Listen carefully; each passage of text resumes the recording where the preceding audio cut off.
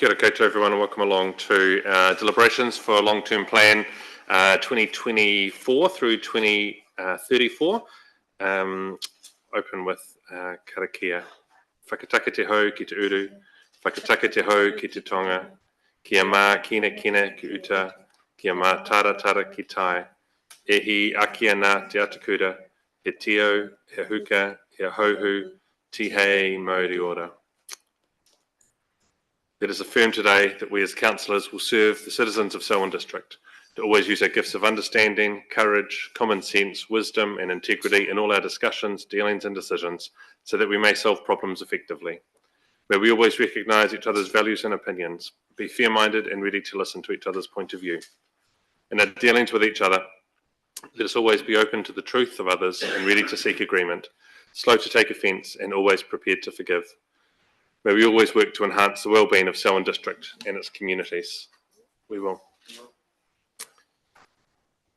Councillors, before we get into the deliberations proper, there's a few matters just around the organisation of the meeting, so we just need to receive and confirm the minutes from the hearings and a few other things. First of all, there's an apology for lateness from Elizabeth Munt.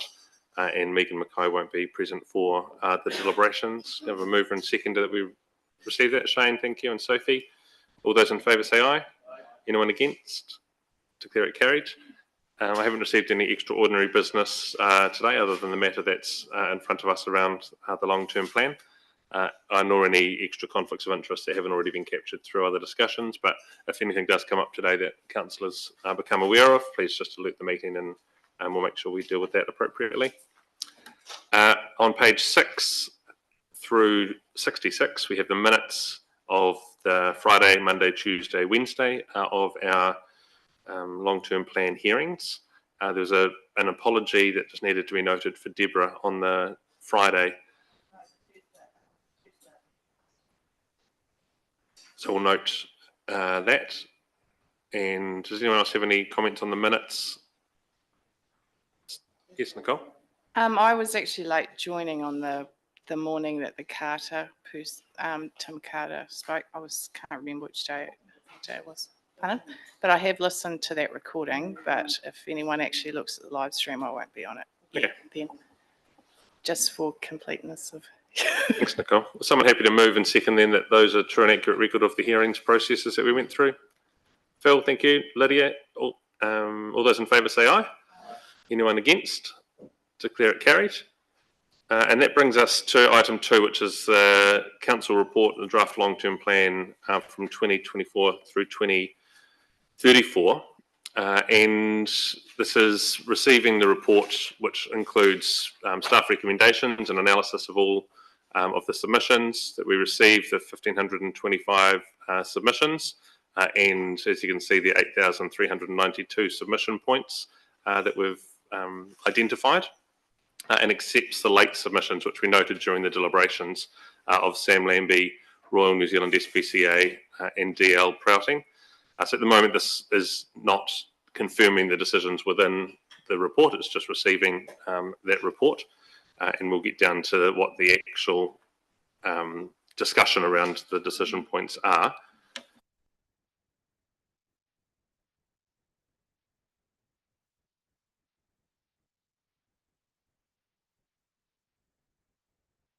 Yeah, so this is just reiterating the late submissions piece.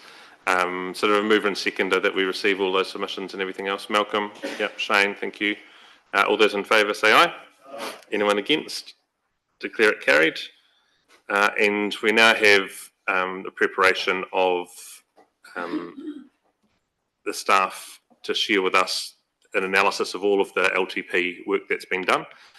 And councillors, the process for today will include a number of points. So to begin with, you've got on your desk a list of the way that we will work through the deliberations. So we've tried to have all of the big discussions at the front end of the conversation, and it doesn't quite carry through in exactly the same order that it was sent out at the end of last week. So it's all the same information. We're just going to do the deliberations slightly differently in timing.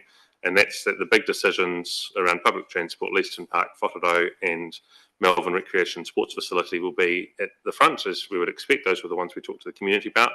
And then CapEx, delivery, water and transport, which had sort of been spread through the rest of the presentation as it had been sent out last week, will be the next things that we talk about. So the big chunky items will be the early stuff that comes up, and then we'll make our way through the rest of the matters. Just wanted to say something at the end. Okay. We just to remind ourselves of our role here today. So there's a couple of points to the role, and often when we run through this process, we have fresh in our minds the submitters that have come to us, and that's a really important part of a councillor's role, is the election by our community to make decisions on behalf of the submitters.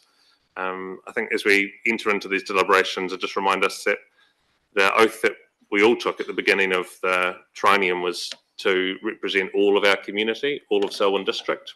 And I know that we're elected from wards, and I know that there's particular relationships that come from your wards, because those are the people that you know. And I know that there's people that have come in here over the last week to tell us stuff about a ward that you care about. But today's analysis of and discussion of all of the decisions and submissions needs to be with your Selwyn District Council hat on, thinking about the whole district and everything that sits within our boundaries. And the second part to that is, as well as being an elected member and representing the community of Selwyn, you're also governors for Selwyn District Council as an organisation. So we sit around this table to look after the $2 billion plus of assets on behalf of our community, on making sure we're running good financial systems, on understanding what good employment looks like, on making sure that we're set up to serve this organisation's future as well as our community's future. And they're not mutual, they're not independent of one another, they run together. But as we think about the discussions today, I just thought I'd start by reminding us of why we're here and the responsibilities that sit on us. There's a couple of 3 days that we've put aside for these deliberations. It may take 3 days or it might not. We'll just see how today plays out, and at the end of the day we'll assess where we're at and think about what decisions need to be made about timing for tomorrow and for Friday, should they be required. But we've put time aside so that we don't have to rush through our decision making, but that we can consider each of the topics that we're going to need to discuss. And the way that as we move through each topic will be staff will present on that topic, the analysis of all the submissions, the key points raised in the submissions, and have a clear staff recommendation about where they think we should go. We'll then work around the table so that everyone, rather than putting your hand up and feeling like you have to be in a particular order, everyone will get to be first on some topic and everyone will get to be last on some other topics. And then the next topic, you'll be in a different order, and we'll just work our way around the table as to who's first. And then at the end of each topic, though, we'll make a decision on that topic. And in doing that, it means that we are able to give staff the time to think about the audit timeframes that we need to meet and begin to pull together final analysis of what the rating impacts will look like and the decisions on the community. So that is, although we'll get to the end and there'll be some final analysis of the overall piece, we need to confirm each topic as we move through to give that certainty to staff. Sharon, do you want to say anything as we start? Thank you, Sam. Actually, I just wanted to welcome team members here today and thank them, and thank Jenny for the package that's been put here. I know it's been no mean feat getting this level of information pulled together in a very short frame. And I want to congratulate and thank you for that. And thank you to all the team members here today involved in putting this information. Appreciate the hard work that's gone into it. So thank you very much. And the decisions we make today don't sit in isolation. They reflect previous decisions of this council, the decision we made last year at our annual plan, the decision that the previous council made in year 2 of the previous long-term plan. And we know that this year rates increases across the country are averaging 16%. Many councils talking in the 20s and only a few managing to have single-digit increases. I think Waikato District Council was the lowest proposed rates increase. And so the decisions that we have made previously, when inflation, and Jen's going to run through some of this data, but when inflation for councils around capital expenditure was running at 12 to 14%, and we were making 6% decisions, that has flow-on effects into our decision-making today. So although it's nice to think that maybe we're just looking now and forward, we also need to take into account the decisions that have led us to having a discussion with our community about what 15% looks like. And so through our analysis and through the presentations that we'll receive, you'll notice that there's that look to the past decision as well as we move forward. Jen, as Yashan said, thanks for all the work that's gone in, and I'll hand the floor over to you and you can run us through. First, I'll just ask, is there any questions on the way that we're going to run through the next few days that people want to raise? Yeah, Deborah?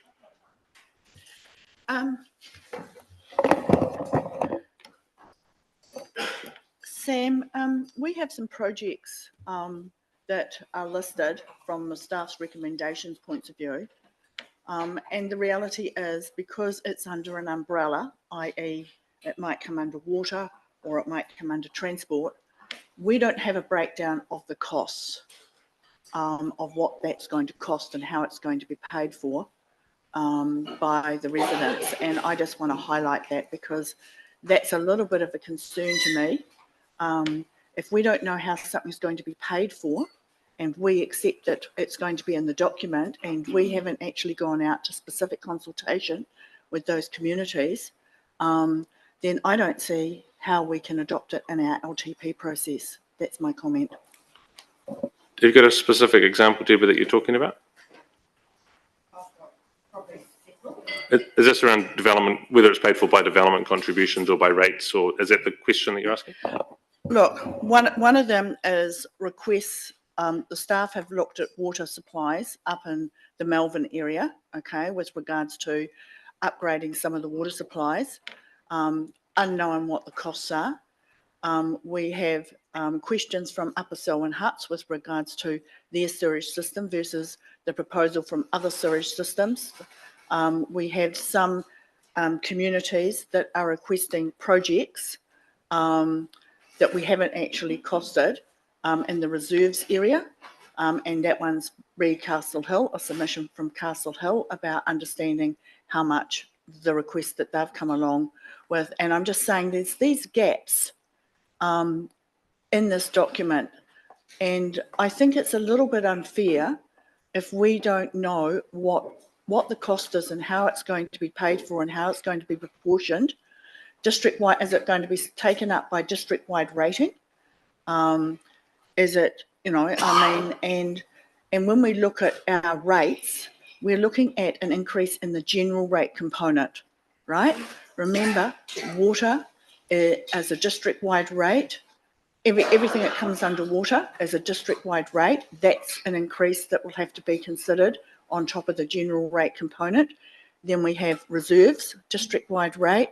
Increase in reserves will actually have an impact on the rates as well. Not everybody pays those district-wide rates across the board for those services.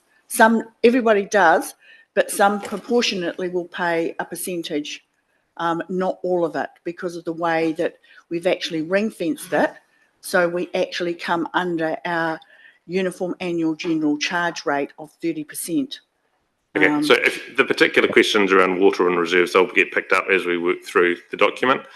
In the rating conversation, the 15% that we've gone to the community with as an average isn't the average of just the general rates. That's the average of all rates, including all targeted rates that every property pays, averaged, which means that hardly anyone fits the average because an average is just a number that's in the middle, but that's not exclusive to the general rate. So the conversation that we're talking about today and the presentations around what numbers sit, if we're talking about an average rate increase, that is the average of all rates that communities and households pay, and businesses and farms and everyone else. It's not just the general rate. If we were going to talk about the general rate by itself, staff will make clear that they'll say general rate, and that'll be a conversation about the general rate alone. So we'll deal with those, Deborah. Thanks for raising.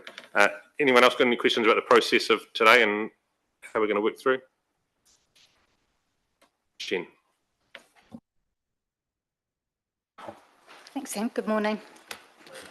Marina. We've talked through the agenda. What we were just going to start off is just do some scene setting, and that's around some of the work that's been done to date to get us to the point that we're at today. This is just a new slide that we've added in just to sort of show our journey and the amount of work that's gone in, that council have actually put into this long-term plan as a group. We started the workshops back in July last year.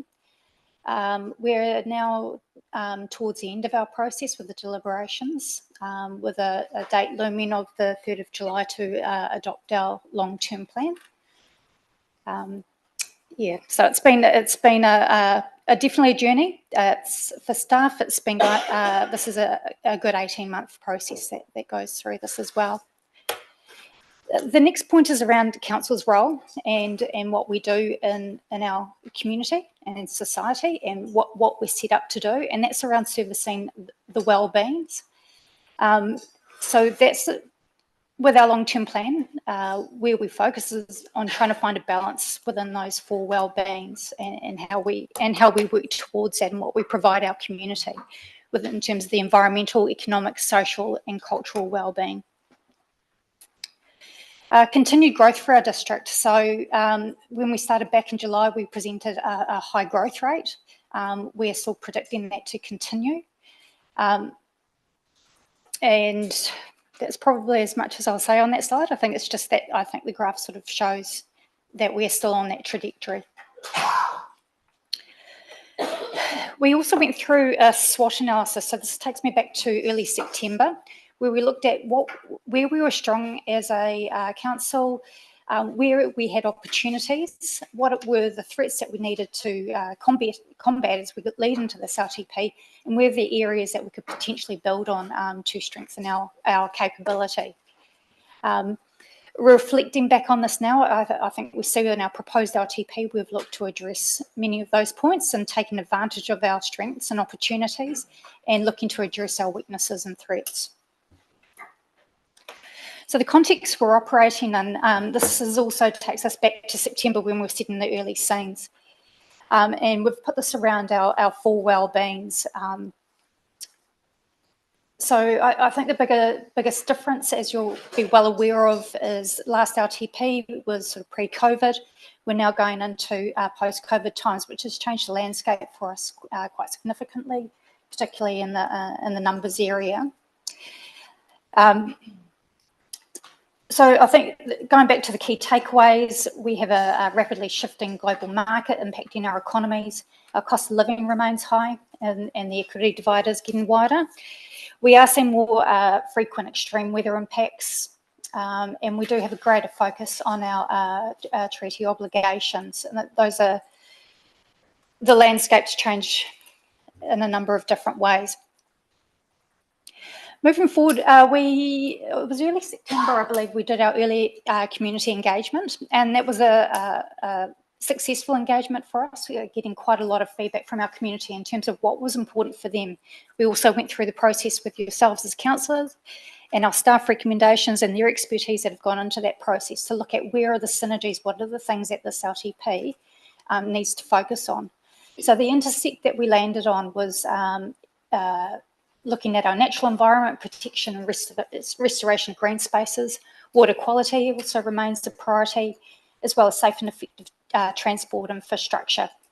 Public transport came up high on that work as well as how we are building better relationships and giving more effect to our relationships under the treaty. Living affordability and a connected community were really important. We also had some areas on the side that we've worked through and that we've seen transform or come to effect as we've gone through this journey as well in terms of legislative change. And there was also a call to proactively build infrastructure now to support growth. I'm going to invite Alison to come and join me for a bit, and she's going to take us through some of the cost factors that are influencing this LTP.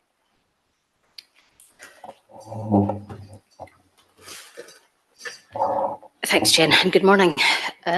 So I think as we've recapped, we have got, and as Sam alluded to earlier as well, a number of external factors that are moving into our 15.6%.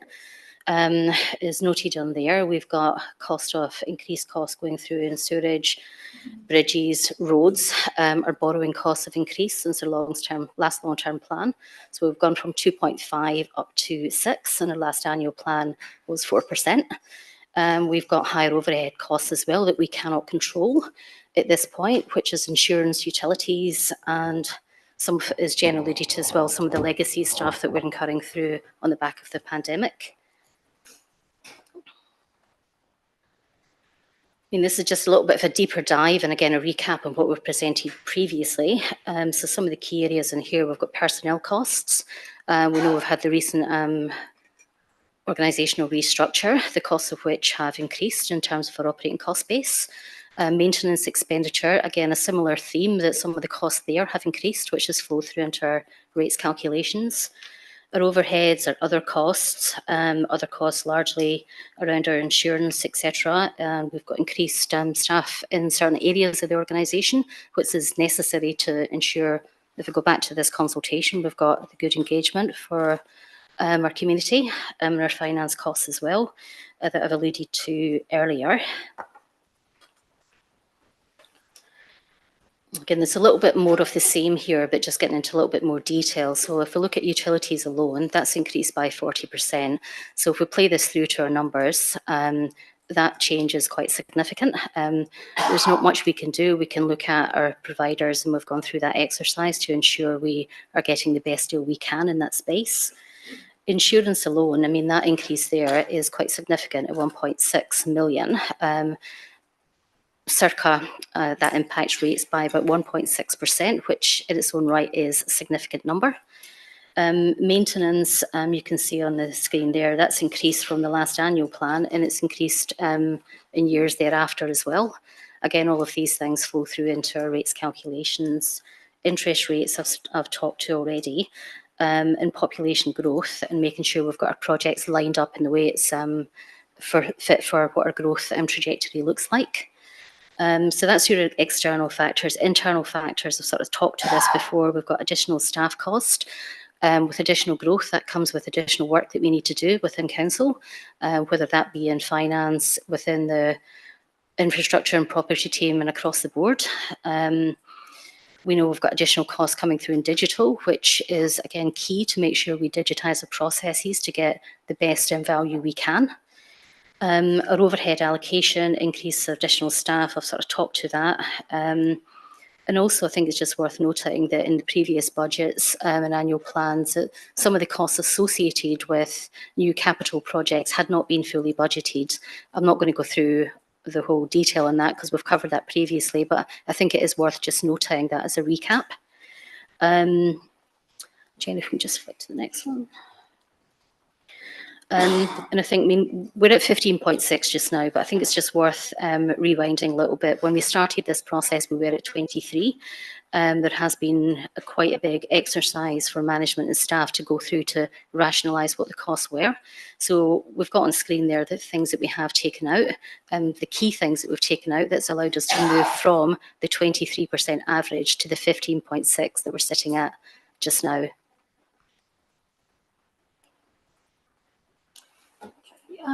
So all those factors that we sort of talked about. Oh gosh. Okay. So that sort of leads into the design and the theme of our LTP and how we've approached this. So at the moment we're sitting with an LTP that is focused on balancing our community wellbeings, making sure we're compliant with legislation,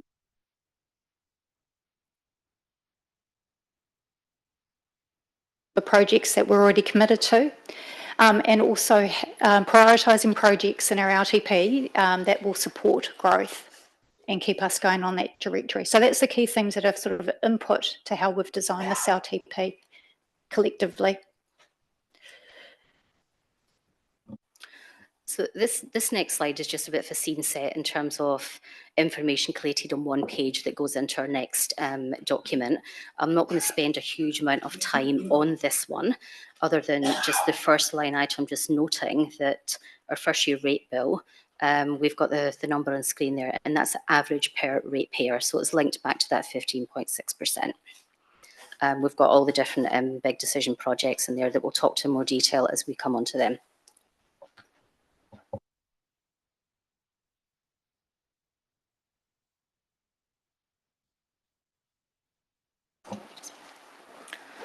I think that in this one, it's sort of a different format to what we've presented previously. So it's just breaking down our budgets into our key activity areas, where our spend is between operational and CapEx.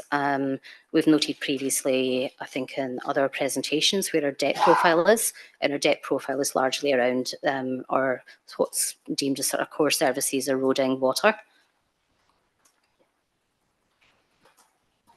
So just adding to that, so that's where our LTP is currently heavily weighted in that water transport space, though we are still trying to balance the rest of the wellbeings we need to deliver on.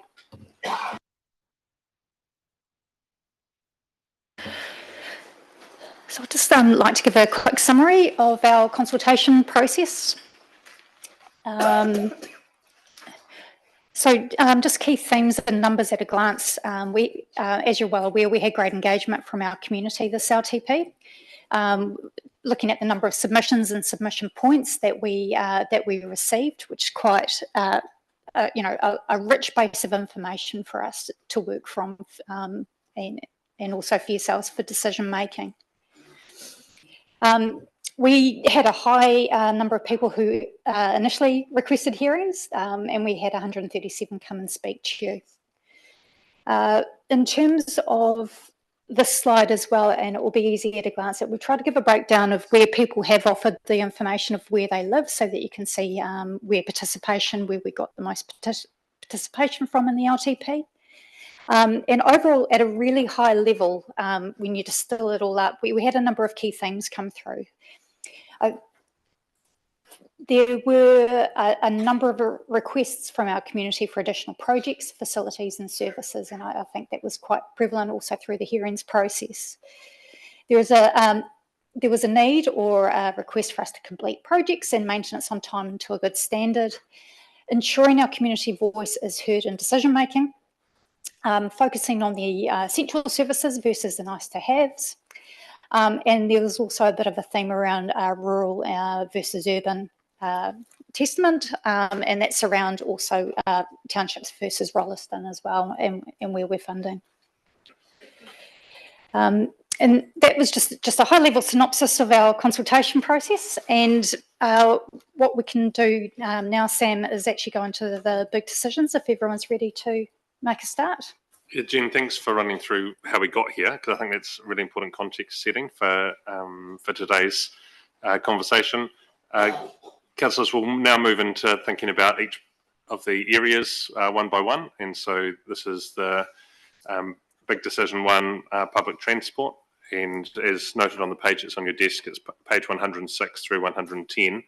Which might differ from the numbers that you were given on Friday. So if you want to have a look in your packs as to where this sits, it's the public transport piece. So yeah, Jen, carry on.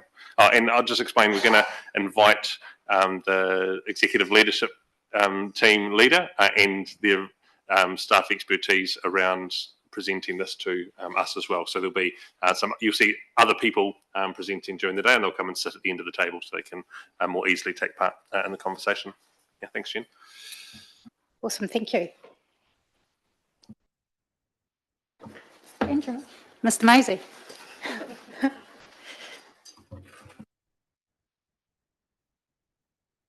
Bob.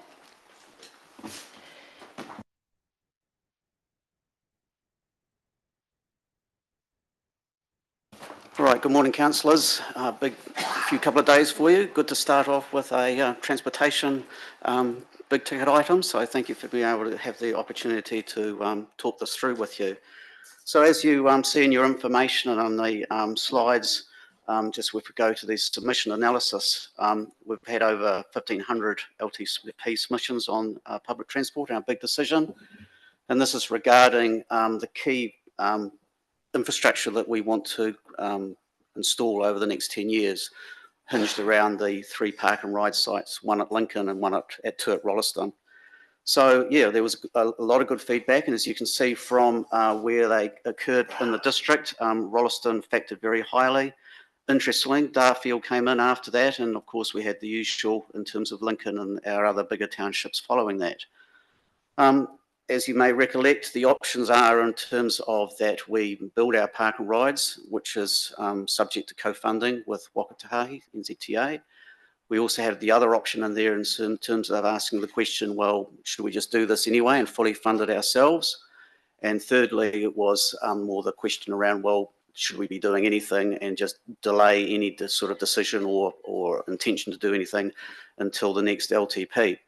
As you can see there, in terms of option 1, which was Council's preferred option that we went out for consultation, we had 43.5% support, and for option 2, about 10.3%, and for option 3, 46%. So we took option 1 and option 2 as being the community support for us proceeding, because basically a lot of the comments around option 2 were centred on, well, just get on with it. We don't really care if you get NZTA funding or not. We just want you to do it. So on that basis, we believe that there is a 53.8% support for us proceeding with this key PT infrastructure, which aligns with the Greater Christchurch PT Futures business case, and also was referenced in the MRT business case that followed as well. So there's lots of comments that were provided, obviously, and if I can just get down to my next slide.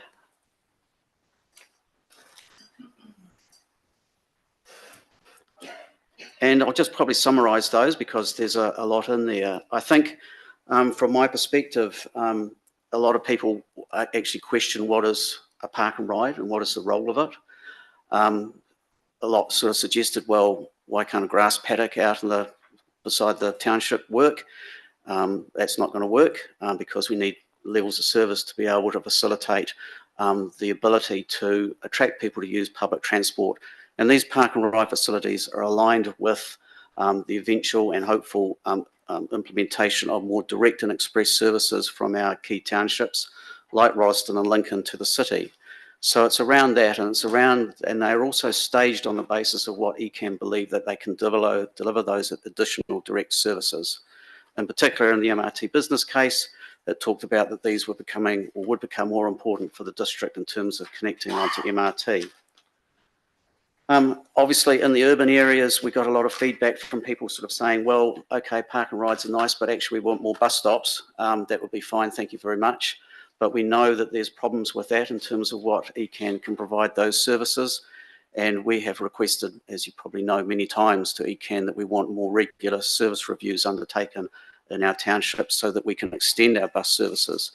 But unfortunately, that seems to be quite a difficult question to ask. And I'll move on to that in terms of the recommendations in a moment.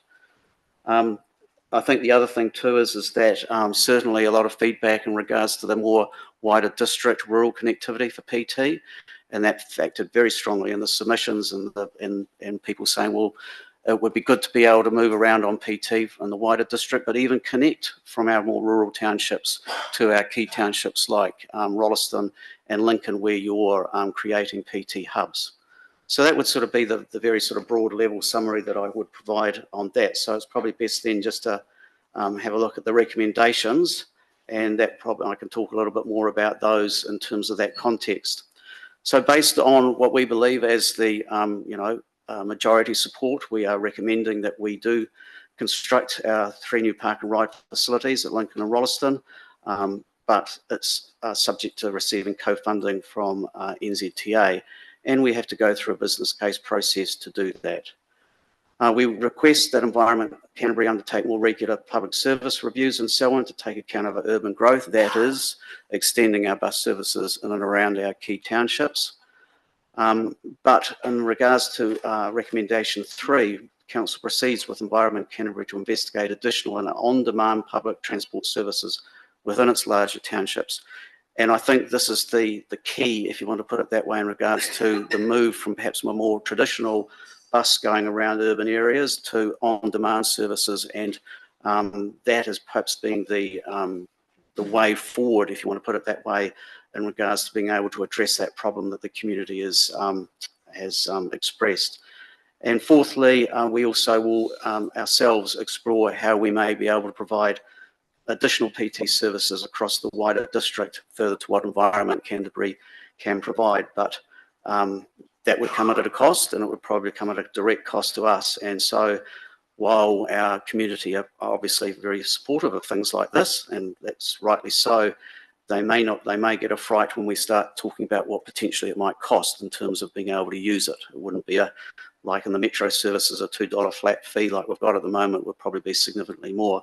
So those are my comments, and thank you for the opportunity to run through that with you. Great, thanks, Andrew, and thanks for the analysis and work to get us to this point. We'll just work around the table. Nicole, you can be first up, and then Grant, Deborah, we'll just work our way all the way around. And at the moment, and for all these topics, I don't think we need to move and second what the recommendation. I think it's just helpful. This is deliberations. This is a chance for everyone to have their say. And once we've gone around the table, then we'll think about have we got a way forward around the recommendation. So, Nicole. So I say what I think. So, Andrew, it's good the context that you've put around to start with, and to actually say about the responses that adding the option 2 with option 1. So build it. So the ones who want it built, no matter if we get funding or not, and build if co-funded, it is actually does make a difference, because otherwise it looks like delay till next LTP is the preferred option for people. It is PT is something that has increased the ridership on that, and we do have issues with overloading of our direct services to the 85 into town, which is direct, and that last pickup or drop off is out here, and then the first pickup or drop off is out at Christchurch Hospital. So just seen recently this week that photo of people sitting in the aisle and stuff like that. So there is people wanting to use PT, and the service does need to match what the people that are using it, and just as it gets more use, we really need these park and rides. Interesting, saw on the page 33, the last comment, that rural submitters indicate they're not supportive of park and ride infrastructure as there's no benefit to them. There are people that use the bus who are coming from rural areas. It means that they can drive there and park their car like anyone else. And it also means even if they don't use the park and ride, there are actually less cars that are on the road. So everyone actually gets a benefit from having more public transport. So I'm supportive of us going forward with the option 1, which is the recommended option of the build if co-funded from Waka Kotahi. It is very finely balanced. It's not a lay down misère that we're going to do that. I guess just a wee bit of information. We didn't provide clarity on the locations of those 3 park and rides. Are you able to give us that now? Yeah, no, absolutely. So the locations are for the Lincoln Park and Ride is opposite the event centre on that council block of land that we own there. It's on Mayo Drive, and sort of then works in with the extension of Mayo Drive up to Boundary Road.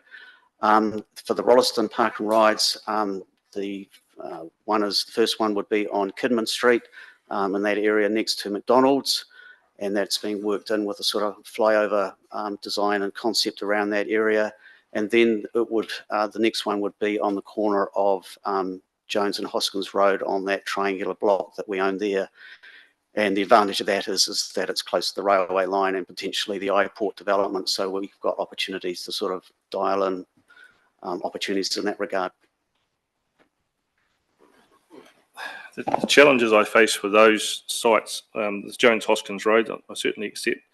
The other 2 sites are high value commercial land sites. I thought the understanding was that we would try and put park and rides further out and not use prime commercial land.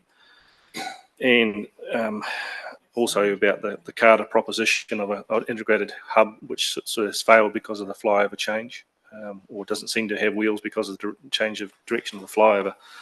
So Nicole's point around rural users, I would have anticipated that the majority of users of park and ride would be outside the major townships. Have we done any surveys? Because it's, I wouldn't think we're building park and rides for Rolleston people to drive their car to the park and ride. That's right. That would be pointless. If the major user group are the locals, it doesn't seem to make sense. Have we got any data on that? No, we haven't, and that will be part of the business case process that we have to work through in regards to looking into those aspects further. But certainly some of the submissions were, for instance, from Darfield and in particular from West Melton that said, okay, well, we may not have these regular bus services from West Melton, but if we can drive to Rolleston and then hook into the park and ride and the services at that point, they saw that as a benefit. I've been sort of wavering between option 3 and 1, but if we were asked to vote for option 1, it would be explicit on the contingency that Waka Kotahi funding was received. If not, on option 3, doesn't proceed. Thanks, Grant. Deborah.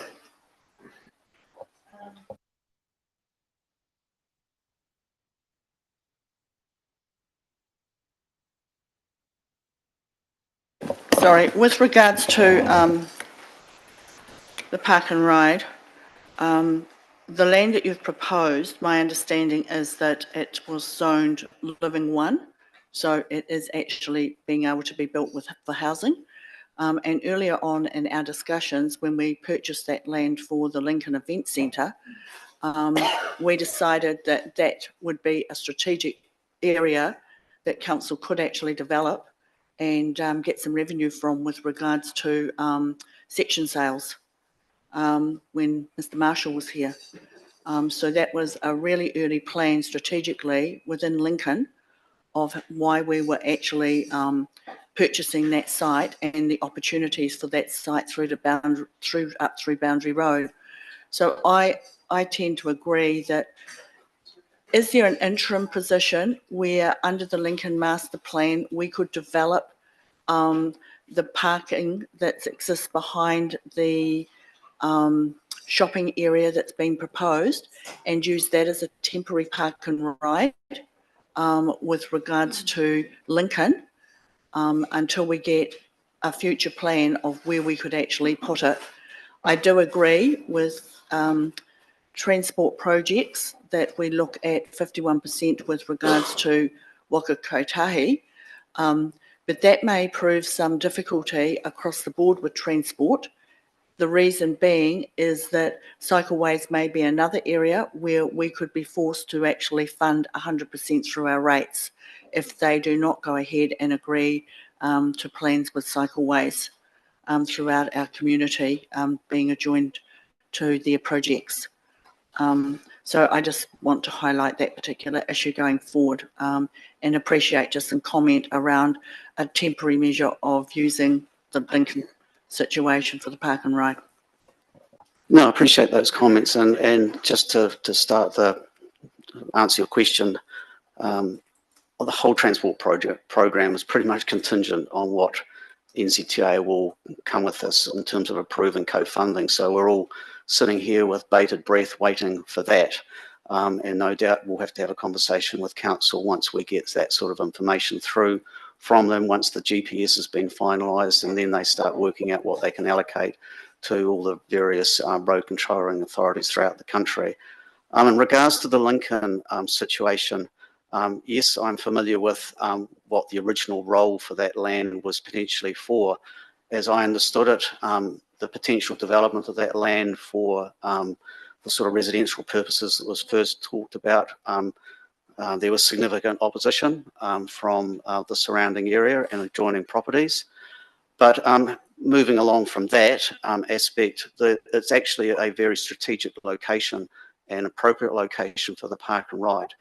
At the moment, we have de facto park and ride occurring in the town centre, and people are parking there all day and taking up car parks, which could be used for obviously the operation of the town centre and supporting those businesses. So moving those out of there would be obviously a good thing to do to free up that space. The park and ride at the Lincoln Event Centre works on the basis that we can get those bus services working through Mayor Drive, and with the extension to Boundary Road, then they can connect on to Springs Road, and that's how your direct bus services work, which is what we're trying to aim for. Tied in alongside the Lincoln Event Centre, you obviously have all those advantages with that being there and having a public facility, if you want to put it that way. In regards to the parking for the Lincoln Town Centre, obviously we're working through the development plans for the town centre, and as you know, a lot of that is revolving around transforming the role of Gerald Street. We have purchased property for constructing public car parks, but that is for the role and purpose of accommodating that displaced parking from the roadsides.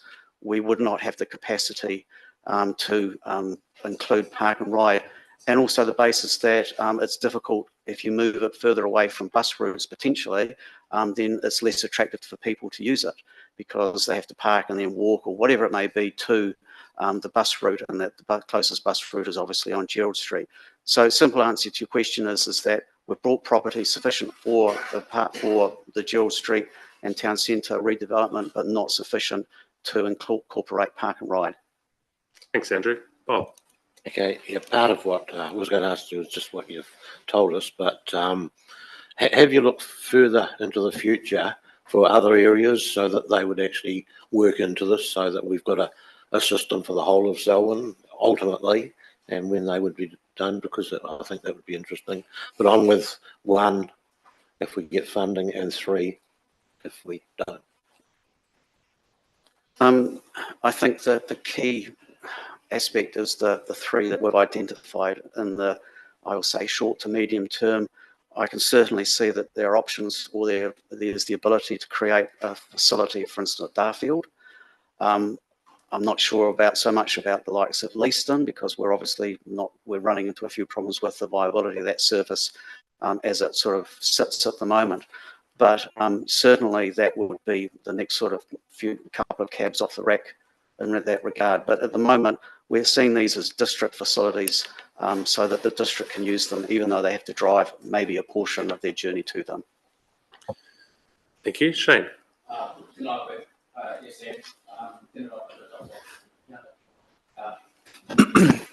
Mana whenua tēnā koe. Ngā mihi mana, ngā kaimahi o ka kinehira rohe o Waikirikiri. Thank you very much for the reports and the summary reports, the initial ones. Gives me more comfort going into the decision-making process, having the summary up front and all of the work that's gone into preparation of this. So thank you very much. Andrew, I guess I could get technical, but I'm not. Last week I drove home from Deliberations here in the night, and the place was jam-packed. The infrastructure was packed. The sports field was packed, and I'm presuming some of those sports users were from Lincoln. There's the chap that came in and did a submission, but people were running across the road in the dark. There was significant safety issues. There was a person crashed into a pole into the stop sign at Goulds Road. I'm supportive of anything that gets infrastructure that supports people, cars off the road, to make it safer for our kids to commute through the whole of the district with a district lens on. I'm supportive of investigating a Selwyn bus network into the future and making that a priority after commitment to park and rides. If not now, then who? And if not us, then when, and who type of thing. So I'm trying to say, and a commitment to any type of network that supports multimodal use or more people on buses is a good option for our district and for our people moving forward. We're supportive of option 1 and understand the balance between the two, but I'm also quite supportive of option 2, if for the safety of the district moving forward. But appreciate the balance. Look forward to the rest of the councillors. Kia ora. Kia ora, Shane. Thank you. Malcolm. Yeah, thank you, Andrew.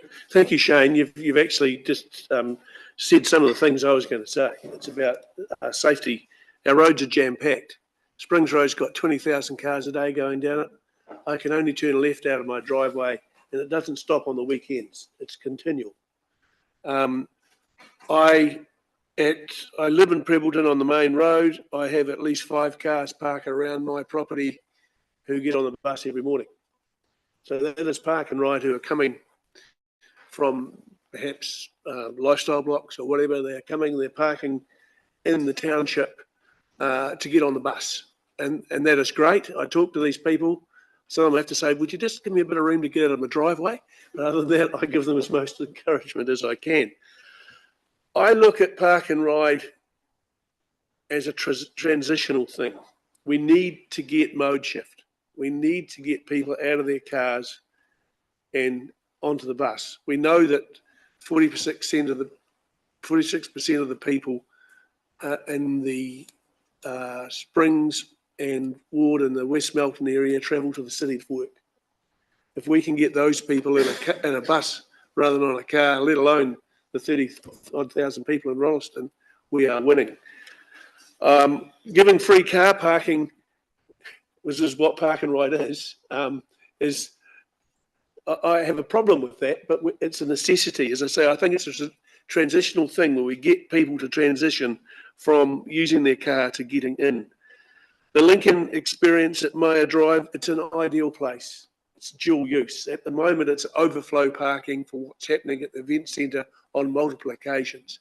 If it is a car park used for park and ride, when it's not being used for park and ride, it can be used for the overflow that we have at a very popular place. And as Andrew has said, it takes people who are parking on the main street away. I think we need to think to the future. As Shane has said and Bob has said, we have Kakaha Park on the edge of Prebleton, which is not highly used during the daytime, during the week. Perhaps it could also double up as a park and ride space. So I support option one and I support the staff recommendations as we have them up here. Thank you for your work. Thanks, Malcolm. Lydia? Look, I agree with option one. If it's co-funded, it's a no-brainer, really. We need to make investment into that. And I think I was interested in who uses the current park and ride. Is it used for town centre parking, staff, because it's full all the time for school. And so I guess it's been utilised in different ways. And I think just on that rural ratepayer sentiment, it's more around the general rate and the disproportionate amount that rural ratepayers pay. But Nicole makes a really great point around less cars on the road as a benefit to rural travellers. So, yeah, I support option one. Thank you. Phil? I'll just be repeating what everyone else has said. I've only got one comment to really make, and that's it. I think the dedicated park and ride is possibly something that needs to be considered. Malcolm, speaking against what you were saying, because otherwise Kakaha Park and the Lincoln properties won't be available for people to use Kakaha Park because they will be dedicated for park and ride, and they won't be able to use the overflow from the for parking because it'll be a dedicated park and ride. And look, it just adds to the complexity of everything. But apart from that, yes, look, I support it. But there is a much bigger PT consideration for this council, and that's how do we get more PT across the district? Forget about Leeston to Christchurch. What about Leeston to Rolleston? What about Lincoln to Rolleston? Sorry, Darfield to Rolleston, rather. These are the routes that we really need to work on, be they on demand or be they by us putting pressure on ECAN. Yeah, but I support option one. Thanks, Phil. Sophie? Yeah, kia ora. Thank you very much. Starting with one of my favourite topics, public transport. I'm supportive of the staff recommendations. Probably don't really need to go into a huge amount of detail on that one. My only worry is what happens if we don't get 51% funding. In terms of the need doesn't just magically go away. The cars will still be parked in random places because, as Nicole pointed out, we've already got services that are being overused, and in the other recommendations we're asking for more services, which in that sort of transitional period, as Malcolm said, is still going to generate some needs. So I get, yeah, but I can see where the public sentiment is, so definitely fine with the recommendations there. And very strongly supportive of 2 to 5 as well, because 2 to 4, because we need to change in terms of mode shift, and we can't do that otherwise. There's a lot of people who can't drive anymore for one reason or another. They're too young, they're disabled, they can't afford a car because it's increasingly expensive, and we don't know what's going to happen in terms of any of those things. We just don't want to lock people into their lives. But just responding to the suggestion around things like using Kākoha Park as park and ride, I do worry a wee bit about that as well, just because not everybody travels on a bus for a 9 to 5 job. There's, you go into town into Christchurch or into other towns for retail, for entertainment, for the hospital, and that can be at any time of the day or the week. And we actually want to, encourage that connectivity through the week, not just at peak hours, because peak is where you have the problem and people go, there's not enough parking for my specific time that I require. So, thank you very much for everybody's work. Thanks, Sophia. Elizabeth? Hi, thank you. I'm going to come back to the options at the end. I think, well, actually, I'm going to start with that. Option 1, I like it on the outset, but for me, there's a few improvisos. I think there's things that need to be considered within that, rather than just what's been proposed. The first point I want to make is that we're aiming for place-based living concepts in which we take the services out to the rural sectors, because as we're hearing, it's hospital appointments. A lot of people are wanting to go and just do day trips, shopping, those kind of things. But if we can grow those rural sectors to have what they need and is provided for them there, there'll be less demand for them to be driving these long drives. And then that helps overall to get what everyone's wanting, which is less traffic on the roads. And then still but providing the service for those that do need to work in the town and do need to commute, but to have a little bit more balance there, so that we're actually a forward-thinking council that is looking at providing both aspects. So we're not putting all our eggs into this one basket of the public transport park and ride facilities. One of the things that's really stuck out to me in the submission process was people talking about sporting venues requiring more parking and parking tickets, etc.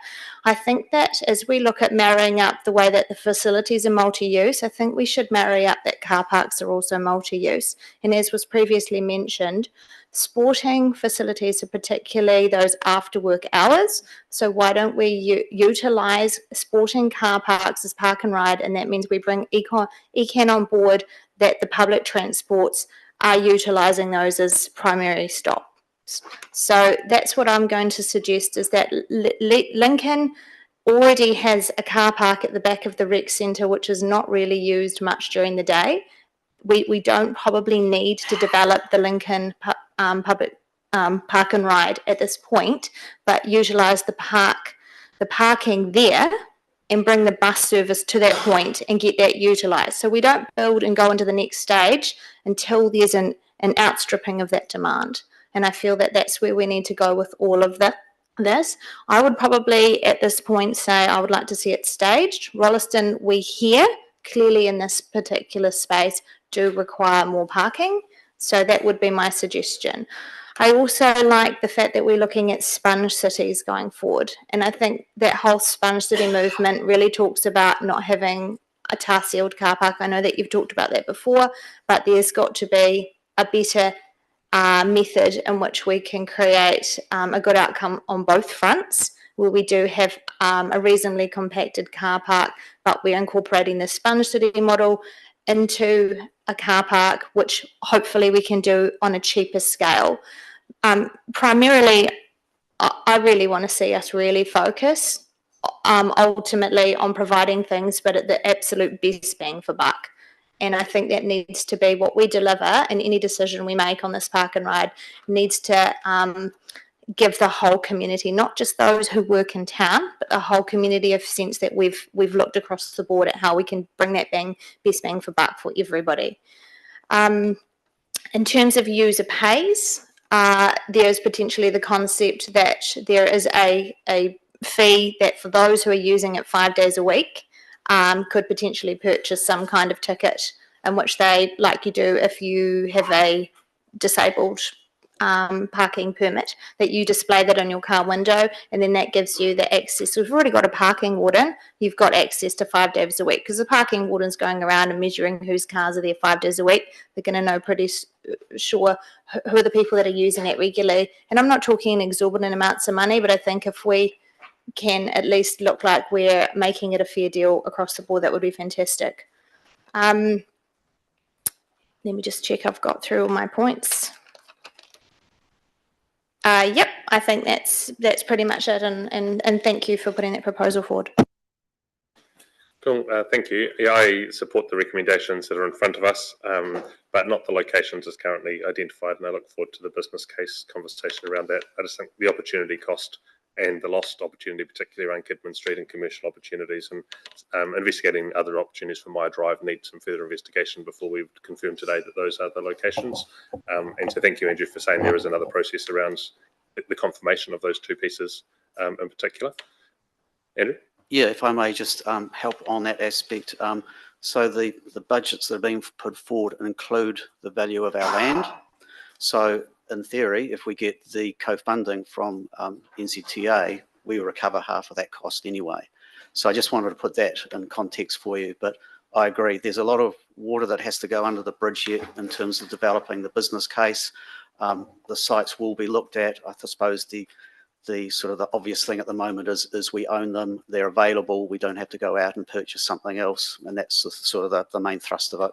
Okay, thank you. Councillor, it's been good to go around the table. We've got 4 recommendations in front of us. Oh, sorry, Nicole, did you have something else? Yeah, sorry, just when we're talking about the parker rides, we didn't discuss how they're made up. So we are talking about having more secure bike parking and such like, because that has actually been something that has been said to me a number of times, because there isn't at the moment, and obviously people with more expensive bikes now are preferring to have more secure parking than what we're actually providing at our park and rides. And we do want to be having more people biking as opposed to driving to the park and rides if they can. Andrew? Yes, and thank you for bringing up that point, because it is an important one, which I probably referenced right at the beginning in terms of we can't get away with, the paddock on the outskirts of town type approach. Certainly through the PT Futures business case and the MRT business case, it was stressed that these have to be facilities that people feel safe going to and getting on and off the bus, being able to park their bike and having that secure, not stepping out of their car into a puddle type of aspect. And because these probably facilities in the future are going to probably work pretty close to 24/7, they have to have all the necessary levels of service. But that's not means to say that we can't stage the development of them, and that we can provide an initial capacity of the required level of service and then expand that again. And so again, this would be part of what we would look through at the business case in terms of working that aspect out. Thank you. And just not on this particular topic, but as we manage today and running through, happy to, Nicole, have that come back in for that conversation. But if councillors, we can just have everyone speaking once as we go around the table and have all of your comments in that space. That's your turn on the mic. Otherwise, it can become easy for us to then end up with a second round the table and things can get a little bit messy. So, yeah, thank you. Yeah, sorry about that. But I mean, I really was stuck at, I was stuck at first. I know. This is the first one, and so we're learning for the rest of our time. That's great. Mover and seconder then for the staff recommendations in front of us, Phil and Malcolm. All those in favour say aye. Anyone against? Declare it carried. Thank you. Thanks, Andrew. Thanks, Bob. We move on to big decision 2. It's on pages 111 through 114.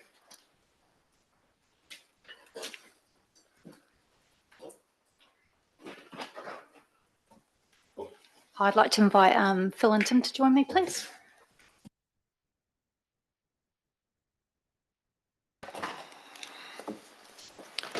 Good morning. Here to speak about the Leeston Park Deliberation, big decision 2B.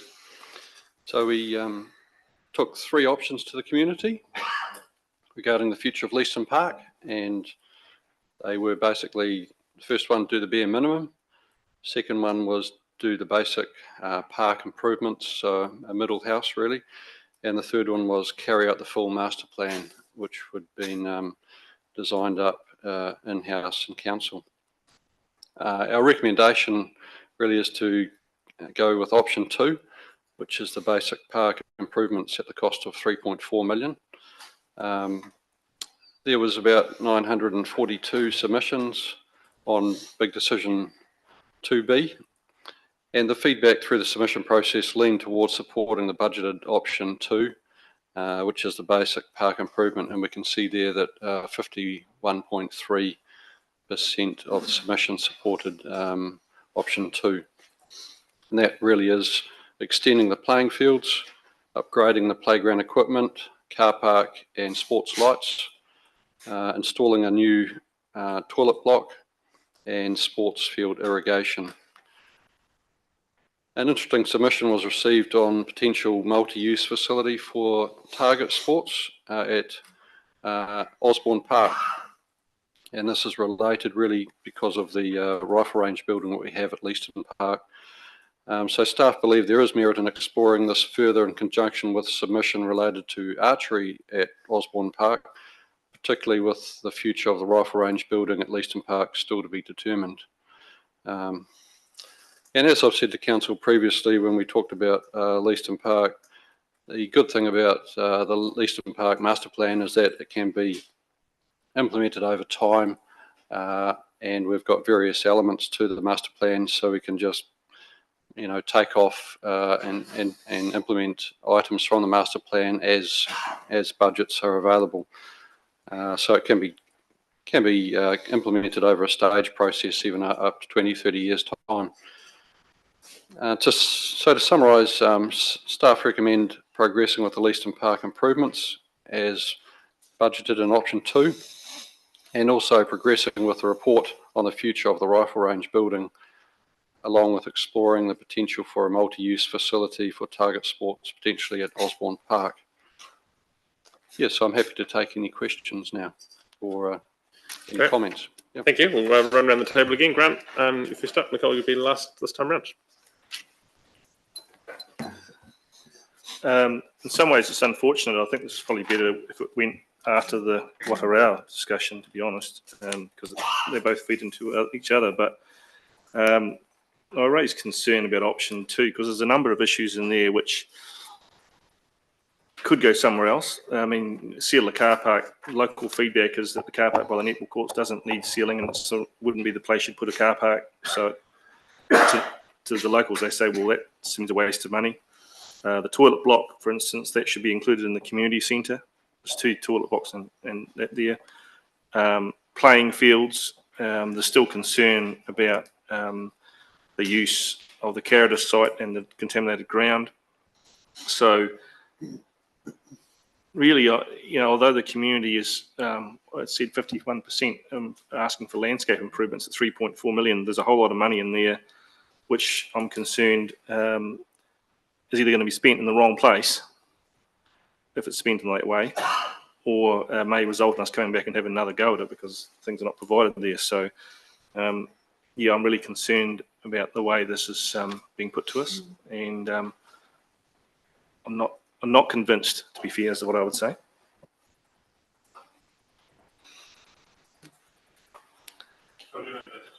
Phil, do you want to explain why some of the timing and location questions that Grant's raised? Yeah, I think you're right, Grant. It is linked with the big decision 2A, so that'll be discussed soon. A couple of those other items, the Carrada block and the toilets. The Carrada block, that does have contamination issues. We have got a 1.5 million of that budget is actually allocated to sorting out the Carrada block, and we're hopeful that it'll be enough, but we'll have to look at the full picture once we get further information on that. However, like I said, we're going to be going out to the public for more consultation on this plan of what we do on the basics. But this $3.4 million will allow us to actually get on with some of the essential health and safety issues such as replacing the sports lights, which have actually started this year already because some of them were quite dangerous, and dealing with irrigation issues on site. There are certain things we will have to do, high priority items on this, but of that $3.4 million, it is flexible. So if the public really wants some of these items changed, we're open to changing it in accordance with what we get back from the public when we go out for a second round of consultation. Thank you. Deborah. First of all, I'm going to agree with Grant. I would have liked to have seen 2A be put forward before this option because they are together. But with regards to the costing, you say out of the $3.4 million, right, $1.5 million is just going to go in remediation. That's included in that $3.4 million for. Yeah, that's towards the Carrota site and turning that into a sports field. So that'll be extending the sports field area and dealing with the contamination issue. Yeah. Is there a better way of actually redesigning the sports field so the Carrotas block becomes car parking, and somehow you work through that you put the sports field on a less contaminated site? I know you've got to remove all the soil, but when we actually, when we actually purchased those sites, once again through Mr. Marshall's vision of what was going to be there, I'm quite sure that that was an ideal block for the community centre to be put there, knowing that there were contamination issues and car parking. So I'm going to ask the question, when you wrote your report, did you go back and read any of the council resolutions or the council reports of why and when that was purchased and what was proposed for us when we actually considered earlier on the location of a community centre / library? Yeah, I'm aware of those reports that were done earlier, and this was a separate process as well, looking at the Friends of Ellesmere submission, wasn't it? Is that what you're referring to, as Deborah? Sorry, the Friends of Ellesmere submission? Yes. That was. Yeah, so my instructions regarding the master plan were to come up with a master plan of what we would do if the Friends of Ellesmere submission does not proceed. However, if that was to proceed, then the extension of the sports fields would not occur, and we would not. We would just be keeping the 2 existing full sports fields at Leeston Park. So the master plan is quite flexible. If the Friends of Ellesmere submission was to proceed, or any other, potentially the an indoor courts building or something like that, if that was to go on the Carrota site, then we would not be extending the sports fields at all. So the master plans that we have put forward really is independent on that of the Friends of Ellesmere submission. Is independent of it. Yes. Okay. And I guess I'm going to tie it up with the next option because we actually had the community of Leeston come along, and I'm going to congratulate them on A, the professionalism, B, that they were the next generation coming through with regards to how we consider the whole of a master plan for Leeston, instead of just picking off a project here, a project there, a project there, and actually going out to full consultation with it and linking the whole of the town as a viable town instead of trying to concentrate something down the one end of the town. I just feel that there needs to be further consultation on this project, further understanding of coming back with the costs of this particular project, and I'm probably going to say that for the next one as well, for 2A, because with all the information that we received through the submission process, and as we move on, and we also know that when we try and cost things, we've also got the NIGLI construction cost index, which if you build something today at today's prices, what's it going to be if you actually put this project 4 or 5 years down the line?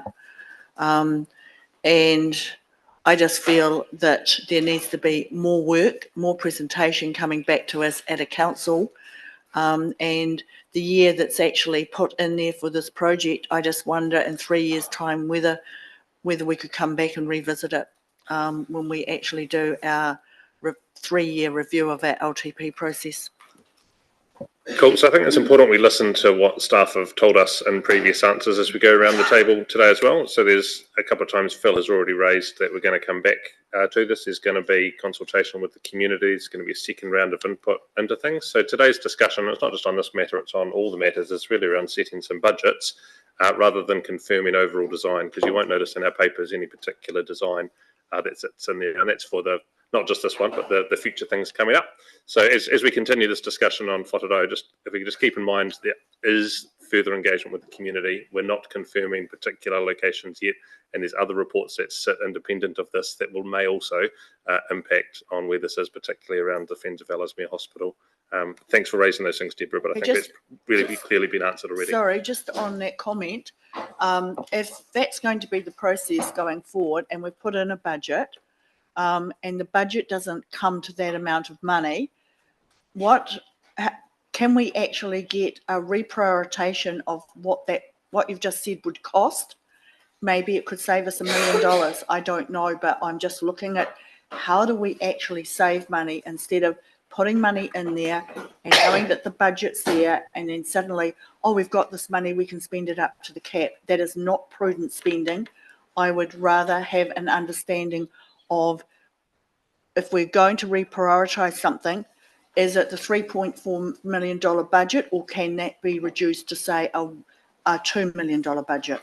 And that will be part of the major projects reporting that continues. And if these projects make it through the long-term plan process, they'll be added to the major projects reporting that we'll continue to have. And the Finance and Performance Committee will have ongoing monitoring of the spend where they're at. I don't know, Sharon and Tim, do you want to just add to? Yeah, look, just to reiterate that, Sam, it's a really important part of the program that we're going to keep revisiting it, keep looking for efficiencies. There's no intention to spend up to the cap, but there is every intention to continue to refine the program, look for opportunities to reduce cost.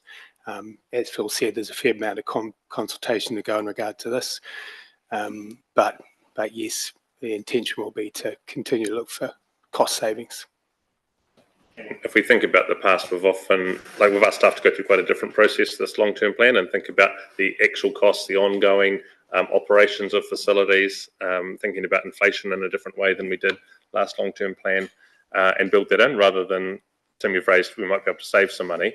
In the past, we've often had to come back and think about there might be more money required for a project as well. So there's been a more robust process getting to the numbers currently that's at there, Sharon? Yep. And also as well, we've talked openly about the procurement and the procurement policy and the refreshing of that, and that feeds into making sure that whatever we do, we get value for money in the most cost-effective way as well. Thank you. Bob? Yeah, with consultation, I'm happy with the staff recommendations. Thanks, Bob. Shane? Thank you very much, and I agree with what's been said. Also with you, Bob, I'm happy with the recommendations. I'm diligent, just fell down, but I'm really appreciative of the work that's gone into consulting the community. And as some of the submissions said, that there is an infrastructure deficit, including the playgrounds. Having young kids of our own would often drive away to other areas of the district to experience some of the cooler playgrounds around as well. So I'm really supportive and happy that the work's been undertaken by this council to fix that deficit as we move through the rest of this agenda. So thank you very much. Thanks, Shane. Malcolm? Well, I think Leeston has a problem. There are many unanswered questions in this. The last LTP, we were sold a story about a multi-use building on the reserve that might have changing rooms in it, might work with a rugby club, might work with whatever. And we've come up with 2 projects, a master plan, which I criticised at the time we didn't have, which we've got. Well done, Phil. We've got a master plan, and it's a good master plan. I am concerned that there is a lack of cohesion within the community as to what they actually want. I've got this piece of work, and then I've got this piece of work, and I certainly commend young Mr. Lay and the younger community that have come forward and are looking at the big picture in an extremely professional manner. That is why I say I'm not sure the community knows what it exactly wants at the moment. Yes, we can put $3.4 million and it can be flexible as to costs. But what happens when that $3.4 million and the flexible into costs ends up with a Taitapu Rhodes Park style rugby pavilion wanted on the reserve as well? That's not within the $3.4 million. Malcolm, sorry, we're going to do Whātaro as 2A after I know, this. but they are linked, Sam. As you've already heard from other councillors, they are linked. And that is why I have major concerns about the budget that's set, spending the money, what is going to go into it when we don't know. How much of this is DC funded? That's a question for you. The DC funds for Leeston probably aren't that great until the new developments occur.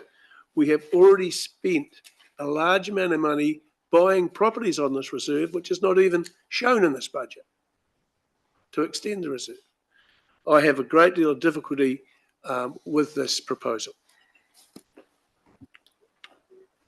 Phil, Tim, there's comments here around funding and costs. Yeah, just to be clear, the portion that is DC funded is about 28%.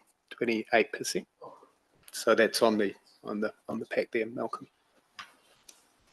Thank you. Lydia. I guess I'm a little bit confused. I thought we would have been discussing this after Whātaro, with this being option 2B. But I really think that there should be some working in with this around car park and toilets, and they are linked, these decisions together. I mean, we even noted that it's big decision 2, A and B. I support the sports field and the lighting and the playground. I think that they're basic levels of service that need to be completed. And I think that, yeah, there's still a lot of work to do on this. Can you tell me a bit more about the process and how does this work? So you say we approve this budget, you go out to community for consultation. Does this then come back to us, or because we're approving a budget, is this at, I guess, your discretion to repurpose as the community or yourself see fit? Yeah, good question, Lydia. I think the process is that we would be going out to public to consult on the direct elements that we're looking to do, and then we would come back to council and get that approved because it's going to be over the $1 million spend. So that's my understanding of the process. I might be wrong, but I think that's my understanding. Cool. Thank you. Thank you. Phil. Hi. Look, we're going to repeat what other people said. It's hard to consider 2A and 2B separately. To me, they are under the same umbrella. The community considers them together. Geographically, they look like they should be considered together. On saying that I support the recommendations of staff as long as they are considered in their entirety. I like the fact that you've already said that there's going to be consultation, further consultation, and everything's going to be hashed out together. So, thank you. Phil and Tim, do you want to talk about that, the link between the two and how by making one decision, like talking about 2B now, it's the master plan side of things as opposed to the direct project, but how are you linking the conversations, and are we excluding any options by voting on 2B now ahead of a 2A conversation? Because the master plan is quite flexible, we're not excluding any options for the building. On the master plan, which I've got here, we've got the Whātaro area sort of pinked out, but we've also got the rugby club rooms area shown on the plan.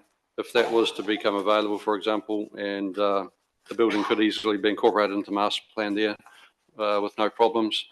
Once again, should Friends of Ellesmere or some other proposal go ahead on the Carrota site, then we would just reduce the amount of sports fields area that we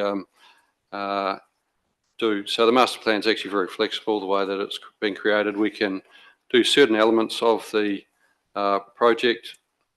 Say the building project does not go ahead for the next couple of years, we can actually go ahead with some of the elements of the master plan with flexibility, and so it is very flexible, Sam. Yeah. Yeah, I like it. I can see from the recommendations that basically you've got in there some of the comments the submissions that have been made by members of the community around the rifle range and Osborne Park and everything else. Like, this isn't exactly what went out to consultation. There's the voice of the community in there. And as mentioned, it's not horrendously cohesive, but we never actually get a 100% cohesive voice for anything. That's one reason why Prebbleton still hasn't been built. You know? So I see this as quite good. This is, you know, it's flexible, like you say. There's bits that you can see whether they work. I mean, in terms of a toilet block, you know, that's sometimes having a toilet block attached to a community centre isn't a good idea, because you have to have the doors on the outside, and then additional reasons, and that takes up space within that building that you can only be accessed from the outside. We're not the experts on this stuff. These guys are. So yeah, I support this budget. It's obviously got some priorities of what needs to be done first, the health and safety and the lighting and all that sort of stuff. And then the rest is a case of, okay, what needs done within that budget? What doesn't need done? And yeah, let's go for it. Thank you. I just want to give all credit to you guys for the suggestion that you're going to be working with the community on this and looking to prioritise being really cost effective. Those are my two key elements that I want to, you know, push forward with. I'll go back to the Sponge City's recommendation. I think that any car parking that the council does should be looking at what is considered best policy and standard in terms of Sponge Cities, because we do know that hard black tarmac is not the most sustainable use of materials.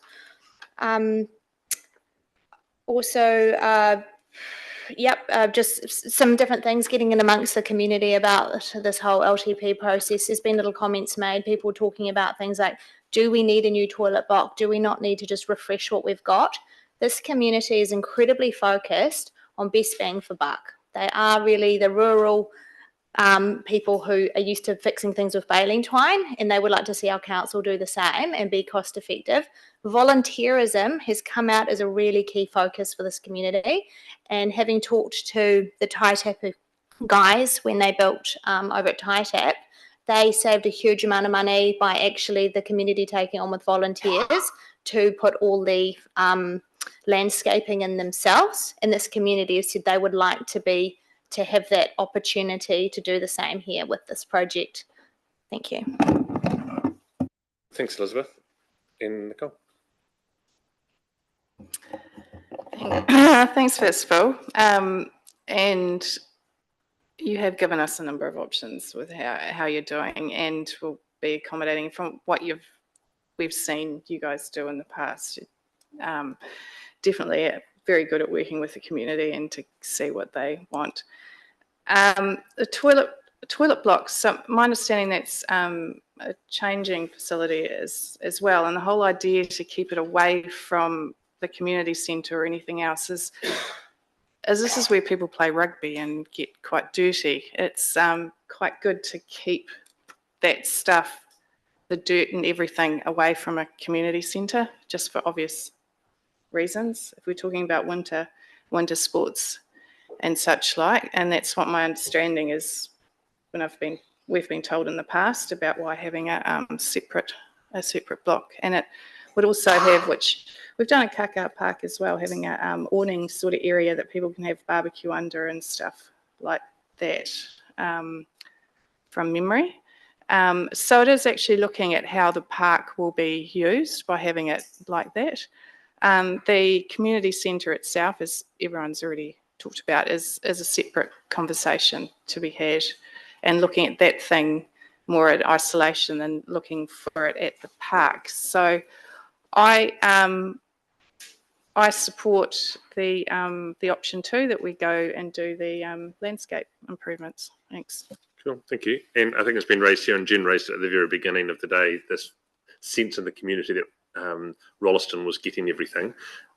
This long-term plan and our decisions around the better off funding and the big spend for Lincoln Town Centre, and the fact that this Leeston conversation and then a Darfield conversation to follow is about, other towns having their turn. Prebbleton's conversation in this long-term plan isn't in the front 3 years, but has been part of the submissions here. These types of conversations, is council trying to respond to that sort of background conversation that goes on, Jen? So thank you, councillors, for the way that you've shared your views and listened to the community and staff expertise on this.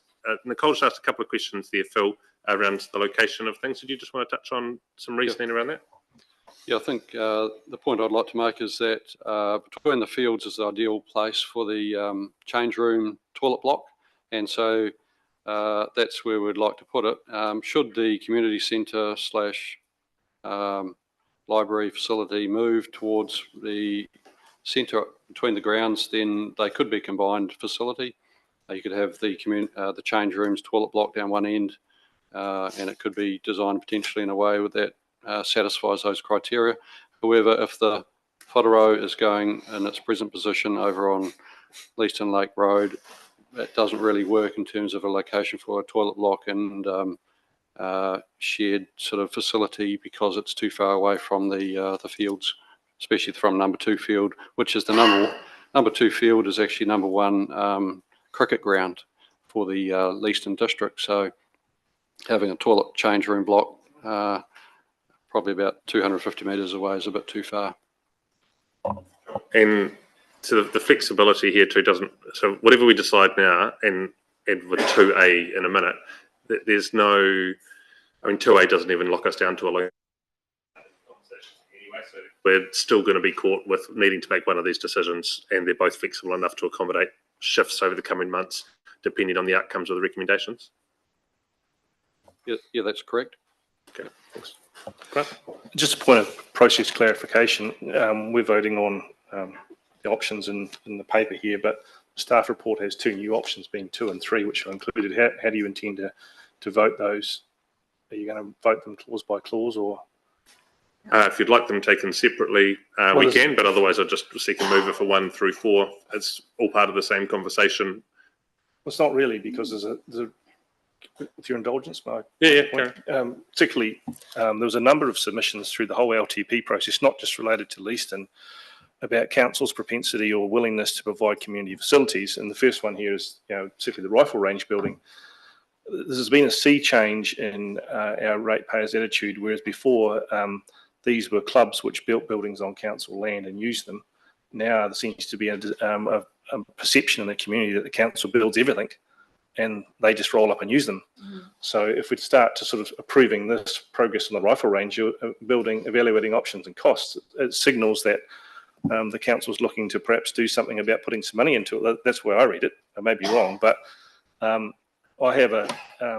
think there's certainly a very strong debate point as to what council provides and what it doesn't, because we saw it in multiple submissions. I think if the softball and baseball was just, well, we don't fundraise, you just pay and build, and we're going, what?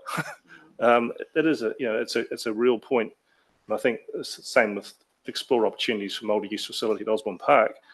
I think it's great if the archery club want to do that, but I'm not sure it's anything to do with the council other than providing the land. So, I wouldn't vote for 2 and 3 if that's what I'm improving.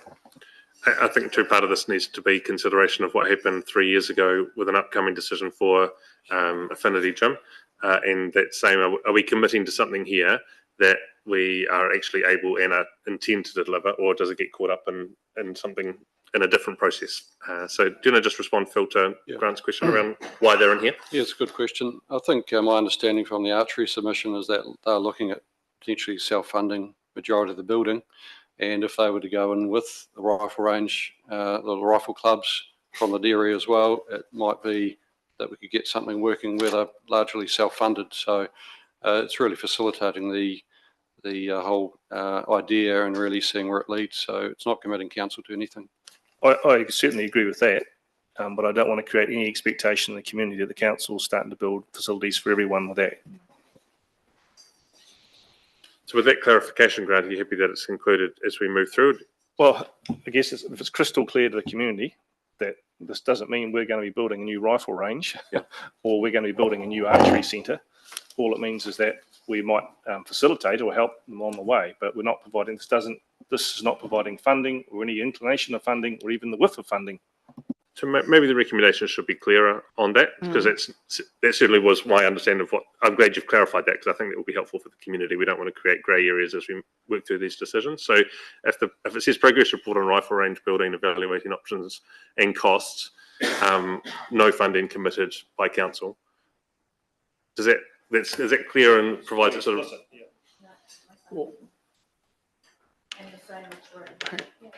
Does that compromise anything, Phil or Tim, around what you were planning to do? Other than there'll be staff time obviously included, and we accept that, but yeah. No, that's fine. Are we using the lights or not? Just seeking clarification from Tim and Phil around whether that's going to compromise any. That sounds fine to me, Sam. Should it say no capital funding committed by council, to be clearer? Yeah, no capital funding. Do we need to be more clearer on the rifle range building? Because isn't, from my understanding, this was where they were wanting to reuse one of the buildings that are currently on the large scale park, as opposed to looking at because this doesn't say that. This more could be any building. I don't. Yeah. We talked at the beginning of this process about not adding new things into this. So I wonder actually if it would be clearer if we said progress a report on the rifle range and multi-use facility at Osborne Park for the next annual plan. And that way we're not asking staff to commit to any other particular work. We're not going to look for anything to come back to us. And we're going to say we've got an annual plan process that these new things can properly be considered rather than rushing a particular decision now. Phil? I don't think that's safe, Sam, at all. I think we need to have 2 and 3 out of there completely. There's nothing stopping us doing a report and it can come back, but not part of our long-term plan. This is exactly how we got tripped over with Affinity. And we have had, 1,700 and something rather submissions. A lot of them were looking for facilities. If we're going to pick these 2 out and say, we're going to do specific stuff for those 2 there, and only those 2 there, it's not going to be a financial thing, but we're going to look at yours specifically. We're saying to all the other ones that aren't included in here, we're not going to look at yours. I think they should be out. They add no value to our long-term. They weren't part of our original brief. We can still follow up on them, but they don't need to be part of our long-term plan. Sophie? I was just going to say, I do see that as relevant because the rifle range is currently on Leeston Park, so it's relevant here. Yeah. I take Phil's point about other facilities, but further on in the reports, we've got consideration of several other potential feasibility studies, or, how does this work? If we're going to knock these guys out now, then we're potentially knocking a good portion of the rest of the deliberations out. So if we have, Lydia? I was just going to say, is this as simple as putting number 2 and 3 together and going, engage with rifle range and archery to explore Osborne Park usage with no capital funds? Yeah. Committed. So explore opportunities for rifle range and archery. And I think if we just say ahead of next annual plan, so that we give some time for council staff to consider where that sits and where it might come back. But include them together. So that's the one recommendation. With the commitment that there's no capital funding. With no capital funding. Yeah, I think that's the important part. Of, one annual plan. So that can say explore opportunities for rifle range and archery ahead of the next annual plan, no capital funding committed by council. That's clear, I think, on the discussion that we've just had, and provide staff the space to have conversations without committing to anything. Deborah? Just with regards to 4, begin wider community consultation on the proposed park improvements as well as the overall master plan. Could we actually put in there that the master plan, right, highlight opportunities, because Leeston is virtually adjoining Doyleston, right, with regards to Osborne Park. When we're looking at a master plan, could we actually look at the master plan including Osborne's Park, which is part of Dorston, separated by a cycleway. I'm happy to hear staff's view on that, but we don't tend to do that with any other particular park within, 5Ks of any other park. So I think trying to add that into this conversation now constrains the conversation that we need to have around Leeston Park particularly, and that was the one thing that we consulted on. So I don't know, Tim and Phil, is there? Yeah, I think we would, if we're looking at the rifle range and the archery proposal, we would start to have a look at the Osborne Park in terms of layouts of items and helping the proposal along. But whether that's combined with a master plan for Osborne Park or not, I'm open to being led by Tim on that. Again, it feels like it's starting to add a new project and a cost into this process. I think we've heard from staff, they're going to consider the wider implications of changes on the parks that are related, without us expressly saying that the master planning process will include Osborne Park at this stage. If that were to change, you could bring something back to us. Okay. Is someone happy to move 1, 2 and 3 as they are on the board now? Shane, thank you. Seconder? Bob, thank you. All those in favour say aye. Anyone against? Declare it carried. Thank you. And we'll adjourn the meeting for morning tea. Time is 10:40 and we'll begin again at 11. Join us for morning tea next door.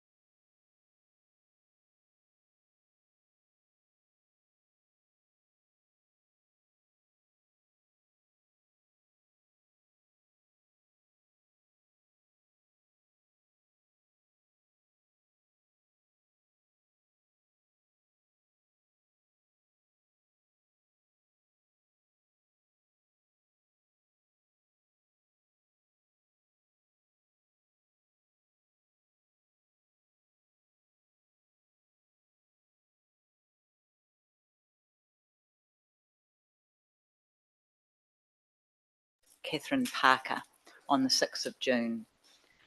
I just want to highlight before I move into the presentation proper, in terms of some of the commentary in the discussion earlier, which was the risk of disconnection or things not being joined up.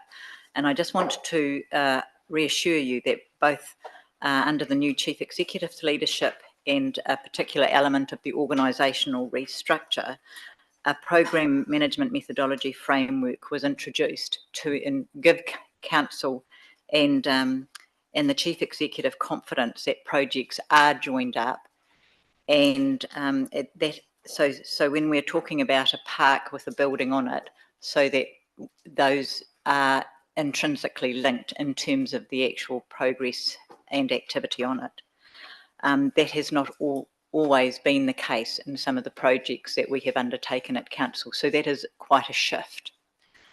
The separation for the purposes of the LTP submissions came about and because of the level of money involved, but also the fact that one project not progressing, we didn't necessarily want that to bring down another project, and so there seemed to be some value in hearing separately from the community on the two different options, so that we could form a judgment around that and provide some recommendations back to you. So if I progress now in terms of the proposal, there were 4 options that went out to the community. One was don't build a new facility and instead make the necessary time-limited repairs to the existing library and the adjoining medical centre. Another option was build Whātaro as has been being planned since the last long-term plan. The third option was build Whātaro, but also add in some additional sports courts and or large-scale meeting spaces. And the fourth option was about building an easily repeatable building, which actually included many of the aspects of the Whātaro, but for slightly less dollars. 45% of the submissions were against Whātaro being built. There were actually 2 themes that sat within that no submission process. One was the theme not to do anything ever based on the population size and the projected population and the location. The other theme that sat within the no's was a number of submissions were concerned about the timing. They were worried about the cost of living, and their primary motivation seemed to be a desire to reduce rates. Some of the no's did actually suggest 2 separate facilities, a centre, a community centre, as well as a library. So that was a little bit confusing in the no's submissions. 54.5% of the submissions supported council constructing a facility. Those submissions supporting a standardised facility were interested in building a facility that was, as I said before, not dissimilar to the already proposed, but a slightly lower cost. There were some submissions that talked about more of an emphasis on community spaces and an interest in some potential reconfiguration of spaces to accommodate slightly more or larger community activities. Some of the submissions suggested provision for sports to be played within the facility. And while many submissions seemed comfortable and referred to Whātaro, there were a few submissions that were troubled by the use of a Māori name and a cultural narrative. Staff recommend continuing with the proposed budget while actively exploring layout options that make provision in the design for additional community activity space, as well as potentially accessibility options outside of council business hours. In regards to the comment about the need for separate facilities, staff are very confident that there are greater cost efficiencies and benefits from an integrated multi-purpose facility. Staff also proposed to Council that it actively endorses staff to explore the potential land building options that were presented to Council through the Leeston Rugby Club submission, in case that presents any efficiencies or added value to the community. And some of that was touched on in the earlier presentation with Phil. Finally, staff suggests that once Council makes the decision, we need to increase the level of community engagement, as the communication and the engagement delays have had a negative impact on this community. Thank you. Great, thanks, Denise. Just for clarity around what the recommendation is there. So, number one is basically keep the budget, but recommendation one, keep the budget that option 2 had. But 2 is that we're not confirming any particular design or picture that anyone might have seen in the past, and says that we will think about working with those that have submitted and the community around what the final layout and design and inclusions or exclusions within the building might be. That's correct. We think that some of the submissions have a lot of merit that need to be taken into account within the budget that sits with option 2. Okay, so confirming option 2 means we keep the money in the budget. Great. Thank you for that clarity. Deborah, you're up first. Thank you. Interesting to note that option 1, do not build, had attracted the most submissions on the analysis that we actually sent out to the community to voice an opinion on. Through the submission process, once again, this project doesn't seek the clarity that everybody wants in the community to have buy-in. And with regards to that perspective, I note that we're looking at starting building 24-25. That's this year. The next 12 months from July, start building, and yet we're going to build, and yet we're going out to consultation again, or we don't quite know what we're going to build. This concerns me with regards to the timeframe that it's now been put into the budget with the expectation. I don't think it's a realistic timeframe, given the recommendations from staff with regards to how they're going to reconfigure. The request is that they want the budget in there, kept there, but we'll go and reconfigure it. And once again, it comes back to my question, and maybe this is a hangover from previous councils. A budget's been given, let's spend up to the budget, right? Because we've got the budget, versus what can we actually save, and with regards to what are our savings with regards to this particular process, that we can actually reassure our community that we are trying to make savings on these projects. For me, I can look at other projects that have sat there for a long period of time, and one of them I will mention will be the Pebbleton Community Centre, and that's going to come up time and time again, because that's a project that's been shown that with all the uncertainties of trying to find a piece of land, let's just push it out, let's just push it out, let's just push it out. This is a project for me that is not ready. It's not going to start, in my mind, in 24-25, while you're still going for consultation. I would personally, I'd go and do the work, come back, and maybe fit it in after the 3-year, when we have because it's going to be a big project, it's going to cost a lot of money, that we delay this project for 3 years, so we actually come back for a consultation process. The reason why I'm scared about just saying that, oh, we'll delay something for an annual plan process, when you're looking at your 10-year planning, every 3 years you have to come back and actually undertake some form of community consultation. If you're going for a 1-year plan out in your annual plan, you don't necessarily have to go out to consultation as a process.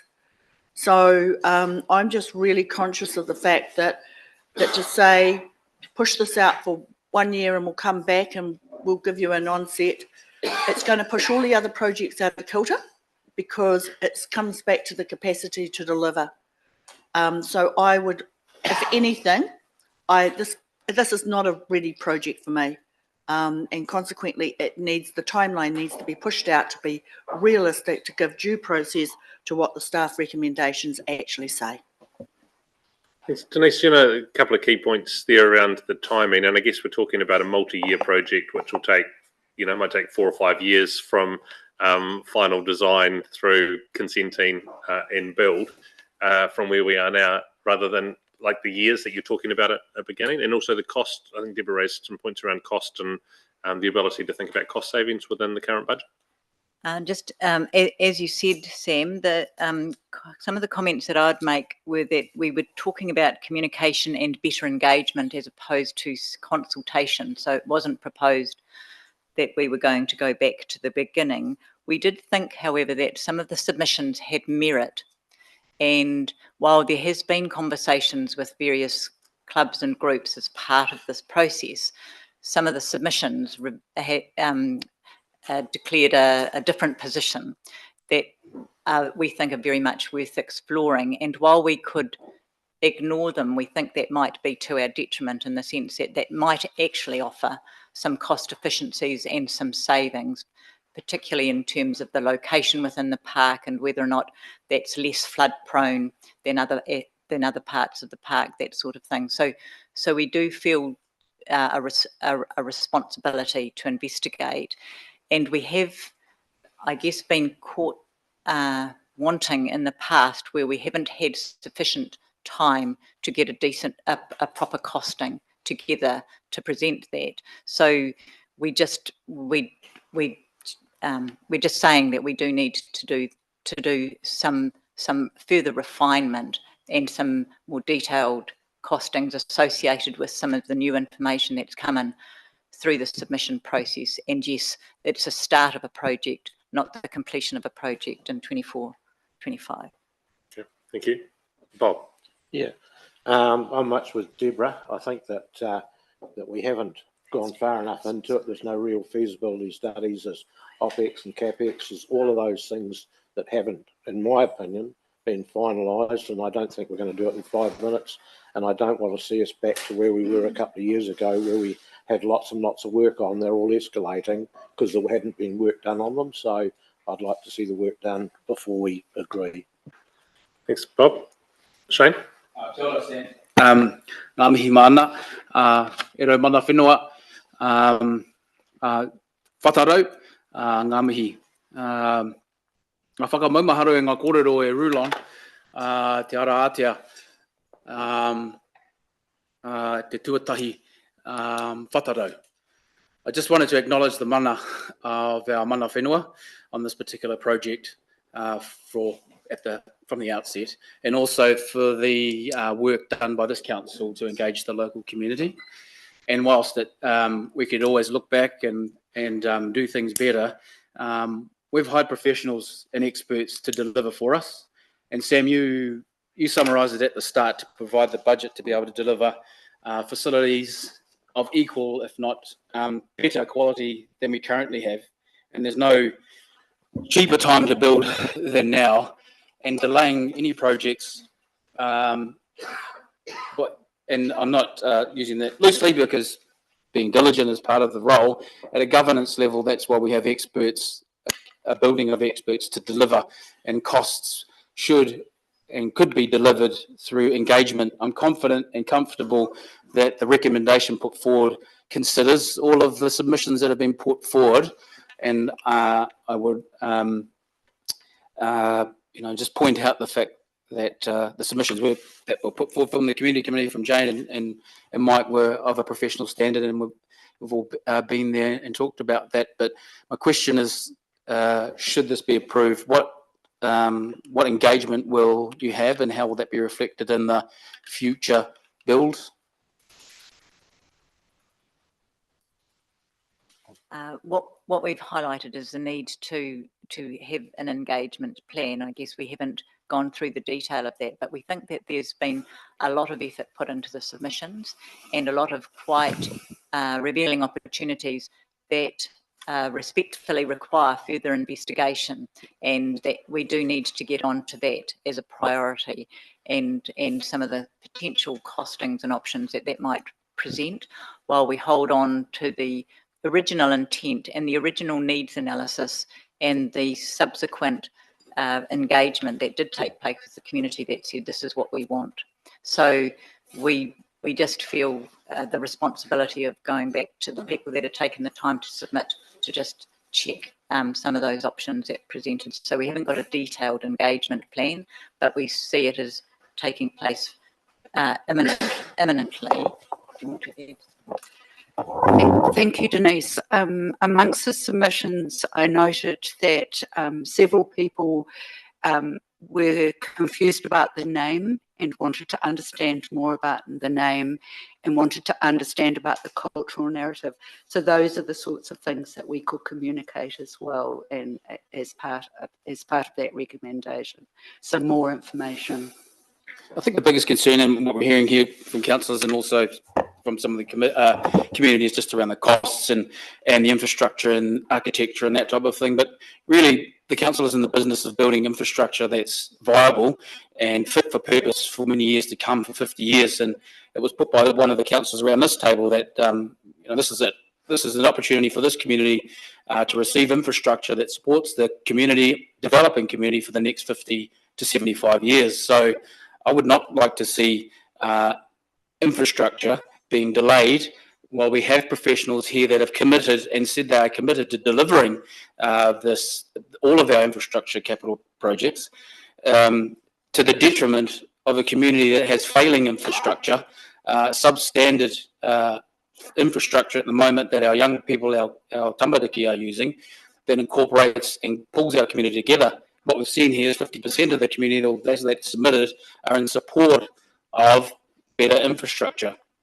So I support the recommendation, along with the flexibility to deal with the complexities that are put forward to ensure that infrastructure that is built is fit, practical, and prudent. Thank you.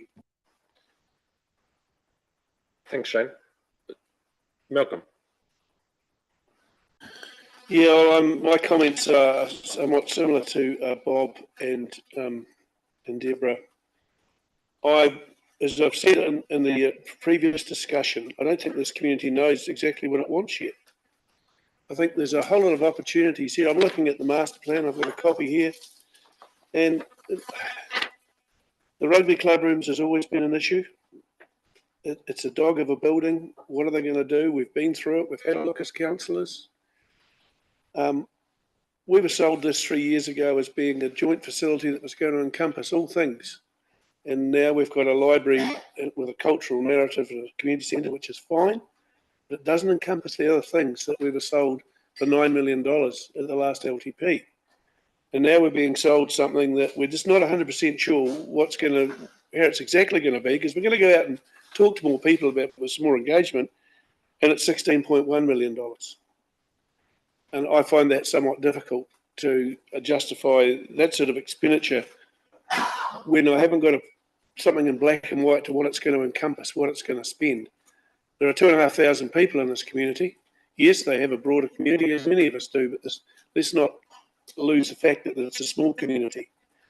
I look at the master plan and I see there's probably enough parking for this building is successful, which I hope it will be, in its location where it's sitting now. The next thing will be, we need some more land for some more car parks. That'll be 5 years down the track. I'd rather see us have a fully costed, organised look at exactly what's going in and include as many community elements in one building as we possibly can. So that's my opinion so far. Thanks, Malcolm. Can I just seek clarification, Malcolm, that you're saying that there might be some delay in the spend of the money.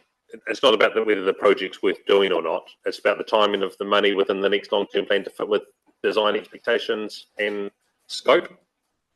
Definitely, and what's in the building?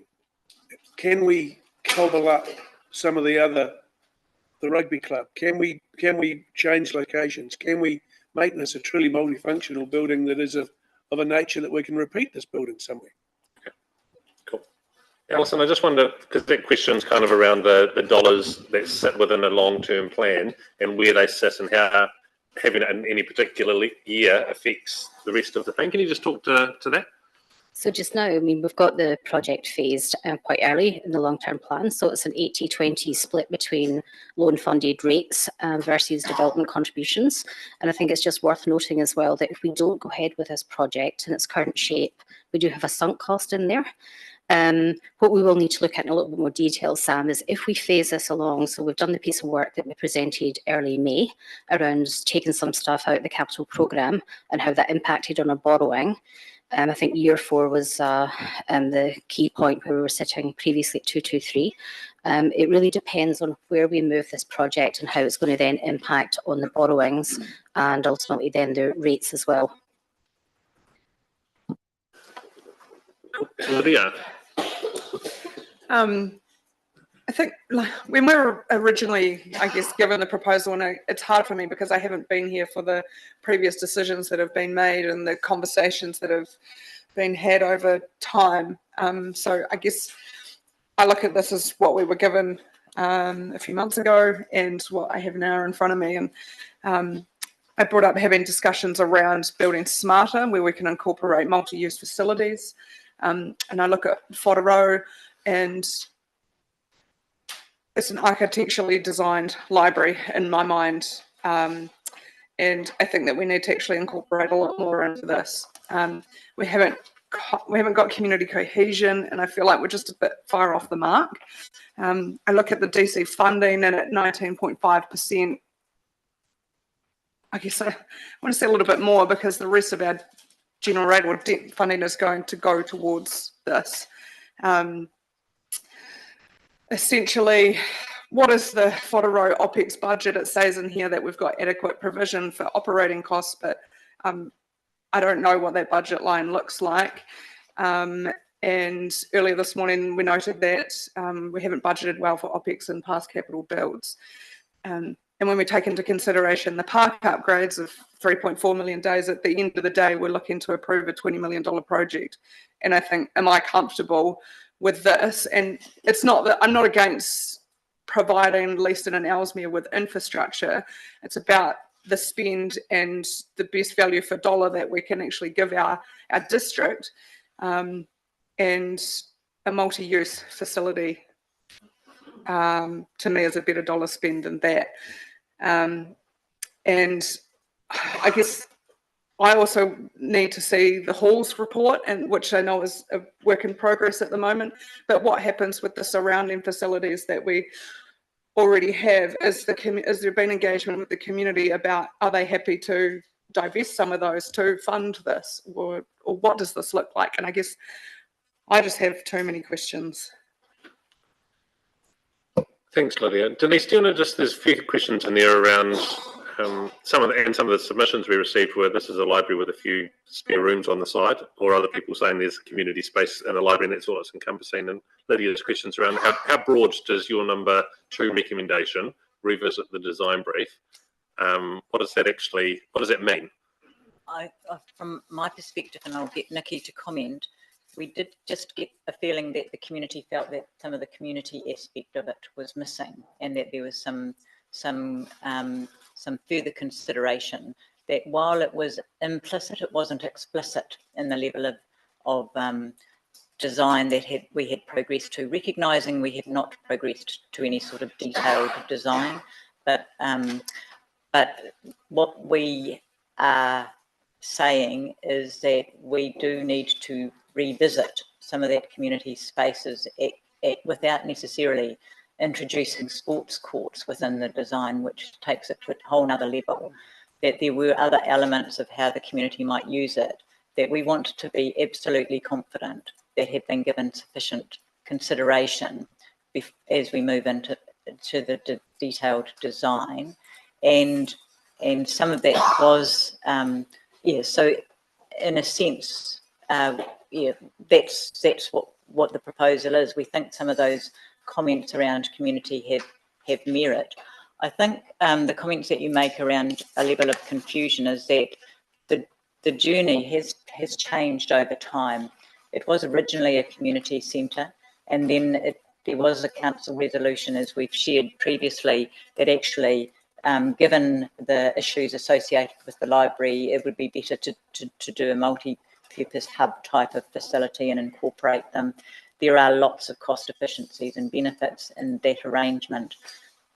However, some of the community reacted, I guess, to the inclusion of a community, to the inclusion of a library, and didn't necessarily see as clearly where the community spaces were, and we need to revisit that. And that's what we're proposing to do. Did you want to add anything to that?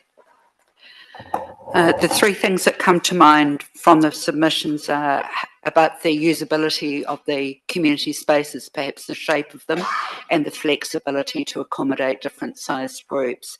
A building that's not too flash, please, something that sits nicely in our community.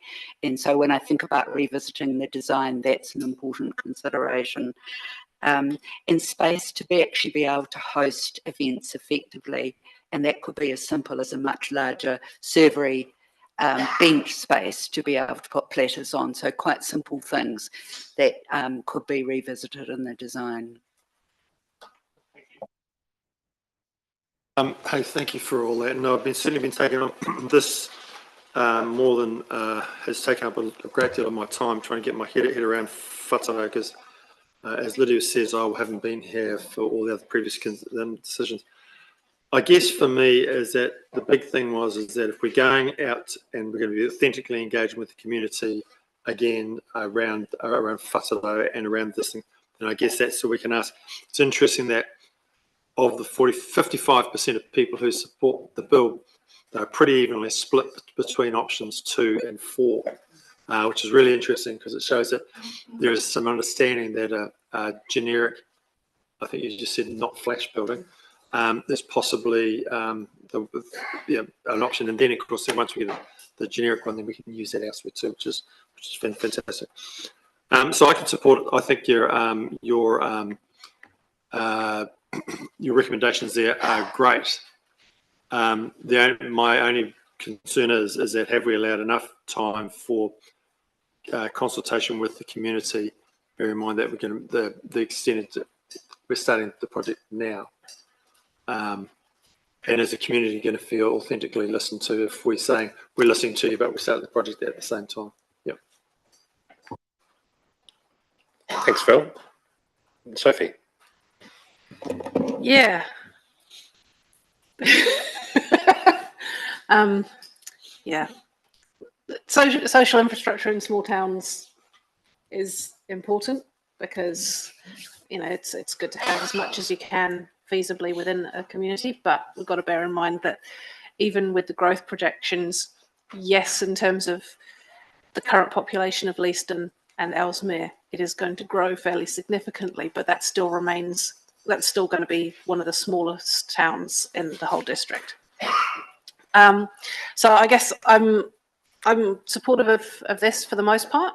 It's good to see that submissions have been heard because a lot of people put a lot of effort into them. So we do need to give weight to that. There's more information to be sought, and it's good to see that there's still the intent to keep and share the cultural narrative more widely, so that part isn't part of the, adding to the noise rather than being a positive part of the discussion. It needs to be, we need to move constructively on there. But I guess I'm also a wee bit worried because only a few months ago we had maybe 7 different options and it was a struggle to bring them down into 4. So I'm worried that we're going to go back to that. And we're not going to be able to do all the things because it's a small town and we've got to have a budget. And we can't even rely on DCs to pay for a good portion of this because there's almost nothing new there. It's all replacement. So most of it's going to be loan funded, and it's also not something that if we want it to last, we can't build it with baling twine. So I'm just wondering whether, in the interest of just keeping it moving forward and not wanting to create another thing that gets pushed forward, can we make it so that 2 to 4 are, as Deborah said, something that it happens within the next 12 months, and then by the next annual plan, do we think we can have something that we know what we want to go with? And then that's it, because otherwise the iteration, the population changes, the desires of the community, they will never be static forever. And we just need to deliver something. Yeah. Kia ora. Thanks, Sophie. And if that's going to be, I'll just ask you to think about the wording that's going to get you that outcome as we work around the rest of the speakers. The other part was if whether that would be able to potentially coincide with knowing a bit more about what Friends of Ellesmere and Te Whatuora might want to do in the area. I don't know, I'm not entirely clear about where their timelines are, but it is all part of that same block potentially, and existing buildings. So it's a complicated one for a small town. Leeston, guys, you complicate things. So Denise, could we get you just to talk through what that level of change would mean in practice for you if things were to sort of be spread over the next 12 months before we had commitments to anything being built?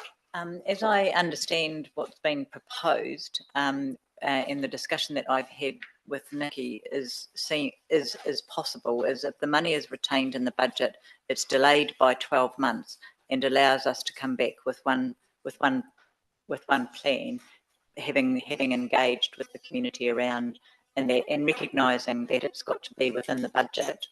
Then that would seem to be doable in terms of not proceeding with construction until then. I would wonder about if it's within budget, it would seem that we should be able to proceed to detailed design because the budget is there. It isn't a budgeting issue. But Nikki, do you want to comment on that? I was just looking for our property colleagues to see how realistic that was. Yeah. Yeah. Thanks, Sophie. Elizabeth. Thank you. Really clearly, the most important thing is a master plan for this township. It's probably the number one priority because we do need to factor in the Leeston medical facilities, sporting facilities, what the school's going to be using its hall for, whether that's getting upgraded. Because as we've pointed out in the past, and you've mentioned many times, we don't want to be replicating facilities. So we need to build this once and get it right. The community have put a lot of groundwork. They've had community meetings. They've done huge amounts of community submissions. And when they proposed and came together as a community group, it wasn't just a small group of people from the community. They were representing the wider community based on the 150 to 200 submissions that they'd received. I think given that the groundwork is there, the community are ready, as you say. I think earmarking that money that you've proposed in your recommendation is what they're wanting. And they are happy if we don't utilise all of that money. They are a very cost-conscious community. They are ready to get on the ground and engage and form a working group to work alongside the council to bring out the best result here. I agree with Lydia. They want to build smarter. We are looking at building place-based living concepts, so therefore we need to build something that means that that community is not having to drive to our other wider facilities on a regular basis, as much as we can do, but within that scope of what's affordable and realistic for the projected growth. There is community cohesion. Someone talked about there not being community cohesion. There's a huge amount of community cohesion. However, there are people that have said we do need to be really pragmatic in the fact that the design of what we build and go forth with isn't replicating facilities. I think that's the key, ultimately the key in this. Just for if in case anybody's not clear, the community want to have the budget basically shared amongst two facilities. The Leeston Library is be rebuilt. So it's doing funny things. It does need to be rebuilt. And so the community have suggested that they would like the library facility to remain on site because of its proximity to the school and the fact that it's not, it's in the safest location. And then the other portion of that money to be able to build a facility that produces and addresses the other aspects in which the rugby club put towards. So they do feel that if we use a standardized design, for example, I'm just suggesting this is not coming from the community, but something along the lines of reutilizing Lakeside Hall's design, so we save money on that concept, because that was built to be a really cost-effective design, and yet obviously it won architecture awards.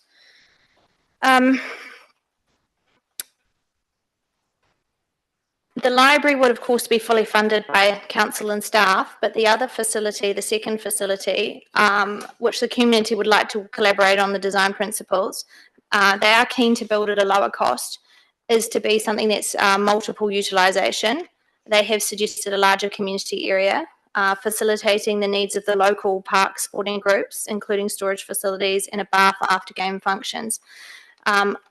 In terms of the rugby club's decisions are based on A, council's decision here on what those facilities might be, and B, their funding and government's earthquake and build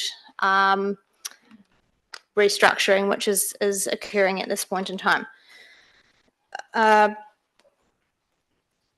in terms of the funding, the community are also very aware that that they could be involved in partially funding and not relying entirely on council.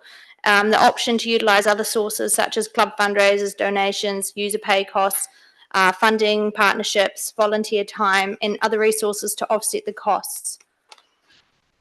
DCs over the next year as we build, because as you've said, set aside that time in the next year to put the proposal forward, may give time for more DCs to be accumulated potentially. The building may be able to be unstaffed and locally run by clubs and volunteers, which would mean no additional operational costs on council, and that's something that's important to the community. They're wanting to look at local solutions, again, landscaping, locally run / community gardens. I appreciated the process suggested by a submitter to investigate and have a way of measuring the needs to the community based on future growth, gaps in current facilities, and drive times between needed facilities, so we do get that well-utilised, affordable option. Car parking may be the best use for the contaminated land issues. The risk of putting a library together with a sporting facility, such as the rugby club rooms, is that the rugby club sells alcohol and there's not really the right mix between a rugby club on a Saturday having a booze up with a library place next to it. I think that's all. Thank you. Thanks for that, Elizabeth. And it's just, we've got a couple of speakers still to go, but just note some of the conversation we've had so far, Sharon is, and I've just been trying to think through how we might chart a way forward that encompasses some of the work that's been done. So just ahead of the next couple of speakers, we'll just suggest this now so that it can be considered. Sharon, do you know, just talk through? Yes, I've just taken the liberty of just perhaps drafting, listening to what I've heard so far, is perhaps some recommendations along the lines of: 1, retain the budget in the LTP; 2, focus design brief on a multi-use facility to be provided within the allocated LTP budget; but 3, establish a community Whaturai reference group with the specific purpose of guiding the Whaturai project to bring a proposal for sign-off to the annual plan. And as Sharon and I were just talking, that could be a reference group that could do that work, or it could actually be a subcommittee of council. As we've said, if we look at our governance changes, if there's things that are important for us to progress in a time-limited manner, then there might actually be ways that we could support that through that process.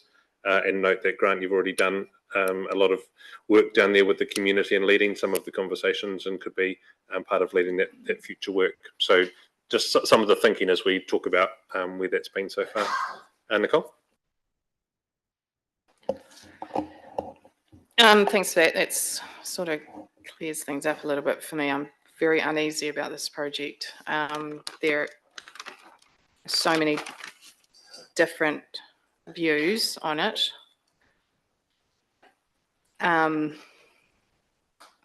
Reinforce what Sophie has said, that it is important that people have community spaces and to be able to gather. And as we've also been told, there are a number of spaces in that area as well. It's a whole thing with the rugby club, what's happening at the college, the hall, because there was talk of using that. That's why there wasn't going to need to be courts. Don't know where that's at. Obviously, the Friends of Ellesmere conversation. And the library. And it is hard to know from the voices of the community what it is that people are wanting there. I'm also conscious that are we still doing our networks facilities plan? So that's in process. I'm mindful that we're when's that going to be available? Pardon? Sorry, Nicole. So the facilities plan? Yeah, so we will talk about that further under other community facilities. The Okay. slide that's coming through, we are proposing to expand the brief of that project and Okay. slightly adjust the timelines. So we do have a specific recommendation that touches on your point later in the presentation. Yeah, because I'm also conscious in the meantime, although these aren't close, I mean, Lakeside's 5Ks, and Dunsandel 16 Ks from Leeston, but my understanding, the way that we're looking at things like that area, there are other facilities that are around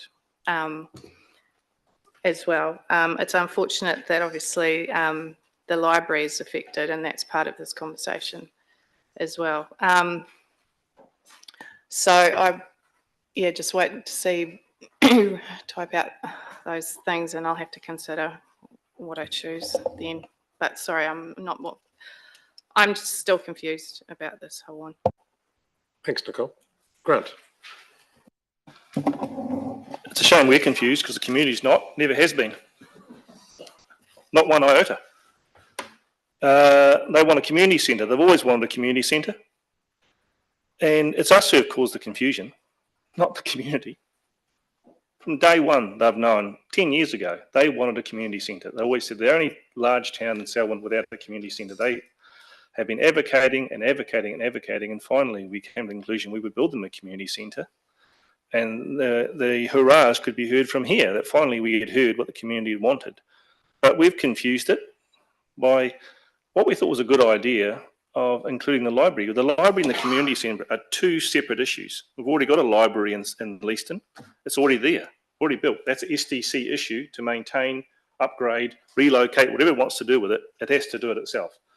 By including the library budget in this project, we're all going, oh, geez, this is dear. This is expensive. Oh, it's all. But remember, 3 years ago, we agreed to build this. This is not about building or not building. This is about what it should look like. And, you know, we've, using blunt Anglo-Saxon language, not too blunt, but we've cocked it up. We've built a library with some community. We've designed a library with some community space, and rightly, the community is livid because we haven't listened. And the decisions or the submissions you see there are not representative, because what Shane and Elizabeth and myself attended the community meeting, and their explicit question was to the LTP process, what's the best way to address this?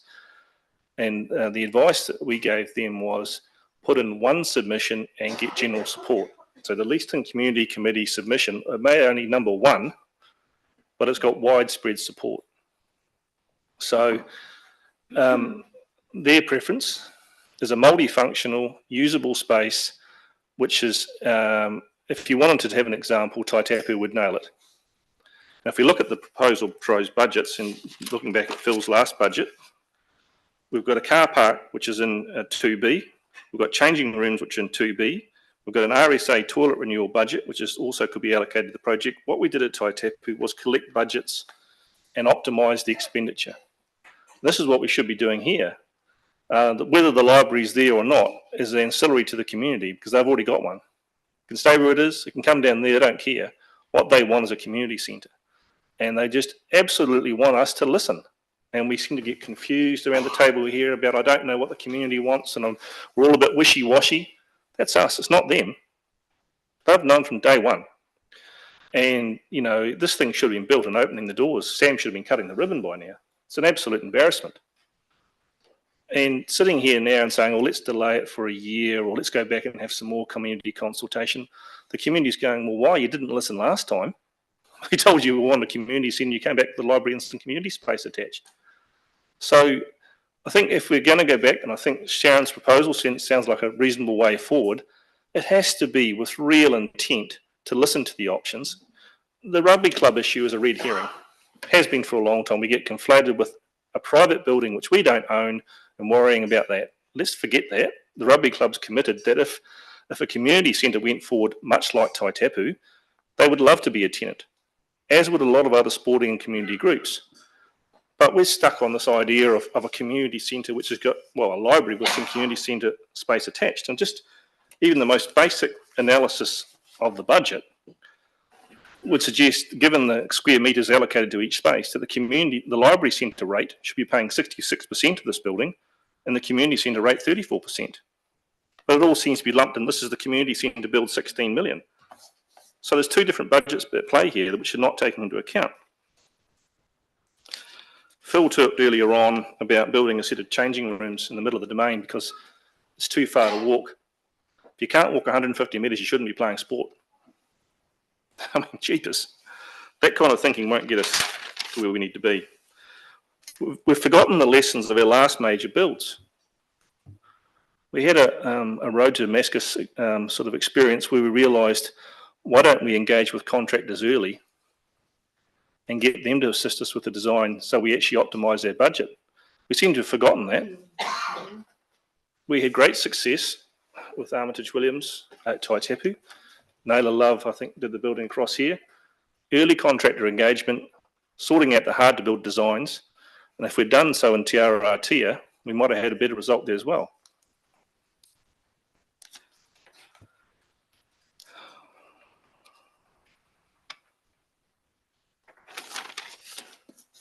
I suppose what I'm suggesting is giving this community some certainty, because we've absolutely committed to building a community centre, but we're just not delivering it. How soon, how quick are we prepared to move, and what is the budget? Giving you an example, when Taitapu was built, it was 4.6 million. Obviously, inflation's had its effect on that. Let's be generous and say it's been 100% cost inflation. So that's $10 million for a community centre, and we've got $3 million for the library to stay where it is. That's 13 million for a start off. So at least approve that, but don't go and repeat the mistakes and say, we'll go and have some more consultation and come back with the same design or the same rationale, because it's not going to work with the community. And I fear we'll be here next annual plan having the same debate. And it really worries me that we are saying we don't know what the community wants, because from what I'm hearing explicitly and on the ground, and I think Shane and Elizabeth are hearing, they do know what they want. We're just not delivering it. Thanks, Grant. Sharon, didn't I just comment on the recommendation that you've suggested? Yeah, thanks, Grant. And you can see how I was trying to put an amended recommendation forward, listening to the conversations around the table. So I think it is important to give the community certainty, which is why I'm saying retain the budget that is in the LTP now, have a design brief on a multi-use facility, and that does not necessarily mean that it is the current building. This is about utilising the variety of skills we've seen by having that community reference group for Whatarau, and the name remains the same with the specific purpose of guiding the project. So we've seen, you know, we've got architects, we've got lawyers, we've got a group of people there with a good understanding. So and perhaps we don't need to conclude bringing the proposal back for a sign off to the annual plan. I think stop after the words the Whatarau project, because you're giving the community certainty. A proper reference group will be established and a project group, and the community have their input, knowing exactly what the budget is. Thank you. I support the amended recommendation that we've got here. and I think we do need to do this project. I think that I was actually supportive of having the indoor courts as a part of the conversation. I think if we're going to do something for the Ellesmere Ward and Leeston, then it should be as all-encompassing as it can be about this build, because it's unlikely we're going to be revisiting another new build of something of the scale, in the next decade. So we need to think about what else might be required within here, and to me the indoor court, while you're still building something, increasing the footprint was a sensible thing to do. I accept that that's not part of what retaining the current budget looks like within option 2, although if there are savings found, then I think that's part of the reference group's work, who may be able to find us savings in procurement. And if we look back at the work that was done with Selwyn Sports Centre, when we had an overall envelope and we went through a procurement method that said, you tell us what you can build within this envelope. We had 4 different proposals, all giving us far more than we had imagined we could get within that money. So if we can find a new way of being able to provide more for the community within the existing budget, or save money from what is currently listed in there, I think that's going to be the work of that reference group from here. And as has already been said, there's some really good expertise that has been presented to us. And so we should look to use that energy and expertise that's been given so far as we work through this for the Ellesmere Ward. Malcolm's. Yeah, I just, original proposal of 16.1 million was about an architectural building. So that set the envelope. So I like your comments, but I'd be concerned that envelope is set rather large. Here we are trying to keep our costs down for our ratepayers and what we're borrowing. Let's face it, this is borrowing, most of this. And we've got 16 million. Grant's mentioned 13. So maybe a word maximum should be in there somewhere.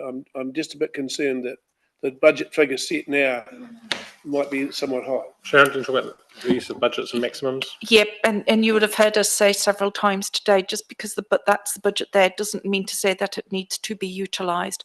We know where we're at with inflation. We know costs of materials continue to go up, but through good procurement and through having some of the expertise that we've heard from the community around the table, I'm fairly certain that they'll be able to deliver this less than budget. Do we have a mover and seconder for the staff recommendation as amended? Yeah. Shane? Yep, seconder. Grant, thank you. All those in favour say aye. Anyone against? Declare it carried. Thank you. The next decision is on big decision 3, Melbourne facility. Thanks, Denise and Nikki.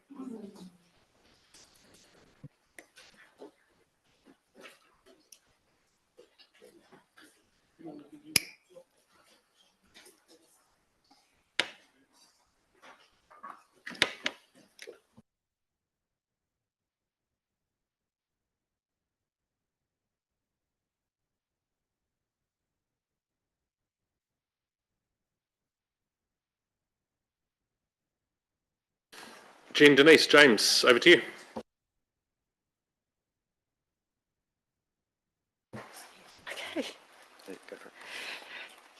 Okay, we're going to move on to the Melbourne Recreation Sports Facility, and I'll let James and Denise present on the outcomes of the consultation process on that. Kia ora, good morning everyone. So as you're aware, big decision 3 was looking at the Melbourne Recreation Sports Facility. The consultation consisted of 3 key options. Do nothing, essentially, build 1 court or build 2 courts. From the feedback that we got from the community, there was 62% of the 1,030 submitters suggested to do at least 1 or more courts. Largely the 2 courts conversation was driven more from build it the right size now. It provides us a lot more flexibility of use. Let's look at the growth that's going into the area. So that was one of the key drivers. Servicing the hinterland was another massive part of that as well.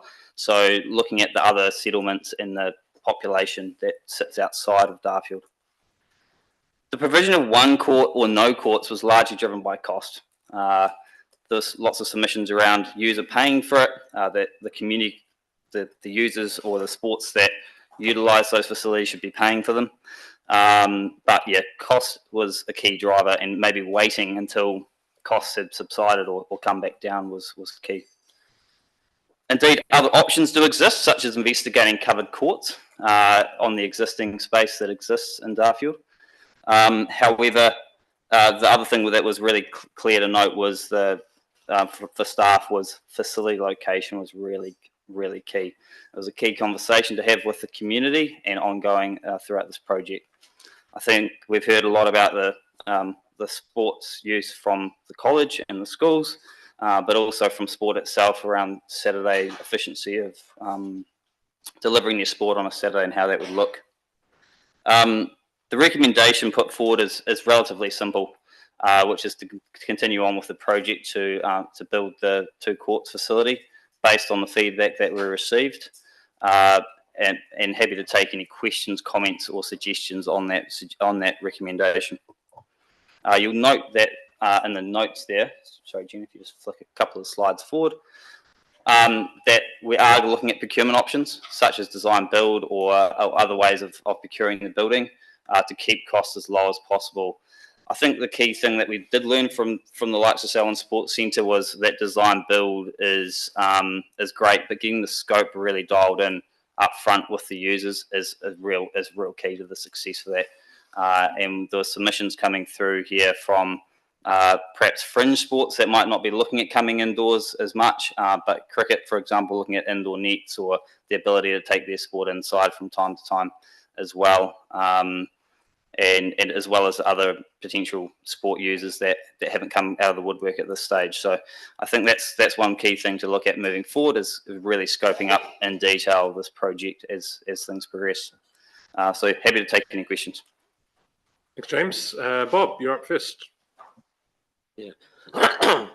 The thing that I hear in the community all the time is about, especially with schools and all those other places, that there isn't anywhere big in Melbourne.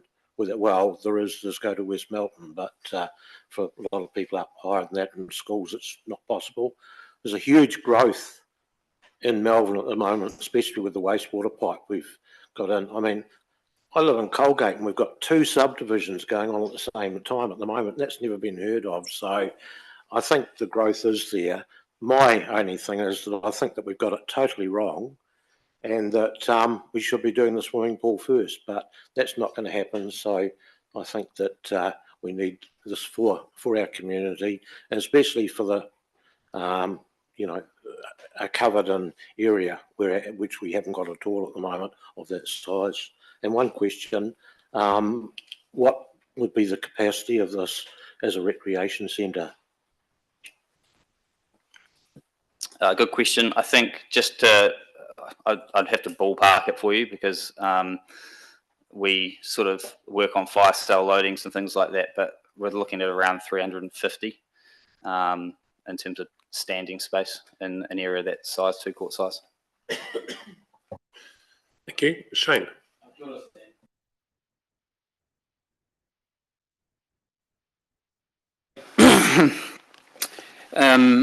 Again, comfortable with the assessment of the professionals in this field. As a governor, look at the last long-term plan and notice that it wasn't part of our last long-term plan. I'm not nitpicking here, but I realise that to be an effective council that looks after our people of our district, we need to be adaptable and flex to accommodate growth, and you're the experts in that field. So the recommendation put forward, I do support, but future deliberations on the likes of Leeston and other areas give consideration to the deliberations around this table. Thank you. Thanks, Shane. Malcolm. Yeah, I think it's one of those things where we have a community here which has now got a sewer pipeline on it. And my experience of putting sewer on the last 20 years in these communities around here is that they grow. I think there's 500 hectares, is that correct, of land that's been zoned for development in Darfield. So it'll be Darfield the town of the future, not Rolleston. I think it makes very good sense to build the courts and 2 courts. The location is what concerns me. I've noticed it's not in your recommendation. It's to build it. I think perhaps there needs to be another line in the recommendation that talks about community decision-making on location, because it might well be that another piece of land should be required closer to the schools and stuff that's there now, and perhaps some excess reserve land in the other location in Darfield could be on-sold to help fund what's going to happen here. So I'm broadly in support of this. Thanks, Malcolm. Lydia. I look at this project and a bit like Bob, like we sort of had in our minds before this that there was going to be a pool in year 10, but our community has told us something different. And so I guess that's where we do need to adapt. And I look at it and that it's 43% DC funded. And I think that if we don't keep this, we can't claim the DCs, and that there's actually a missed opportunity from the near 500 hectares just in Darfield alone that's zoned for development. So the growth that we're going to see, and with the change in the DC policy, we can actually start claiming for these facilities. And to me, it looks probably like one of the most affordable CapEx projects we have on the books, and even including the land acquisition if needed. And I think that going forward, obviously there's going to be a lot of consultation that needs to happen on location, and I'd support a focus group being put together to deliver this so that we actually do get it right, and we can learn from what we've done in the past. Yeah, I support it. Thanks, Lydia. Phil. It's a bit of a definition of a no-win, isn't it? 1/3, third. Although 2/3 are saying to build, 1/3 is saying don't. Then of their 2/3 are saying build, they're split between the 2 and the 1. It's interesting to read the comments of the people that have supported it. Sorry, that have opposed it, and primarily it's around finances. Yeah, just about the cost of living stuff. So, but look, I mean, you can't argue the fact that it is a growing community, and with any luck, it will become the town of the future when Rolleston becomes a city. And we have. So yeah, I'll be supporting it based on the fact that I think that the growth's there. I think that the community has spoken. They're concerned about the expenditure, but I think that it's a responsible expenditure. And that's really what my measure's been: is it responsible? Thank you. Thanks, Phil. Sophie. Yep, do it. It is a growing community. This isn't just about facilities for young people playing sports. This is for older people playing sports and getting together and gathering and stuff as well. I agree the location is going to be an interesting one. We do have land that would be worthwhile. And I mean, I get there's the whole argument about being closer to schools. That works really well if the schools are part of the model. If it's just us, then perhaps we stick with the land that we've already got. But you know, there's plenty of scope in here to investigate more of that sort of thing and actually land, hopefully, a good result. And if there's, you know, as have been mentioned several times before, the budget isn't a target. It's, you know, that's the upper limit, and there might even be space budget left over to do something with a pool. You never know. But no, there's no point in building a single court. You need to go 2 courts. Got it.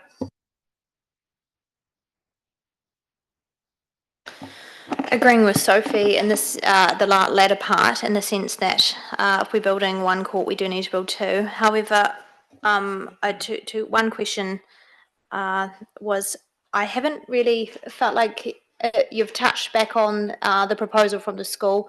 Is that still on the cards to look at? Yeah, absolutely. So we need to look at the MOE land as part of the location feasibility. Mm-hmm. And I think there's probably 2 or 3 other parcels of land that we need to dive deep into to figure out what's going to work best. I think just on the surface of the MOE land works well from a cost point of view, but does it work well from a future expansion point of view, an access point of view, a car parking point of view, and other things that align with that. So what we might save in land purchase, we might end up paying more for in providing extra parking, purchasing extra land to provide parking adjacent to the school site and things like that. So I can't give you those answers now. I can only give you sort of high-level indications from other projects. So I think we need to look in far more detail about that. Okay. Well, I guess on that point, reiterate what Grant said before. If people can't walk a few hundred metres, they probably aren't up for playing sport. Probably goes the same with parking. Probably doesn't need to be outdoors. I mean, directly out the door, but within a reasonable space. One thing that I really want to propose here is I don't feel that council should continue fully funding all sporting facilities. So for me, I really do consider that the best option would be mixing with MOE or finding ways that going forward that we actually have a policy where we are partially funded via other means, which may be community fundraisers and other aspects that I touched on in the in my Whakarau response. But I do feel that we need to address that because the community has made it very clear in the submissions the cost of living crisis is probably a #1 priority for the majority of submitters. Yeah, absolutely. And I think Denise referred to the community facility network stuff coming up in a moment, is that we need to look at all the broad spectrum of funding opportunities that are available to council and community. A lot of those are not available necessarily to council, but are available to community. So how do we collaborate on some of those? Unfortunately, we haven't done the work up front for this project, but it may be able to contribute down the track to it. Thanks, James. Nicole. Thanks for that, and I'm quite happy with where it's landed, and also that we're looking at design and build options for it. Like Sam, was involved with the Salmon Sports Centre. Was quite happy with how that went, and to see how it's being used and everything now is really good. So thanks. Thanks, Nicole. Grant. Seems I'm swimming against the flow. I don't support it. It's come from nowhere. Where are the people from Melbourne who've been knocking their door down for the last 3 years saying, build me a basketball court? They're not here. And our continual desire to build stuff before there's demand, this is a completely different issue from Leeston. Leeston have been knocking our door down for 10 years, wanting something to be delivered. This is way too far in advance. If we're going to get this mythical DC deluge, let's save it up. When we've got the DCs, let's build it then. Look, it just appeared to me that we're doing the MOE's job for them. If the school needs a new gym, let the school build it.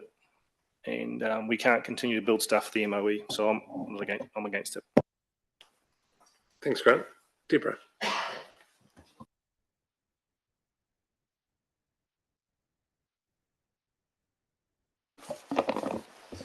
This was actually put in the last LTP for $1.1 million. And it was for a reserve. No location of where the land was. So the assumption one could make was it was going to be for an extension for a reserve that we went on a bus tour for around the existing reserve.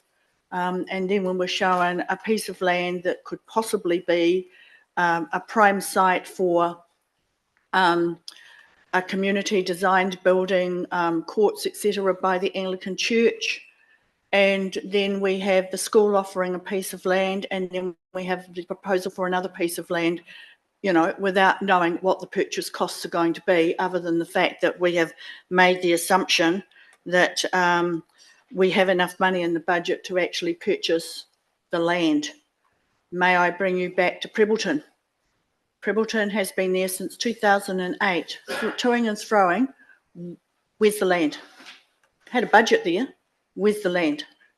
And this is another one that is crept in, that has jumped the priority from my mind. And when you jump the priority, it sets back another project. Let us say Prebbleton gets pushed back another year. And I've just been doing some calculations with regards to our finances. Interesting to note the financial impact. On a 10-year average, I'm assuming, we have an average for all of these projects that if we pass the whole lot, as is of now, it's an increase of $634.44 over the 10 years. I'm reading because it's not quite clear, because I have different figures that I'm looking at with an average ratepayer over 10 years, and then I go back to the other way that is calculated for some of these projects, and I'm seeing it is additional $33.41 per year and $105 average per ratepayer, and I'm assuming that that's over 10 years. That's one question, just for clarification. So I'm understanding what's being asked from our ratepayers for the particular increase. And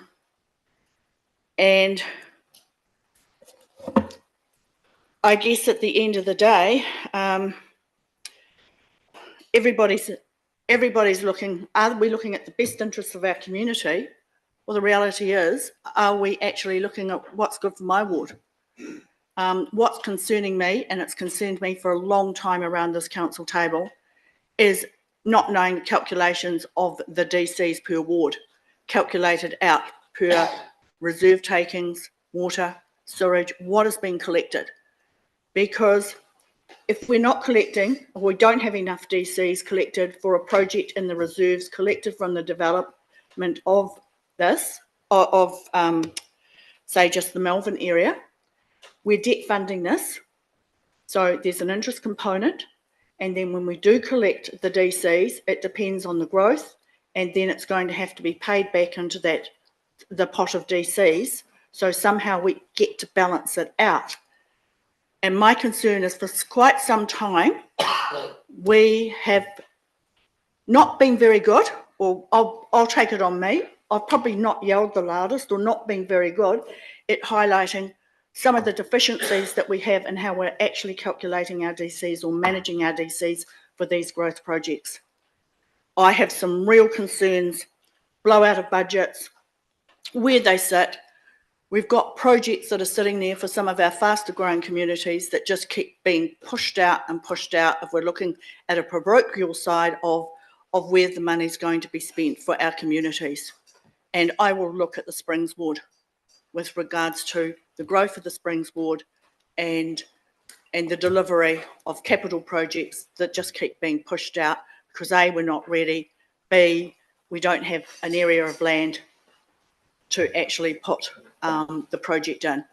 So I have a real concern for all of these three projects, that we're approving budgets and we're uncertain about where we're sitting with those budgets.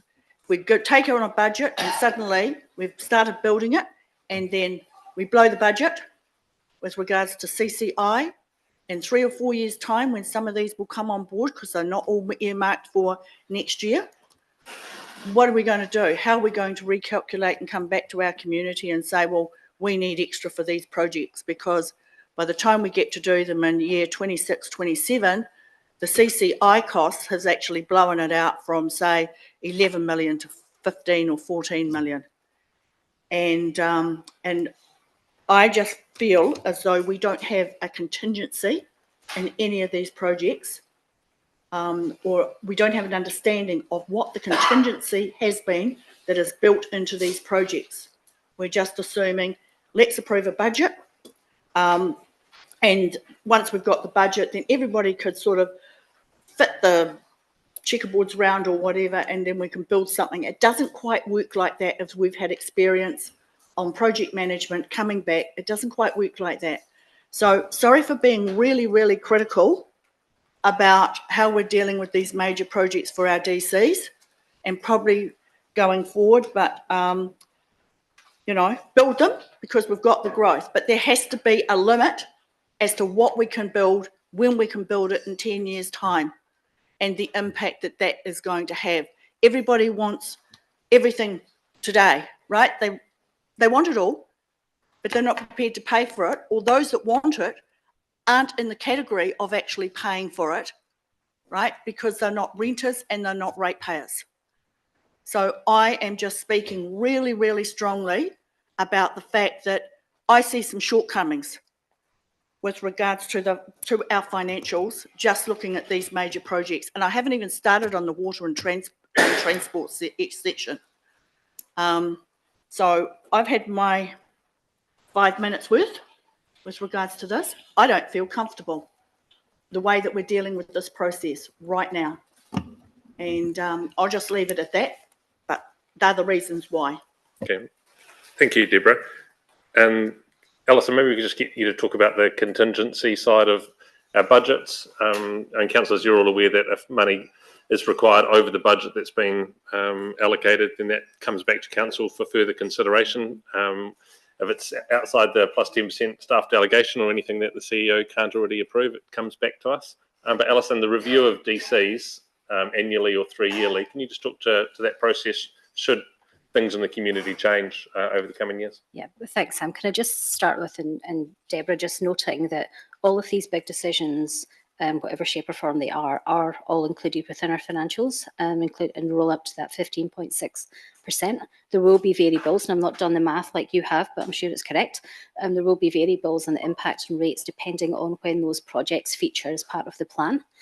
With the development contributions, I think there was a late upload yesterday, which does show where we're at with monies that have collected. So as at the 30th of April this year, we are sitting on a balance of 54.5, if I'm reading that correctly.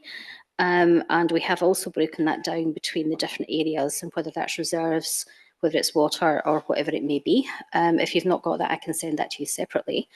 I mean, there's probably combined roles in here between finance. We will pull together the numbers in terms of the calculations. We will look to the likes of Mark Rikers and others to make sure that that aligns with the growth projections and it's been pulled through correctly. But happy to run through this with you offline if that helps. Can I just ask, sorry, about the OPEX cost for these projects too? Because depending on once you build them, every project will have a different OPEX calculation or management system, and I just want to know how we're building in the OPEX costs for the buildings or for the builds that we've actually got going forward, because that will also impact on the rates. Oh, absolutely. And I think as I noted this morning when we've done this at opening, that where we're sitting just now, we recognise there has been some gaps in the past where we have not factored in all of the OPEX cost required. However, with these projects, and whether they sit with Denise or whoever, we have gone through, this is the cost to build said facility, and this is the expected running cost, and whether that includes staff, insurance, etc. That is all factored in. That will be factored in once a project is complete, because you won't incur all of those costs from the get-go. So, I mean, Denise and the respective teams have assured me that they have all been captured within the budgets. Thank you for that, Alison. Sharon? Yeah, I was just going to reiterate exactly what you just said there, Alison, as around the fact of we've learnt you know, from the last legacy challenges. So what's in the budgets includes contingency, includes the operating costs, because you know we're wearing the legacy issues that have flowed on into this budget. We also, you know, we heard from particular companies that said, you know, they were interested in working with us on a package deal around how we're building. You know, it would be foolhardy for us not to explore those opportunities across all of our capital programs to make sure, and particularly for builds, to make sure that we do get best bang for buck. Thanks, Sharon. I guess that there's been I think it's been reflected in the conversation that it's good that staff have been aware of communities' needs and the strategies that we've undertaken to try and understand what's the long-term planning around facilities for our district. And it's not just about one or two councillors pushing and making something happen because it's their project and because they've been a part of something and whatever their history is behind that, but because we've now got some long-term plans around where's the deficits within and across Selwyn and what are we going to need to deliver that. And so I think it's good that you've brought that forward to us through this particular project. I agree with Sharon around the procurement. We do need to think about, I mentioned earlier, the Selwyn Sports Centre and the way that Apollo was able to deliver that for us. I think we need to consider design builds in this space and other procurement methods. And it was raised about the pool, which is, you know, in the future sometime. But I don't think we should just build this facility and not think about what else might needs to come or be attached. So in the design work, I would expect there to be some consideration around what's the shared entrance way to a, the future community facility, and whether or not that goes ahead. We don't want to sink costs unnecessarily early, but we also don't want to find ourselves in, 10 years' time thinking, why didn't we just do that a bit better at the time? We've put up there suggested, because some of the conversation had a location sort of question to it, and because it remains up in the air, the second part there just would replace the first. It's build a community recreation facility in Dartford that includes two indoor courts. The most appropriate site will be determined through the project program and approved budget. So that's clear to the community around this decision that that's still to be determined. Is there a mover and seconder for that, which would become the motion? Lydia and Malcolm, thank you. All those in favour say aye. Anyone against? Cool, thank you. Declare it. Do you want those recorded? Grant, is a no. Elizabeth, do you want yours recorded? No. Deborah, do you want yours recorded? Okay, thank you. Declare it carried. Thank you for the conversation on the big projects and our big decisions. We'll now adjourn for lunch and start the meeting again at 1 p.m.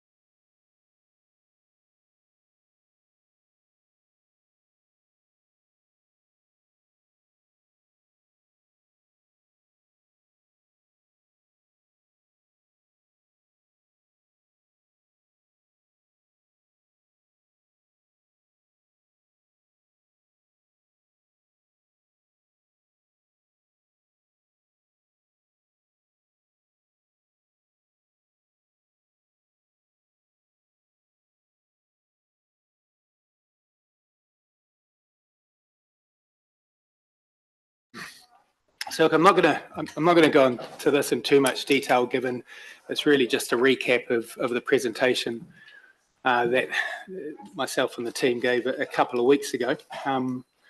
But just quickly, we have been through a pretty detailed process to look at our CapEx program, and through that program, through that exercise, we identified a number of opportunities.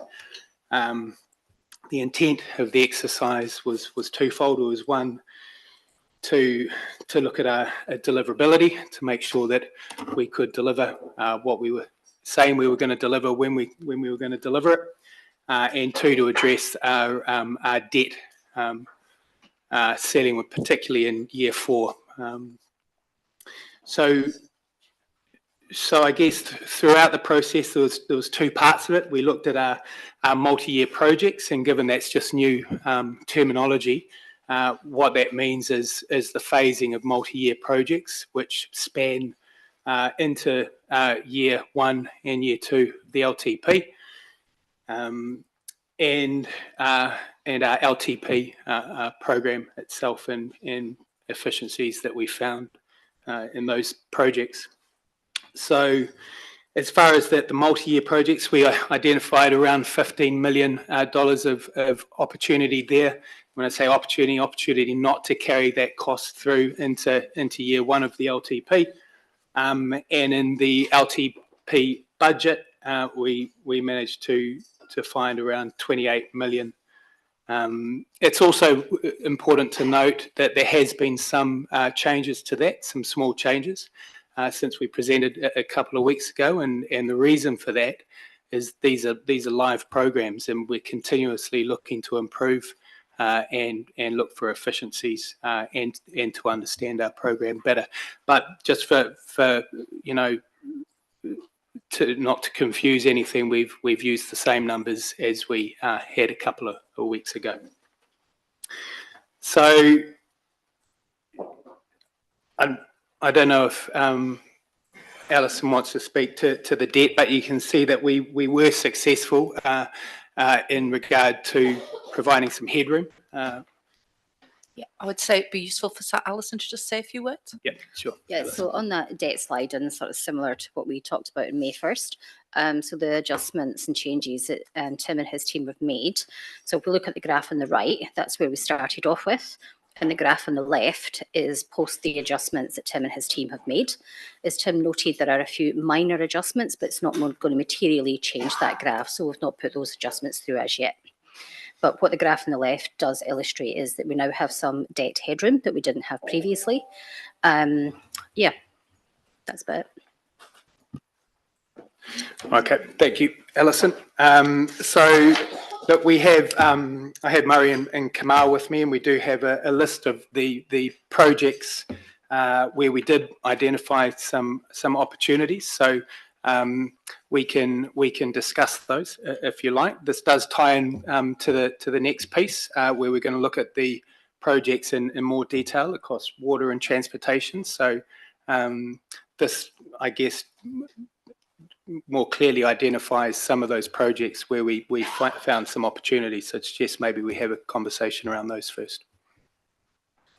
Cool. Tim, can you just talk to the link then for this conversation, and we're going to come to water and transport second. If we approve what you're asking us here, what are we actually approving, and what may that compromise the next conversation or not?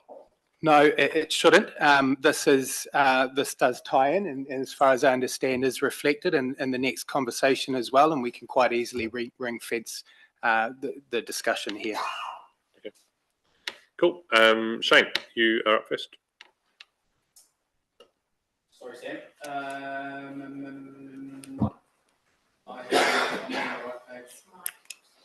We're on page 93 through 102, and the recommendations on page 96.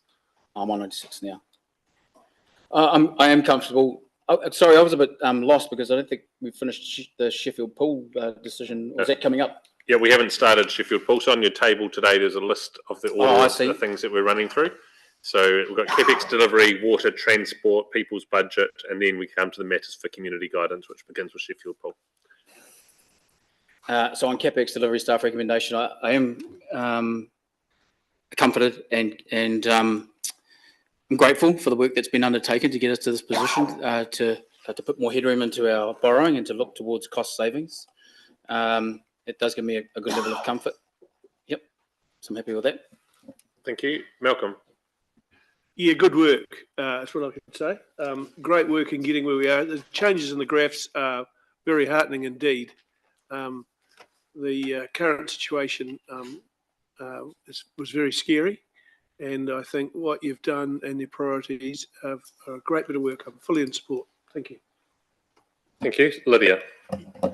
I think it's pretty simple. It's great to see the work that you guys have done on this, and I appreciate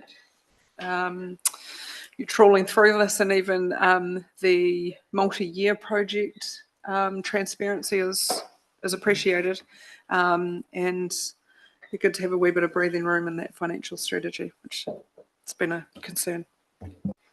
Thanks, Lydia. Phil. Yeah, I'll echo that as well. The only question I had was how you managed to reduce 7.9 out of fluoride.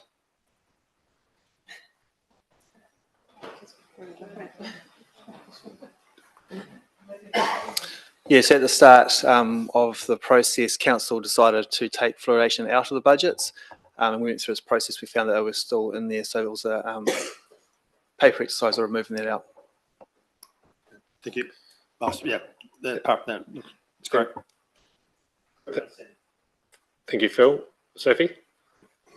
No, I'm good with it.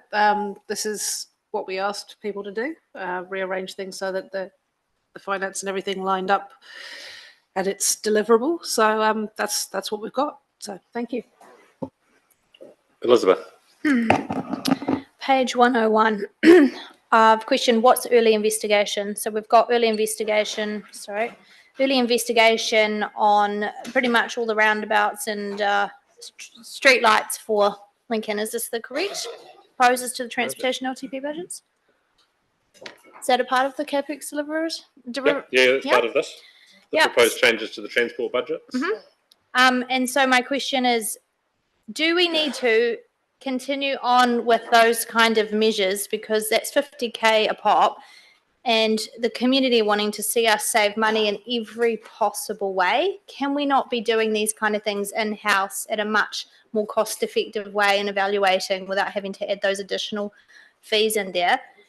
And my concern, yeah, it's still 50k. My concern is that we've done it. You guys have done a good job, but is it enough? Is it enough? Because the community have clearly indicated that they want us to really go back down to core basics. And what I've heard from the Lincoln community is so many submissions saying, actually, we can really save money. Can we go back to the drawing board? Can we go back to the drawing board with the community? Can we have a working group with that community and pare back and scale back that to have a better resolution for that? Because 3 traffic lights on Gerald Street, which is not very many 100 metres long, is ridiculous in most people's minds. And I think that we could, sorry, Andrew, but I think that we could address the 40, 45, 48 million, whatever Lincoln's budgeted to be, and work that to a much more probable and realistic cost-effective budget. And I think that we need to address some of the areas that the community have highlighted as things that are on the nice-to-haves rather than need-to-haves. Just to answer your first question, to be clear, there's no additional budgets for those projects, so the total budget remains the same. But instead of trying to do the survey work, design work, and construct in one given year, we've brought that investigation design work forward to make sure that program is deliverable. So no additional money to be added. That 50,000 was always in there. It's just a matter of bringing that money forward to ensure we get those works done, and as we work through the years, the project gets delivered. Yes, and we're asking, can we take it out and work it to a cheaper budget?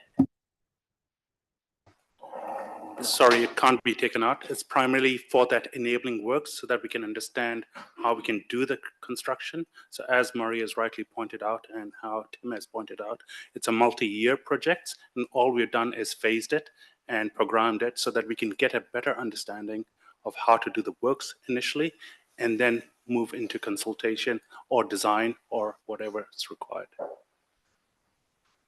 And I think the second part of the question comes down to whether or not projects happen yes, no kind of questions, which will be part of the transportation discussion that we'll have when we get to transportation. So at the moment, we're just discussing the rephasing of work and the reduction in some of the budgets around this particular CapEx piece, and then we'll come to whether, so there's some agreement on that.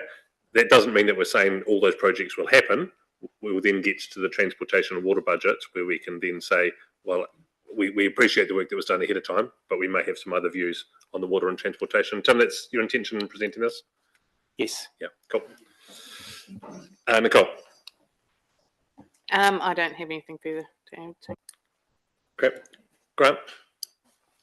You'll have to repeat that, Sam. I was just trying to understand. So we're only talking about their efforts to reprioritise the capital expenditure in these 3 pages. We're not investigating the topics. Yeah, we will then come to the water and transport individually as items. And so there's no need to talk to the budgets or the loan profile or anything like that now. That's going to come later. You can talk about the loan stuff because that then comes into the overall changes that we've got here. Yeah. Well, I've been raising significant concern. I really think we're at a pinch point in our existence where if we continue on the path we're going, those debt curves won't be achievable. The benefit of being here for a number of years is I've seen those debt curves and they don't change. They keep going up. And we're having to increase our rates to stay within that 220% of revenue for debt. That's over 100% of the next 10 years. And we as a council, it's really a critical time in our existence where we have to either address them or we don't. And if we don't, the ramifications for our ratepayers are significant. You know, I've done some back of an envelope calculations around debt per rating unit. Currently, we're about $4,000. In year 10, we'll be about $18,000 per rating unit if we don't do anything. And when you look beyond the end of this LTP period, there's a whole lot of stuff that's been pushed out into the next LTP, just over the edge so we don't see it, but it's a lot of expenditure there, isn't there? There's swimming centres and there's wish lists for Africa, and so it'd be naive to say that there's help on the horizon. And if you look at our LTP projections, and I think in year 7, 8, we've got sort of 1.8 and 2% rates increases, which help us get to 8.5 over the 10-year period, but they're not really realistic, are they, to be honest? And I really think we are in a critical decision-making period of our existence where we either really have to go for the doctor here around our expenditure control through our OPEX particularly and into our CapEx. If we get into sort of 500 million plus, that's a significant debt burden which is going to be very difficult for us to manage in the longer term. Looking through the CapEx projects, I think you've had a good go at them. There's a number in there that I'd probably like to have another go at, but I mean, I'm not an engineer, and I accept that, and you guys are. But on a philosophical level, I think now is the time where we have to be extremely diligent as governors before we sign off on what is a significant capital works program, which is going to leave this council from being a very strong organisation to an organisation which has significant debt levels. And I would suggest its credit rating would be downgraded, I would imagine. Interesting to know what portion of our debt would vacate if a CCTO was formed for better local water done well. Doesn't reduce the burden on our ratepayers, they're still paying the bills on it, but it'll make our balance sheet look a bit better. Thanks, Grant. Sharon? Yeah, thanks, Grant. I think that I absolutely hear what you're saying. Also in terms of things and strategies that we are progressing within this council that haven't existed before is about an investment and disinvestment strategy. And part of that is looking at what are the alternate ways that we can create and generate revenue going into the future around our reliance on rates, or what other opportunities of revenue can we create with regards to paying off debt. And that is a strategy and framework that we've not necessarily had before. We're also looking at, our property portfolio and undertaking a stock take as well, which fits in, as well as potentially an economic development strategy. And all of these things are starting to come to fruition over the next 12 months. And I think it's really important, as per the workshops, that, you know, if we are enabled to get good traction on those, that it provides different opportunities for Selwyn Council that it has not had before. Yeah, and I accept that. It's unfortunate, one of the forms that you provided me and I printed off, it couldn't have been a worse one on the top. CapEx, brand repositioning, 200,000 a year for 3 years. And I'm going, are we an organisation that needs to worry about repositioning our brand? And so when you see things like that, you sort of go, hang on a minute, chaps. You know, we really need to work a bit harder on what's really, really important to us. And I won't hold them because I've got more things to say later on specific issues in there. Okay. Thank you, Grant. Tim, did you have? Yeah, look, just to acknowledge your question around the ring fencing of the debt. When we look at setting up a CCO, I got that question from you a couple of days ago, and we are looking at that, and we'll come back to you when we can. Around wanting to have another crack at the capital program, we will. So I think this was a good first pass, but there's more opportunities there. There's every intention to continue doing that leading into the following the deliberations and leading into the next annual plan review.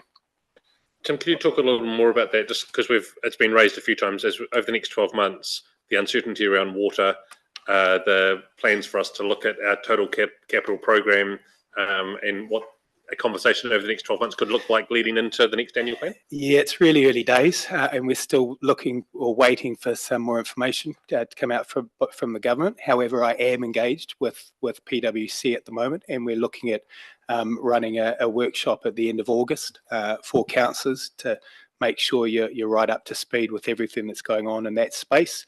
The intent would also be to provide a number of options given what we understand or we know at this point in time, so we can discuss that and get a bit of a steer around what you're thinking.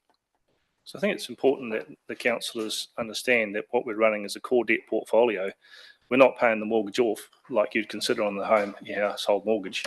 We're relying on surpluses to arrive in year 7 or 8 for us to start paying this debt down. There's no monthly payment of debt going out, or there might be small amounts, but largely we're running a core debt portfolio, and it's already netted with our DC payments. So, Sharon or Alison, do you want to just talk to the debt repayment piece? I'll start a little bit to that, and then Alison, you chip in with the financial. Debt is also, there's a fine balance, isn't it? Because debt is not a bad thing in some respects, and particularly for a growing district. We have seen our projections and our growth, and yes, that is also factored into our thinking going into the future. Alison, do you want to talk more specifically around the debt? Yeah, thanks, Sharon. So within the debt, we are paying down the principal and the interest. So it's not that we're just accumulating and paying down interest on a monthly basis. Happy to share, so not today, but happy to share at a future meeting that profile of that debt. But I think just going back to one of the slides we shared previously, when we looked at the debt, the borrowings we were going to take on over the duration of this long-term plan, the bulk of that debt was against roading and water, against our core activities, and I think it's just worth recapping on that as well. Sorry, Sharon. Sorry, I just want to add in as well, Grant, in terms of part of our internal audit programs that we have sitting at risk and audit as well, some of the opportunities that we will be exploring once we've got an auditor appointed is also looking at our revenue, our debt, our borrowing and our funding as an organisation to help give some guidance going into the future. Thank you for that. Deborah.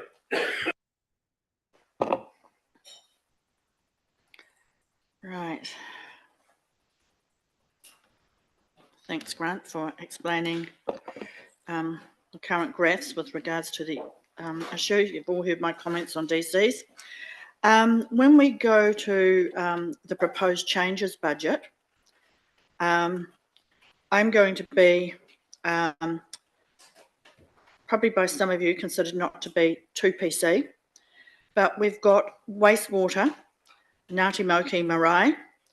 We've got changes to the budget, none. We've got overall changes to the budget, none.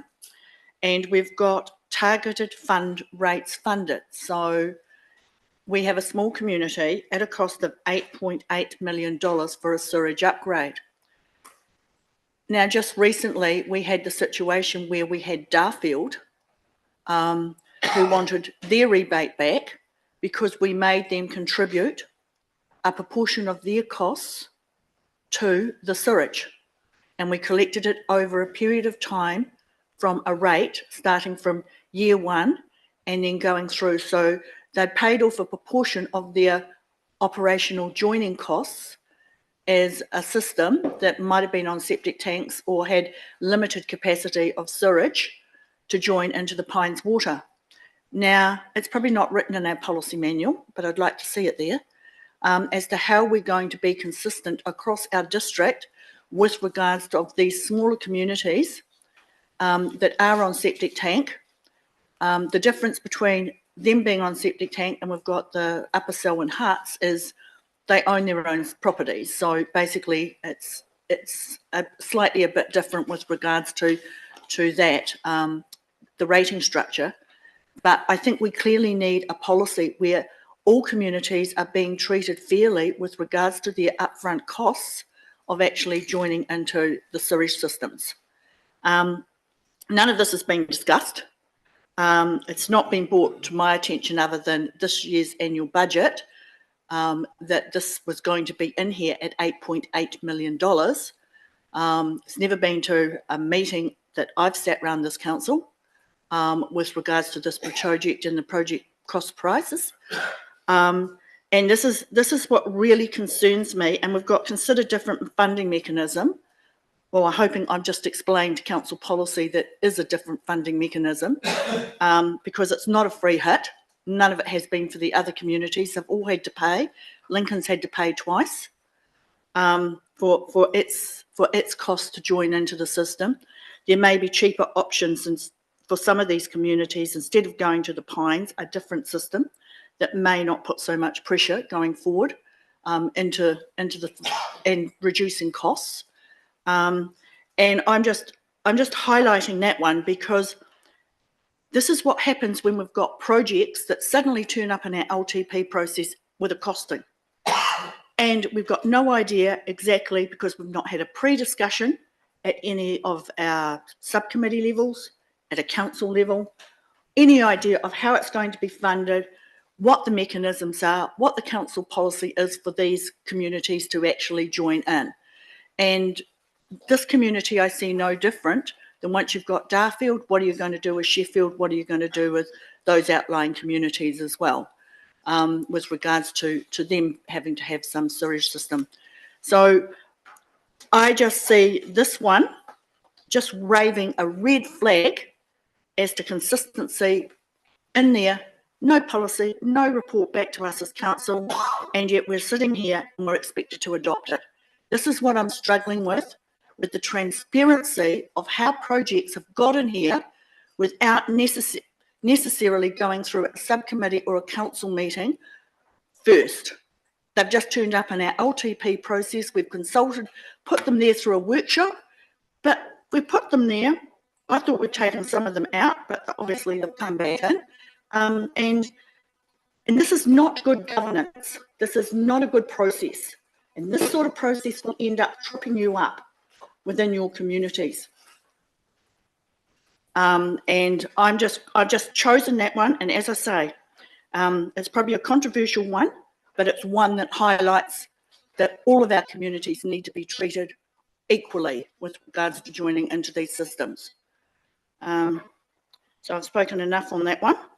So just to ask you a question, Deborah. So in terms of Darfield existing ratepayers, their funding has not yet been resolved. So if you remember back to 2021 LTP, or might have been prior to that, I can't remember exact timing, but council decided not to make a decision on how they would fund the wastewater because there was a chance that it may go through water entities, or in fact it might have been back in those days. There was quite a pushback from the community not wanting that wastewater system. So in terms of the existing ratepayers in Darfield, there is no funding set aside for that. The money they've been charged at the moment is an investigation rate. So they'll investigate environmental impacts downstream of Darfield in terms of groundwater and also the design of their articulation. So in terms of just to recap, Darfield wastewater for existing ratepayers, the funding mechanism has not yet been decided by council. And I suppose in the same way, this Marae funding mechanism is yet to be resolved by council, and that's why that comment is there, that that funding mechanism needs to be agreed upon. So when we come to the water and wastewater topics a bit later on, one of those proposals is that we need to consult again with the Darfield community about how that's going to be funded, and council needs to make a decision. Okay, thanks very much for that explanation. Just with regards to, I guess it's more of a correction so we don't get mixed up. Goulds and it's Ellesmere Junction Road. If you go Goulds and Ellesmere Road, you're actually talking a mixture of Lincoln, so it's actually Ellesmere Junction Road. I presume that that's the intersection. Just the page, Deborah. Oh, sorry.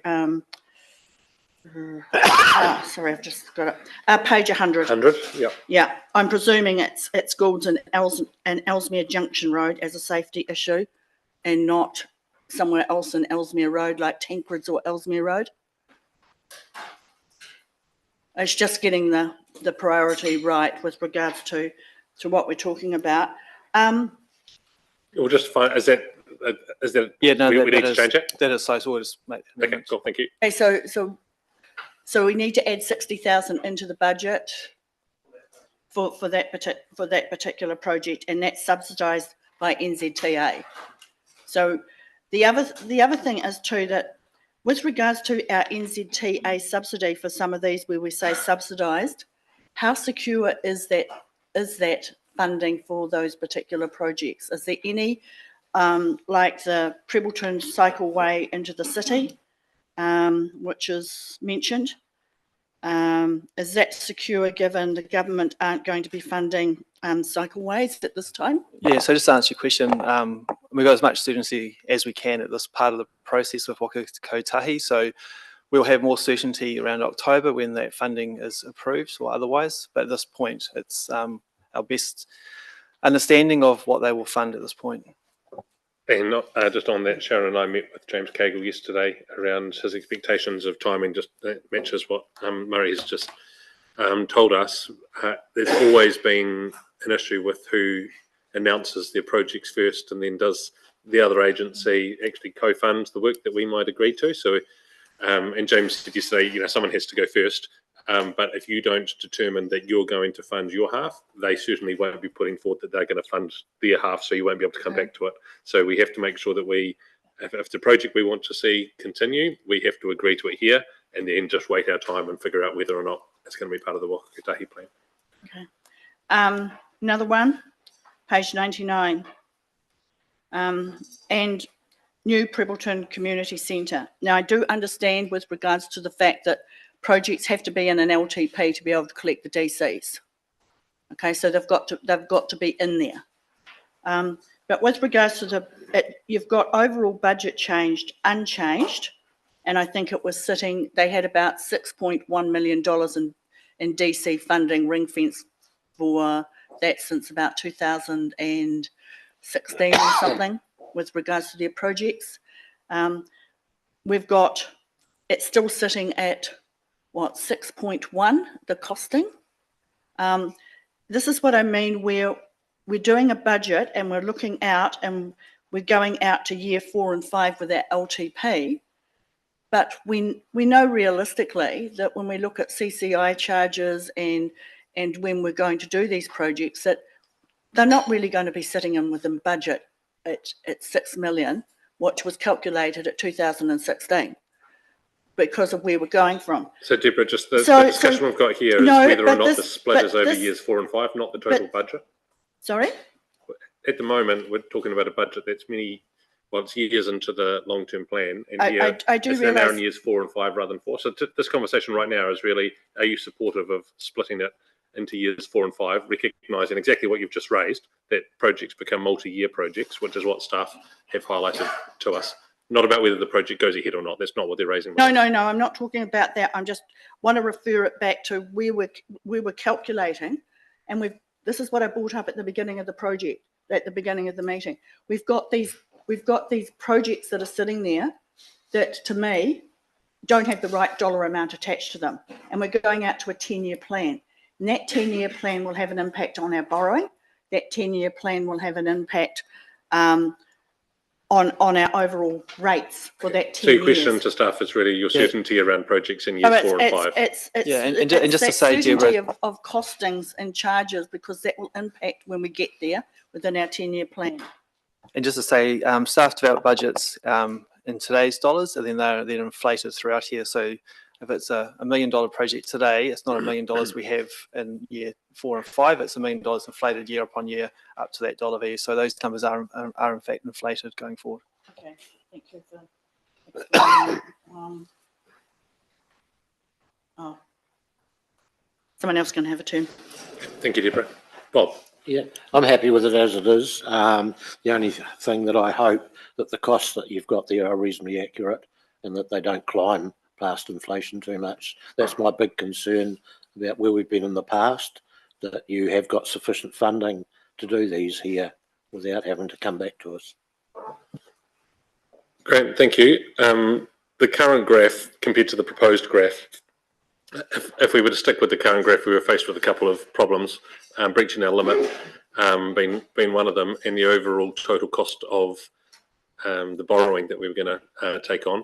The work that you've done identifies a lowering of the total percentage of borrowing, but we're still hitting some pretty high numbers around our borrowing. So we had some options. We could either increase the rates number, which there hasn't been a whole lot of appetite to try and do. We could have cut projects out completely, but we know that these projects are important for the community and are really based on water and transport infrastructure, or we could delay some of them. And so I thank you for the work that you've done to try and identify how those savings can be made.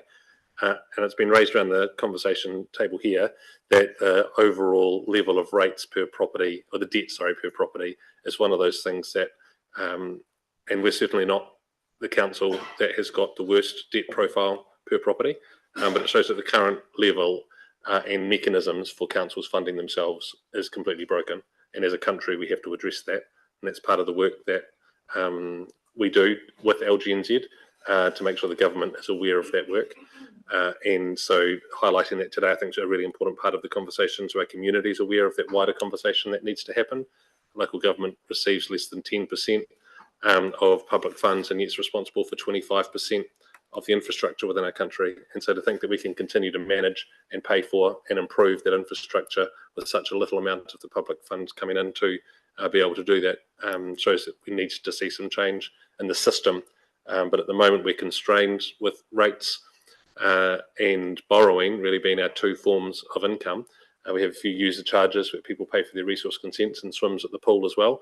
But if costs are going up, we know that, and rates is your only tool to increase your income, then that's the route that we're taking here. So I think staff have done a great job at trying to identify ways of shifting that.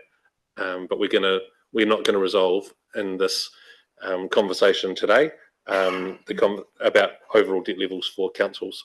Because we do need a completely different system for funding that. And while the waters will be part of that solution, there's other conversations around transport and working together with our neighbours on that as well. So, yeah, thank you.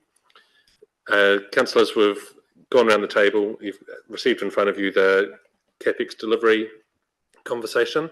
To have a mover and seconder for the recommendation, which is in bold on the screen in front of us. Malcolm and the seconder. Sophie, all those in favour say aye. Anyone against? Declare it carried. Thank you, team. We'll now move into a water conversation. This is on pages 162 through 170 of today's agenda. So I'll just allow you some time to skip to there and hand back to yourself, Tim. Yeah, thanks, Sam. Look, I'll probably hand over to Joe, who's going to take you through the proposed changes to the 5 waters.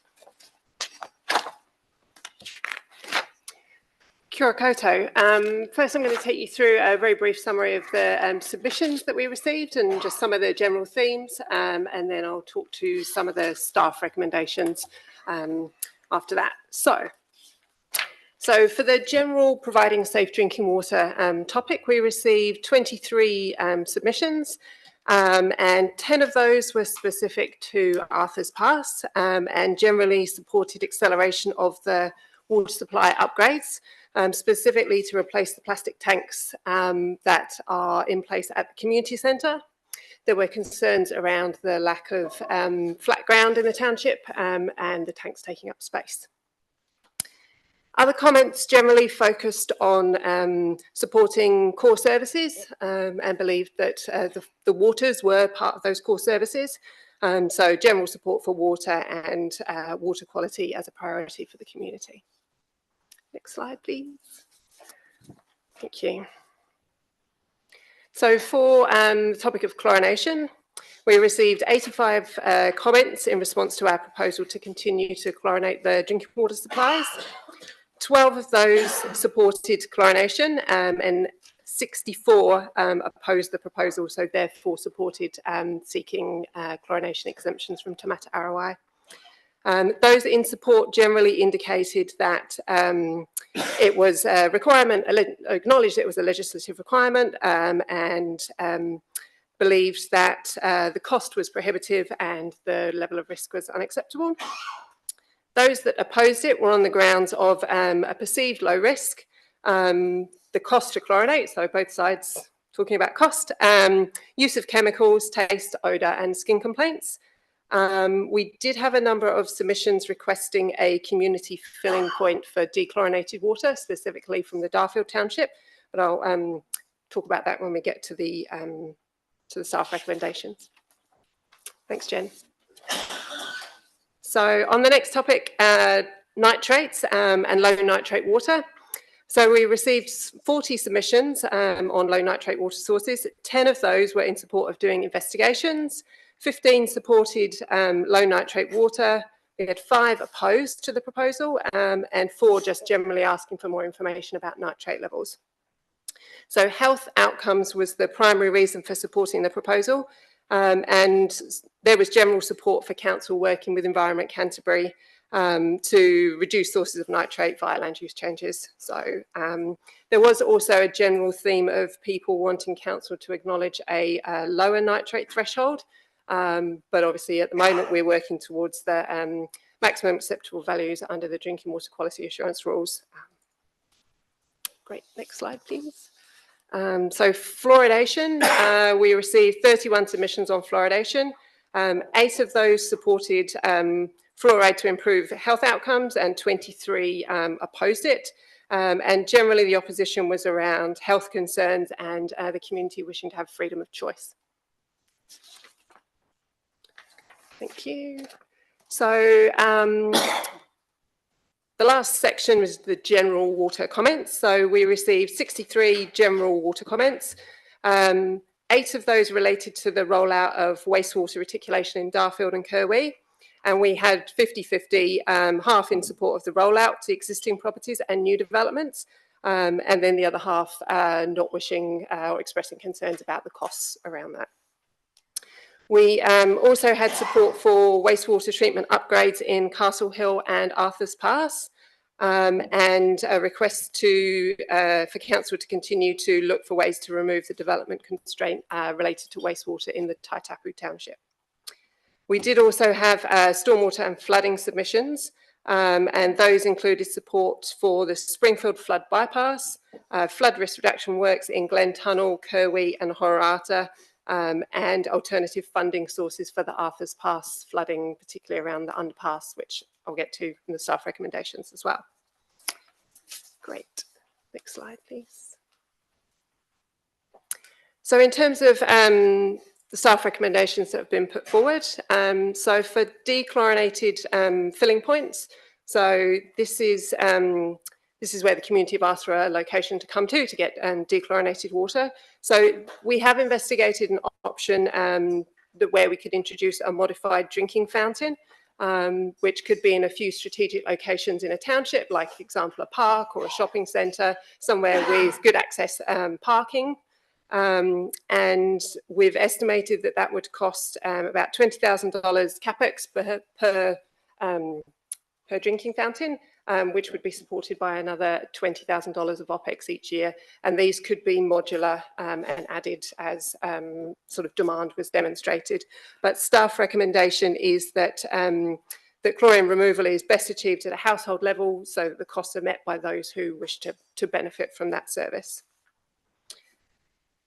So in terms of continuing chlorination for our wider supplies, so the staff recommendation is continue to chlorinate to reduce risk and seek no further exemptions, which is the option that has been budgeted. Don't know if you want to take any... You just keep going right through your recommendations. Great, thank you. So on fluoridation, so staff recommendation is that council confirms that we will only fluoridate and only budget to fluoridate if we're directed to add it by the Director General of Health. Great, thanks, Jen. So for low nitrate water sources and centralisation of treatment, so the investigations that are in the budgets at the moment are in years 1 to 4 of the long-term plan, and they are to continue investigating, do some test bores, monitor water quality, and if water quality is as we expected and desirable, to further develop a concept plan. So staff recommendation is to continue with the investigations as planned. So Arthur's Pass. So the staff recommendation for Arthur's Pass is to recommend that we proceed with the investigations as planned into further treatment and storage for the township. So we have had, obviously in response to one submission, we received about a bulk water filling point in Glen Tunnel. This was specifically for camper vans. So staff recommendation is to continue to provide access to drinking water for camper vans via the existing fountain that's in the township and direct campers to either camping facilities or townships that have on-demand supplies, with Glen Tunnel being a restricted supply. Thank you. So for wastewater in Darfield and Kirwee, the staff recommendation is that we continue to engage with the community on the costs and how those costs for the existing properties can be met.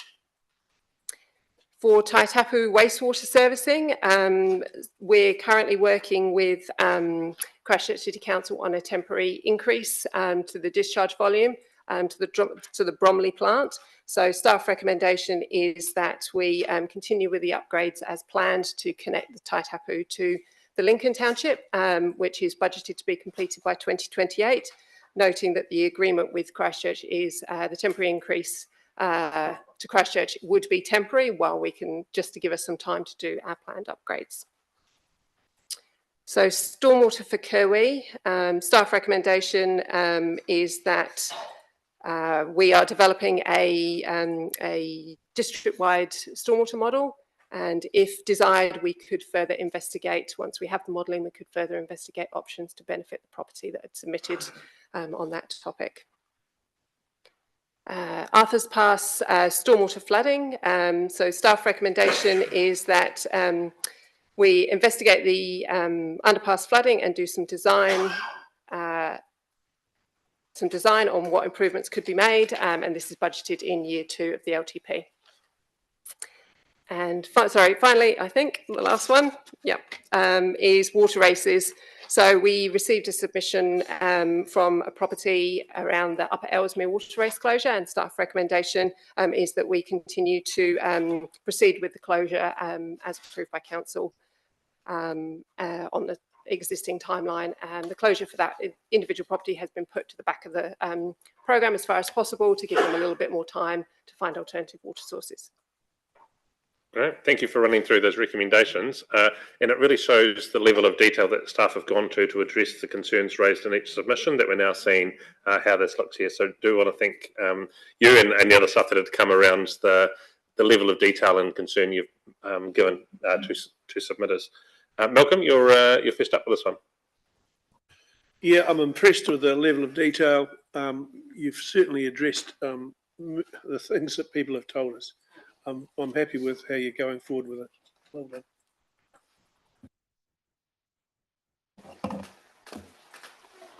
Are we discussing all of the staff recommendations in one go?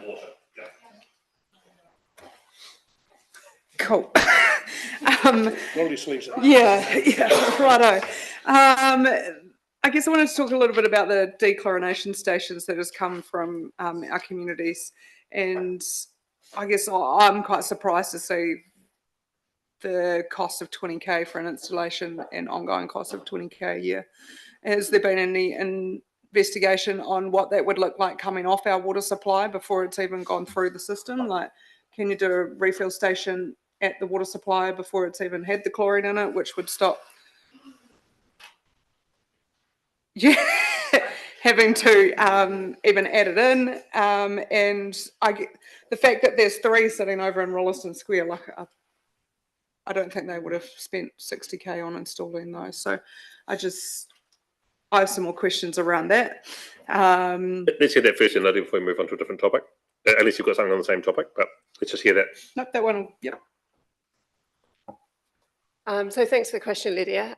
So what we're recommending is actually, rather than not putting the chlorine in, is dechlorination. Obviously, the safest thing to do is to do the treatment and then remove the chlorine afterwards. And what we're talking about is quite small scale, is so that people can come and fill containers rather than any sort of bulk filling or anything along those lines. So we're not going to save anything by not adding the chlorine first, if that makes sense. And just to clarify the costs we were talking about, 60,000 would be assuming that we did 3 of the installations. Yeah, so I was surprised at the 20k for the one, and it wasn't around like bulk supply, it was still that small container style thing. But if you wouldn't have to have the same infrastructure, and I mean, I'm not a water engineer, so I will take your advice on that. But I guess it's just a simplified approach. If people really want it, they would drive to the current supply. And so you'd actually be looking at UV treated water that could be provided to them before it has to be, the chlorine, and then go to the station that needs the cartridges replaced and all the other infrastructure needed with that. Yeah, so we did talk about that as staff. I suppose our concern was we don't necessarily want to encourage people to come around our water treatment plants. So there's a security of water type issue there. So that's the reason why we moved away from that. We also, just to be clear, don't recommend we install these. We believe that ratepayers, if they want to have dechlorinated water, they should put a filter on their taps in their own house, and that way they're paying for the water that's dechlorinated as opposed to the community paying for a select few to take it from a centralised place. Okay. Going forward, I support the removal of the fluoridation. We haven't been directed to add it, so it seems to make sense. I guess the low nitrate water, I'm just sort of looking, and I just want some clarity around the side there where it says financial impact. So with an existing budget, the 400 million's been taken out of our budget, right? Yeah. And what is the current budget to investigate? 5.3 million over years 1 to 4. But as the investigations progress, as I said, if we don't get the water quality that we're expecting when we drill a test bore, we'll reevaluate it. We won't get to the end of the investigations having spent 5.3 and then make a call at that point. Okay. Can you touch on the Kerwee stormwater a little bit more for me? Was this quite a few properties that are affected by this? Because I was sort of aware that there's only sort of couple properties that were affected by some stormwater. Are we looking to spend 30k on a investigation just for Kerwee? That's what we could do. We're proposing, well, given the option to councillors, there's one property that I'm aware of that had floor level flooding. That was a reasonably recent construction. So we can invest. Once we've got the modelling, we'll be in a better position to investigate further. Can I just get clarity on that? Because at the moment, the recommendation for us kind of says if we wish to do this, like, is it your recommendation that we do that work and include $30,000 in the budget, or are you just, is that commentary saying if you want to do it, it's $30,000, but you don't want us to do it? Council would, staff would support additional investigations. Yes. Okay, cool, thank you. Sorry, Lydia, back to you.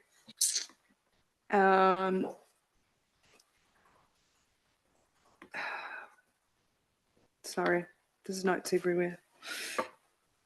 I'm going to talk a little bit about Arthur's Pass, and so installing the tank farm in the first place, and then we're looking to, I guess, amalgamate what we've done. I'm just thinking about costs going forward for what we've already spent and what we're going to spend on that water supply. I have a few concerns around what we've done and what we're going to do.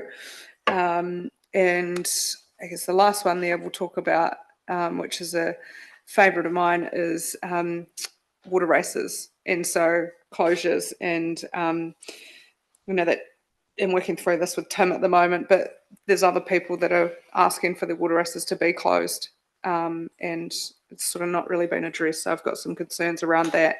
And then noting that in fees and charges, we've now got a water race closure component in that. So I guess there's some concerns there for me around that.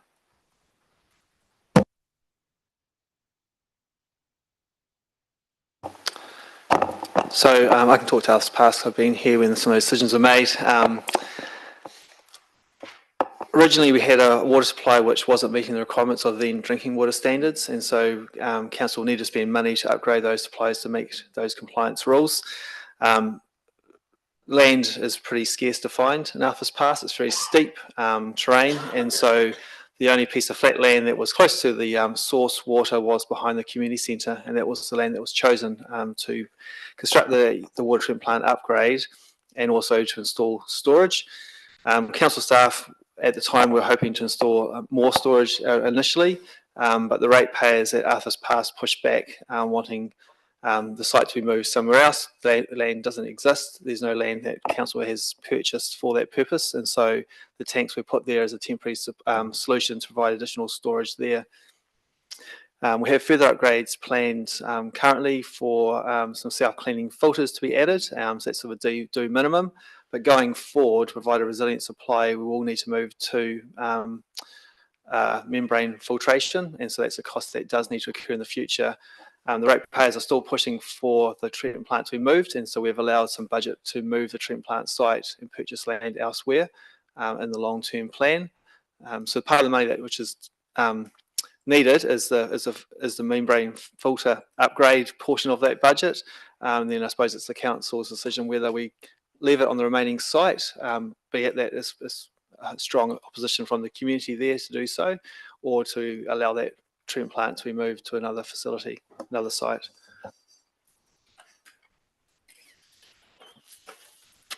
And I just had some around the drinking water quality, and I was kind of just looking around, is it absolutely necessary for some of these things to take place? Or is this a wish list type thing when we're talking about connecting of schemes? So Dalethorpe to Springfield, Bluff Road, like there's $7.3 million to connect a scheme. I'm trying to understand, and I'm using that as an example because that's my water supply. I'm trying to understand the logic between putting those together. And you've got you've got the different supplies. You've got the on-demand in Springfield at the gate, and then the Dalethorpe is a restricted supply. So it doesn't create more issues connecting those together as well. Yes, my opinion is that it is critical we do that. And I've got a couple of examples. We think back to Springfield a number of years ago when we were on a boil water notice. In fact, I think it was almost a do not consume notice for a period of time. Had temporary showers there, and it wasn't until we enjoyed Sheffield to Springfield that we managed to mitigate through that. During that period, we also lost the Dalethorpe scheme to flooding, so the treatment plant at that point was taken out. We've rebuilt it and put all the bits and pieces a bit higher so that if they won't get flooded again, how we want to make sure our schemes are resilient and so we don't come across those problems again. Potentially biased, but you know we can't under-invest in things like water, transportation, those key essential services. So we have gone through and we have tried to rationalise through the previous process we talked about, making sure we weren't over-scoping anything, and we feel like we've got the right mix of costs there and projects. Okay, so you would do the connection even though you're investigating a second source for Springfield as well? Yeah. So the idea, and it fits in with that, we talk about low nitrate water, but it's all about centralised treatment. So in the future, the idea is to invest in the Springfield water treatment plant, because that's at the top of the catchment. And from there, in the future, we can then put water from there down to Sheffield and from there out to Dalthorpe. So it provides sort of centralised treatment, low operation costs, but also resilience too in that network. Okay, thank you. And just to add to that, that source at Springfield also has benefit of the Kowai River, but also has, we've got agreement with CPW to take water in times of emergency. I think it's 10 or 15 litres a second from their pond, but also the intake from the Waimak River is just down the paper road. So there's another connection point. So it's all about trying to centralise treatment to places where we can have multiple sources so that we can always provide a high quality drinking water to our community. Thanks, Murray and Lydia. Phil. Thank you for the report and everything. What's your recommendation about the dechlorination of water sources? Are you saying that staff recommended that we don't do it, the 3 extras, but that if we do the 3 extras, then it's going to be 20,000 pop? Correct. You've understood correctly. The second part, we had some submitters last week talking about Arthur's Pass wastewater. And I said nothing in here about that, or have I just missed it? No, unfortunately, it didn't make it into the slides. I actually was meant to tag that on, so apologies. Yeah, Tell us now, Joe. we responded to one particular submission that asked for reticulated wastewater in Arthur's Pass. It's currently in the programme for 2051, and the recommendation is that we continue as planned, but we have flagged an option that we could bring an investigation forward if council wished to. So they raised some issues in this submission about what it was doing to the water. Basically, he said effectively a long drop with a flush, and that what it was doing to the whole area. Do you have any comments on that in terms of whether should we be looking it forward, or does my question make any sense? What do you think we should be doing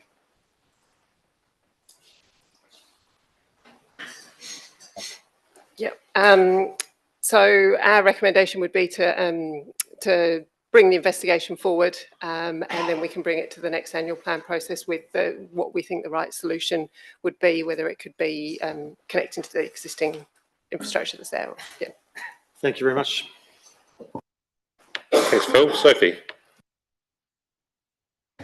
Yeah, kia ora team. Okay, so I've got a few notes. I'll try to be brief. The one around the dechlorinated water sources with the filters and stuff, I support where you're going with that. I'm just wondering, was there, in terms of the 20 gram per filter, does that include the cost of the water? Because, normally if I'm turning on my tap at home, I get a bill every 6 months showing how much water I've used. So was that 20 grand per fountain just about putting the fountain in, or was it about the cost of the water as well? It was just around putting the fountain in, and in terms of charge, we weren't proposing to sort of on charge any of that water, which is why we were proposing to keep it to something that's household container sized. Yeah. And regarding the ones that are in Rolleston Square, I mean, I've tried to find out whether they're actually dechlorinated or not, because I can't find any evidence, and the owner doesn't really want to talk about it.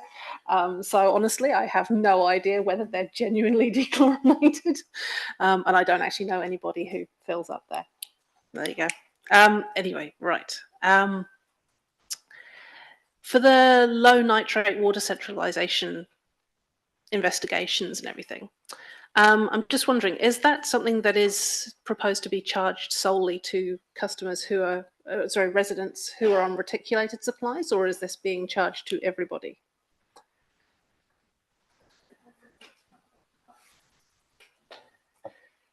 So the funding sources for that work is proposed to be about 50-50, I think it's like 48%, 52% DC and targeted rate, and it would be everybody within the that's rated for water district-wide. Okay, just because I'm not going to object to that. I just want to raise that we know that a lot of the reason why there's high nitrates in the water is not to do with the reticulated customers. So I guess I'm querying whether, if it progresses to a $400 million project or more, whether that should just fall to the people who are consuming the water from that new scheme, when the cause is not people in the in urban areas and on the smaller rural schemes. And I guess that kind of may as well, that whole question about where the nitrates come from may come into the whole thing with the One Water strategy as well. And I'm just wondering, does that, in terms of implementing the One Water strategy, is that proposed to include sort of, is there going to be a consultation and hearings and whatnot following Local Government Act sort of processes, or are we just going to say, oh, it's a council adopted project process policy, or is it going to be like the biodiversity strategy where we have hearings and it becomes something that we try to adhere to and it has a bit more strength to it? Anybody?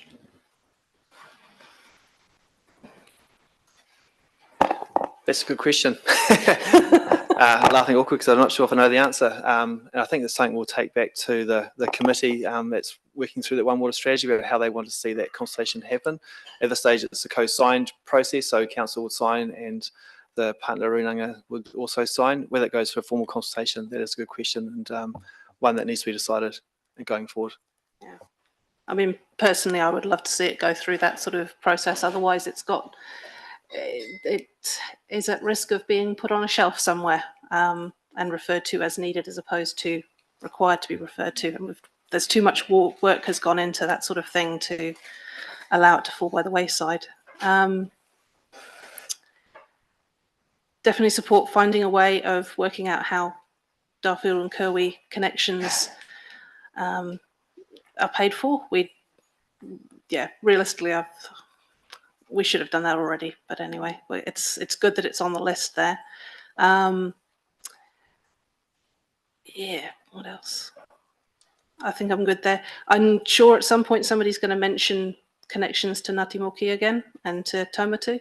And I guess the question around the who pays and the consistency across the district, for me, that's a bit of a can of worms that can't just be discussed today, because there's a whole reason around why there is no wastewater system and why there's not been any district-wide rating there as well. And it's probably even more of a can of worms than Selwyn Huts. So yeah, I'm okay with that being funded, but perhaps at some point that needs to be discussed more. But I don't think today is they're going to have enough. So we don't have sufficient information for that.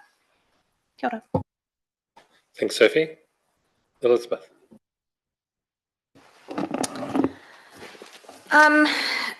In terms of the Arthur's Pass, and you were discussing about how the land is scarce and it's a very difficult situation, that certainly came across quite clearly in the submissions. Just saying, we seem to focus on current traditional methods of working with sewage and wastewater, but are we in a position where we're able to utilise the amazing technologies that are now available to us and consider things like incineration toilets and looking at repurposing grey water and possibly looking at new and more cost-effective models that are going to work in these really hard-to-reach, difficult and more isolated regions? Because I think we need to be quite future-focused on these, because they are, they're possibly townships that may shrink in size in the future as well. I mean, I don't want to be negatively forecasting anything, but just given that we need to look at how much we invest into these kind of townships when we might have a much more user-friendly option. There was a lady that presented, I'm pretty sure she said Hararata Way, maybe Glen Tunnel, and she talked about the pipes that were above ground, and there was a lot of issues with pipes running over people's private land and things like that. If you can remember that, Murray or Tim, it was Glen Tunnel. Looking here, I don't see what she was talking about particularly addressed. Just says continue to provide access to drinking water via the existing fountain and direct campers to camping facilities that have storage tanks. all townships with on-demand supplies. So has her situation been addressed in your staff recommendations at this point, or is it something that you're going to update us with? Could you remind us what her particular request was? Can anyone else remember? If it helps, she wanted a safe water supply, but she was really concerned that it wasn't underground. It was a health and safety issue. It was liable for being able to be broken and disrupting supplies. They actually had a shutdown for a period of time and found out that it was to do with the pipes running over people's land. That's my understanding of the submission, which is quite serious, really, with regards to the fact that, you know, we've got a community up there, and yet we still have a water supply system just being fed through a pipe through people's private properties. I think this was the final submission we received, the final hearing you're talking about, and it was about the location of council's supply on private land, which the Melbourne Hills supply mostly runs through private land and across farms, and was put in by farmers through the 70s and those decades. And so actually the whole supply, until it was extended down to Greendale, currently sits on mostly on private land. The extension to Greendale sits on the roadside and runs further. But yeah, I guess there's an operational concern about how that's managed. But the advice we've had in the past, and Murray, you want to update, is around the Local Government Act's ability to allow us to service and work with our infrastructure network and gain access to private lands to access that community infrastructure. Yeah, so for those rural supplies, as Sam mentioned, they were put in by the community at the time, and the cheapest, most efficient way to do that was to cut through farmland. These supplies supply water to huge amounts of area in terms of geographically spaced. Council hasn't budgeted for taking those off private property, and I'm not convinced we could even do that. We do recognise that having pipelines running through private property is a risk, even through farming activities, hitting the line breakages, and that is why they are chlorinated. There has been lots of submissions in the past about taking chlorine out of those rural supplies, but for the fact that they are through private property, that's one of the reasons why we remain that in there. In terms of resilience of the supply, there is money in the long-term plan for that. So currently there's base budget for additional reservoir storage above Horata to provide more security of supplies. Again, joining Horata and Melbourne Hills supplies together so we can move water around between those two supplies when there's either contamination in the river, or the sort of algae sort of stuff, or if there's low river flows, etc. So there's a large amount of money that has been invested and will be invested on those rural supplies. Okay, thank you. I think probably key for me is that, and we've got lots of recommendations here, but it would be kind of, can we just have a prioritisation list going forward so that when we do have to present things, we haven't got everything in one package, because there's some things that are clearly not at the top of the prioritisation list. They're kind of closer to the nice to haves than the absolute need to investigate and invest in now. And I know this is something that I'd like to see. I think most of those recommendations up there are basically holding the line for what was proposed in the long-term plan. So it's actually just a reconfirmation from councillors that we are heading in the right direction. So these are the things that we said in the consultation document that we would do or not do, like fluoridation, not going to do that. So it's just a matter of just reaffirming the position of council. We talked about water reforms earlier on, and I think for the last lot of water reforms, there was 3 approaches taken by councils. Some councils decided not to do anything, and then when the water reforms fell over, they've got sort of water supplies and wastewater systems which are well below where they should be. Other councils said, let's spend up large, and then we'll pass the debt on, and when the water entities didn't occur, they've got this huge amount of debt they're trying to deal with. And our council took the middle road, which was the right road, was to say, what do we need to do, and let's invest in that. Let's not do less and let's not do more, but let's do what is right, and that's our approach going forward as well. Thank you. And Nicole.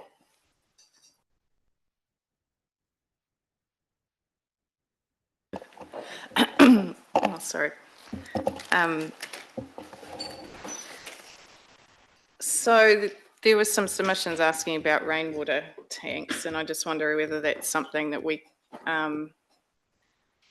could look at, well, maybe take it back to Planning and Climate Change Committee and discuss that as one of the things, because I think going forward, these are things that we should be promoting, and we're currently not really doing.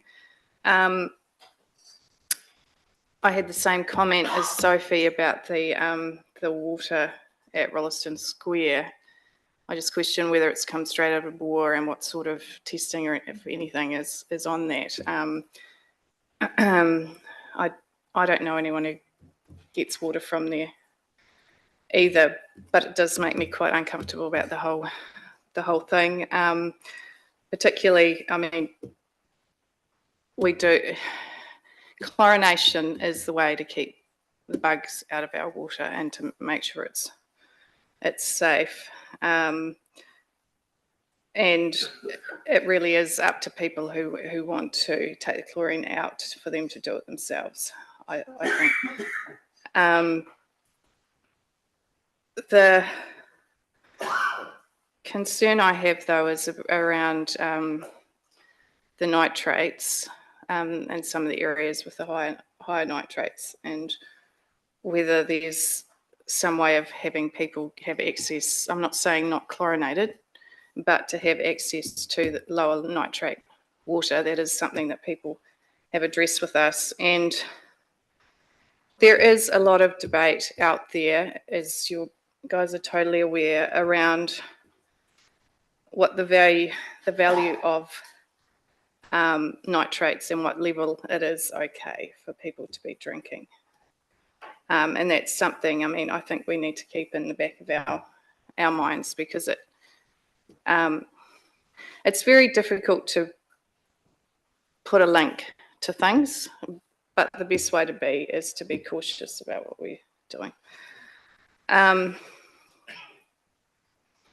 those are the main points I had. Thanks. So we haven't investigated at this point providing low nitrate waters if we find some, or from our schemes for people to fill up their tanks, but we probably are more sympathetic to that. Like, we're not sympathetic to taking chlorine out, but we are sympathetic to providing safe water for all people. So we could look into that in the future. No, that's good to hear, because that's where my thinking is. Yeah. So on that, Murray, could the same idea around chlorine drinking fountains within high nitrate township supplies be low nitrate drinking fountains? Like, did staff look into that at all?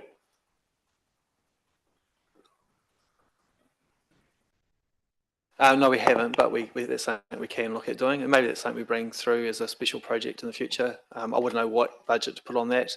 It'll probably be some sort of reverse osmosis or ion exchange type process, and I'm not quite sure how to come off a number off the top of my head for this discussion, but we can come back to council at a later stage and do that. Thank you for that. Grant. Working through them in order, I support the continued chlorination of water. I think that's a pragmatic approach. We've lost that battle and we need to move on. I'm interested in the dechlorinated water source, just because we suggest that households should meet the cost. This is a clear example of where council pays over the odds and the consumer pays less. So the average consumer uses about 1,000 litres a day. You can get a dechlorination unit plugged at source for about $2,000, whereas we're saying it's going to cost us $20,000 to install and $20,000 a year to operate. And I doubt that the public would take 1,000 litres a day from a tap. So you're going, well, isn't that interesting? I mean, are we seriously expecting our ratepayers to be paying $20,000 per installation? So when the numbers are that different, I mean, you might say it's a commercial unit, but is it really going to use 1,000 litres a day? Probably not. So it does call into question the quality of the reply back to me, that one. I'm sorry. Well, just to be clear, Grant, staff are not recommending that we install these. No, I know you're not. And you're saying we don't think it's economic. But the price you're saying is $20,000 per installation, whereas most people in a domestic situation are paying $2,000 at source or $1,200 per tap. So there's a clear disconnect between a consumer pricing and the council pricing for the equivalent treatment of water. And we're not seriously expecting our consumers to pay $20,000 each. They just wouldn't do it. So I'm just wondering whether our pricing model is actually correct. because it just seems so far out from what a domestic person's paying. I'll leave that with you. You can ponder that one. Low nitrate water concentration. Just looking at what you're talking about doing, drilling test wells, monitoring water quality. Well, the Canterbury Plains are also already the most tested supply of water. It already exists. You don't need to drill new wells. It's part of the consent hearing for the irrigation schemes, and it's already done. This data is being collected all the time. So I don't support us spending 5.3 million reinventing the wheel when it's already being done. The data's there. It's not new. And I also don't support us taking this bleeding edge position where we assume that nitrate's bad. We're less than half of MAV, maximum allowable value. The evidence is there's no rock solid evidence there's a problem. The science is very, very disputed. The one piece of evidence is held as blue baby syndrome. Tell me how many blue baby syndromes we've had in Canterbury or in New Zealand. That's not even in here. So whilst I think we're going on a bit of a crusade here where we're not following science, and until there's definitive science, don't spend 5.3 million. Use the existing data. 200,000 would be tons for this. Absolute max. And we're just way overscoping it. Then we move on to our topics. Arthur's Pass water supply. So I want not just about Arthur's Pass, but I want to talk about rural towns and villages in particular, and harking back to Calvin Coe when he was the mayor here. It's around expectations and levels of service.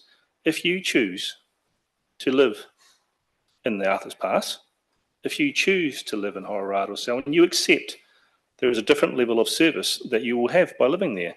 It's not the council's role to go around putting in new sewage schemes because you've chosen to live in Arthur's Pass. It's your job to have an ECAN compliant sewage system in place, and it's your responsibility to pay for it. There's no way we should be up there putting in reticulated sewage in Arthur's Pass for just a few people that live there. They have to solve that problem themselves, and ECAN should be enforcing the problem. The same with the water supply. We have put in a pragmatic, effective solution for a small number of people. Don't gold plate it. And the same thing goes for other villages. We're going, it very much appears there's a gold plating exercise going on. We've got a good, effective level of service for a rural community. I mean, if we were to roll this out to the extreme, every single farmer would say, where do I hook up my sewage scheme? Because that's the level of service you're aspiring to. It's nonsensical, and that feeds into the Tamutu decision. 22 houses in a settlement which is exposed to coastal retreat. Well, you wouldn't put a reticulated sewage system in there. It doesn't make sense, and the budget shouldn't be there because it affects our LTP budget lines. People who live in isolated places accept that as part of living there, it's a different level of service. And I think if we as a council don't define what that level of service looks like, we're going to be building sewage treatment plants and water treatment plants all over Selwyn at multiple $1 million for very small communities. There is a responsibility when you live in these places and you choose to live there that you provide for yourself. So I'm certainly against that. Darfield connections, I'm assuming that largely the new subdivisions will be covered by DCs, so there shouldn't be any ratepayer. Yep. My home patch, and if we can get CCC to agree to a capacity increase, it means there is no capacity constraints within the line to get there. The amount of wastewater that Taitapi produces would be in the margin of error for Christchurch City Council, and they wouldn't even notice it going in. Why would we spend $5.5 million to replicate a service which is already going? And if we can get CC, and we always talk about collaborative relationships with our neighbours, to accept it, why wouldn't we do that? It just, again, doesn't make sense. There's a few people want more connections, I accept that. If we can carry it through the line that's already there, there's another $5.5 million saved. Water races, along with Lydia, it's a perennial disappointment that we get to another LTP and we've got to look ratepayers and farmers in the eye and say, you know how we told you we were going to solve this at this LTP? No, we didn't do it. We didn't get to the residual water race network. It's not, we can't keep doing this, telling our ratepayers we're going to solve it at the next LPTP and doing nothing. It's not tenable. It's an embarrassment. I want to make sure I've covered all my notes. If I was to ask the water services team, because water and roading make up the majority of our debt profile, I'd like to see a 20% reduction in expenditure over the 10-year period. Could you achieve that? And what would it look like?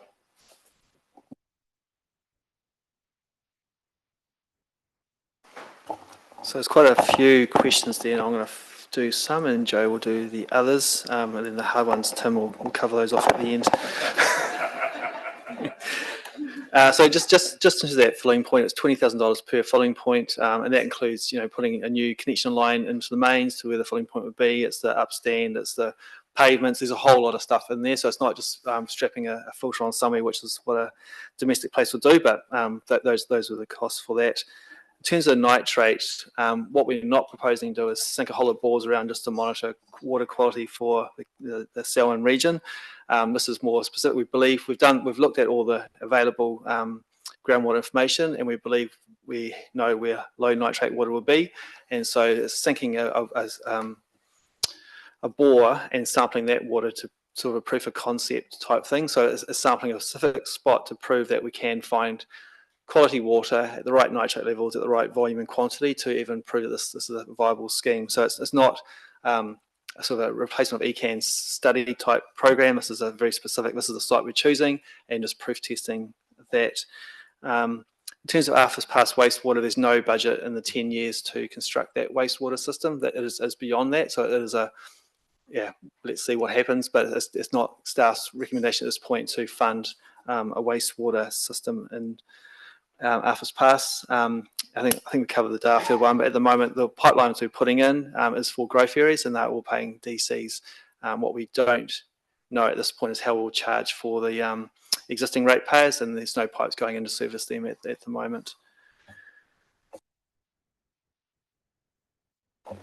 And just to respond on Taitapu wastewater and the development constraints, so the conversations that we've had with the City Council have been around this being temporary to allow us to build the infrastructure. They have their own growth on their own side of the boundary, so the modelling that they've done shows that they can support it for the short amount of time that we need it, so to give us the space to phase our infrastructure building.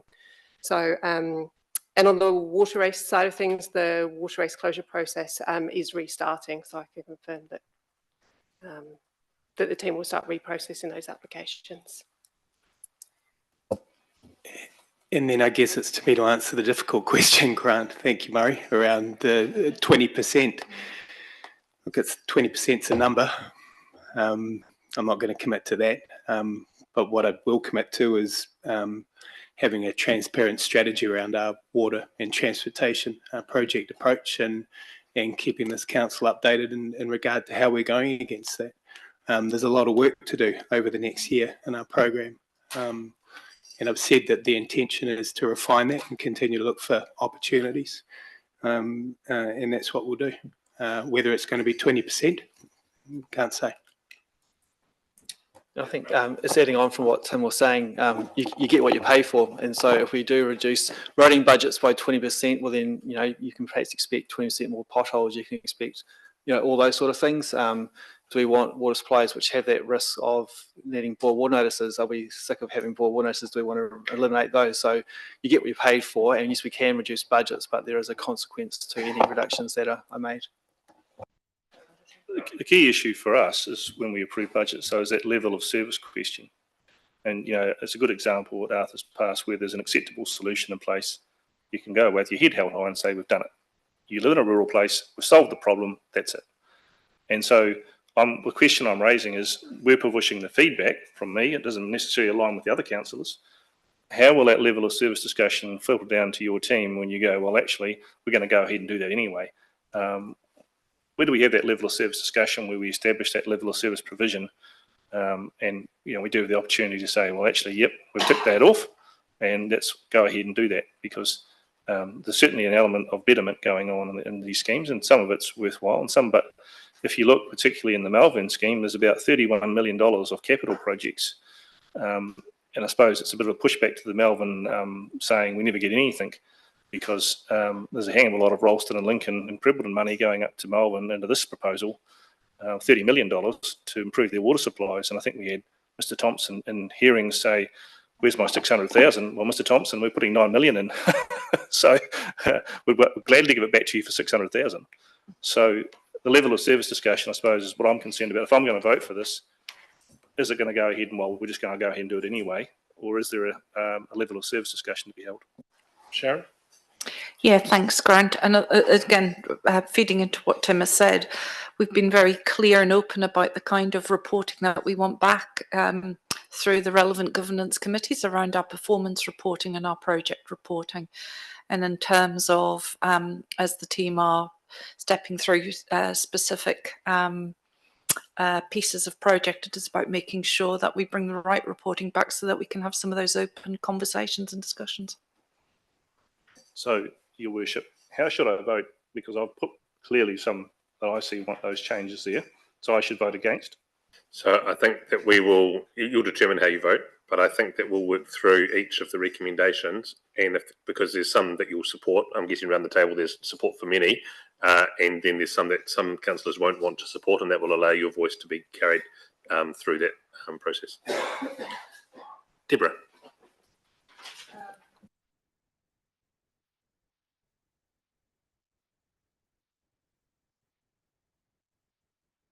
Sorry, wrong day. The first topic up, chlorine. Dechlorinated water sources at source. You seem to want to approve the ones for nitrate, but you want to separate out the ones for chlorine. I see lots of people just going to the supermarket and coming out with 3 litre, 5 litre bottles of water just so they can make a cup of tea. And there is the concern about the increasing nitrate in our water supply. So you put in one station and you put in a combined chlorine and nitrate filter. Surely that's got to be more cost effective than saving the 20,000. For my own security, I do have a nitrate at tap. It costs $1,200 installed. I have a canister that's $100 a year to replace for a family of 2. If I had a family of 4, it would be having to be replaced every 6 months. That's what gives the rural community in the area that I live security when some of their nitrate readings are almost double the World Health Standard that are coming through.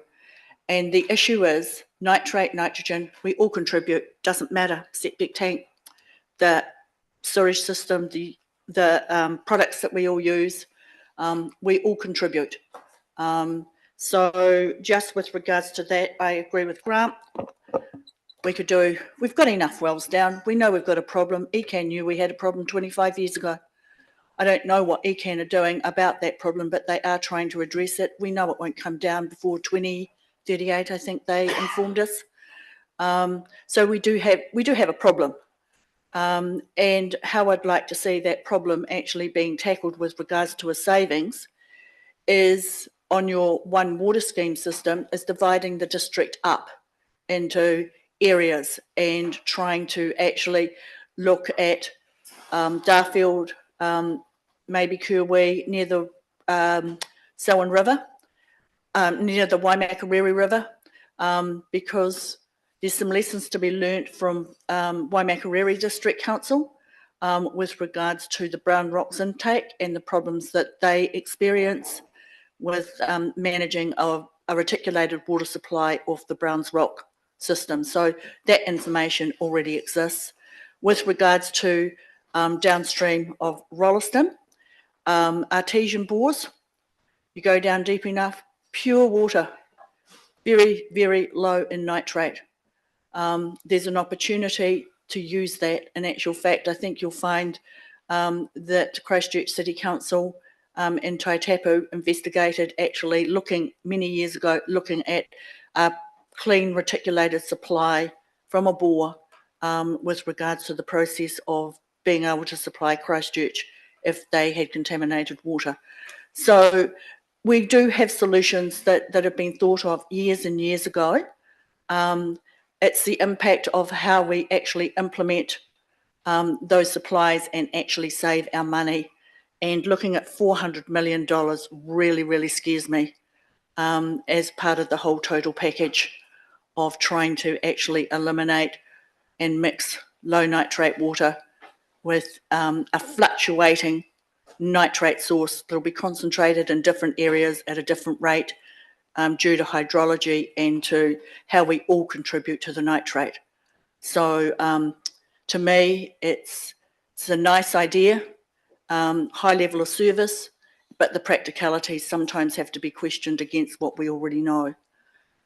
So that may lead to some savings with regards to going forward with regards to the 5.4 million and obviously the 400 million. And also, I quite like the idea of actually being able to, at our water sources, supply a tap with a cartridge for nitrate and chlorine to remove for people to access, just to fill up a container, so they're not having to double dip and go down to the supermarket and purchase so they can make a cup of tea. And that's the reality of what we've got with the sensitivity of how people view it within our community. So I support that. Oh, sorry, I've just lost it. I've spoken about the low nitrogen water.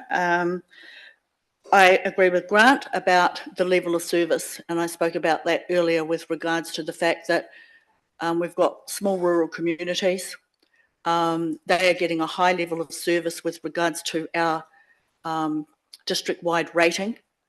The question arises, if they don't always live there all the time, what level of service do we actually need to supply for those communities with regards to the level of service? So I think that needs further investigation with regards to, based on a population base and where they're situated.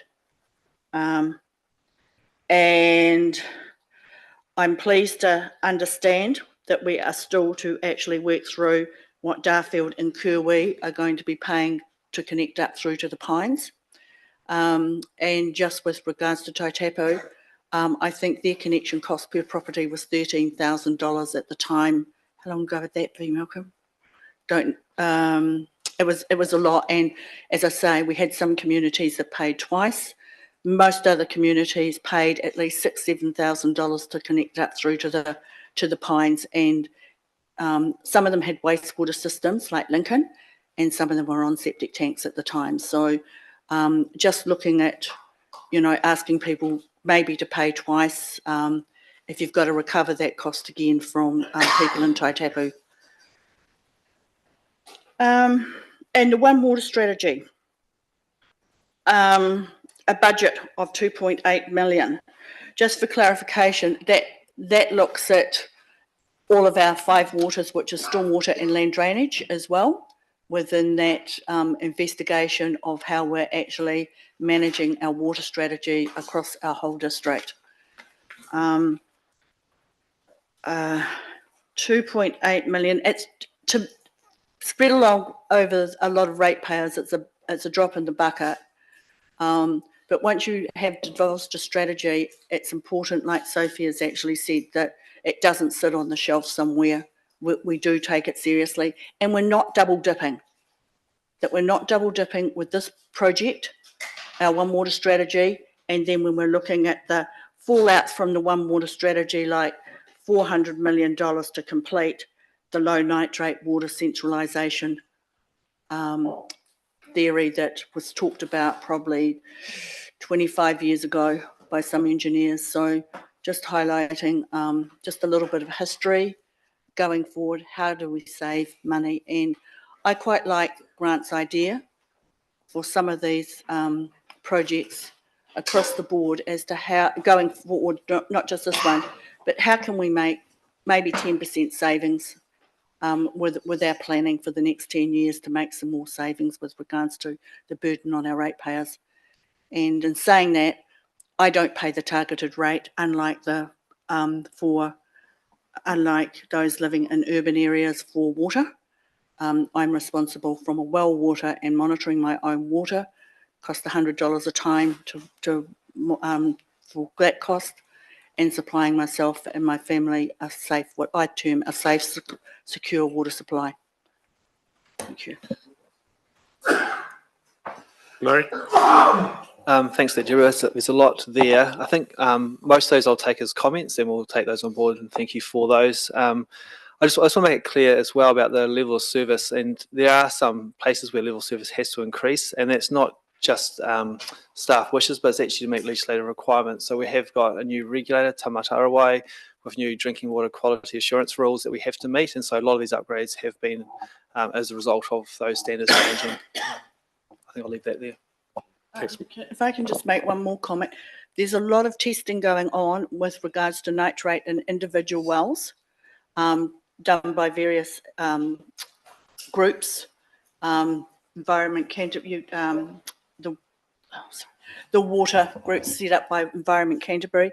I think we need to get smart at asking for our communities to contribute their values to council, so we can get a broader picture of what's actually going on. Okay. Thanks, Deborah. Bob? Yeah, we discussed Darfield. It would be nice to know if we could get some sort of costing on what it was likely to cost for the houses that are already there, the existing houses in the future. The other thing, I don't think it's been discussed, but I've had several people get in touch lately about trade waste, like from the bakery and places like that that are starting to need that sort of thing. Has that been costed into anywhere, or does it need any different in handling, or?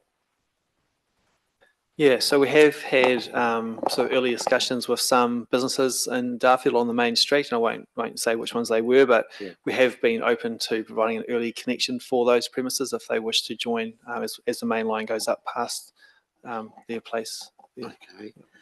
The other thing at Arthur's Pass, as I understand it, the underpass in the past has always been looked after by Kiwi Rail, so I hope you are looking into that before we spend some money on it. And the other thing is, this Glen Tunnel stormwater, the main problem is actually down the main road. All the culverts under all the bridges are non-existent. And that goes for a lot. It's 100-year-old piping and 100-year-old facility that needs repairing. That was what was being discussed the other day. Thank you.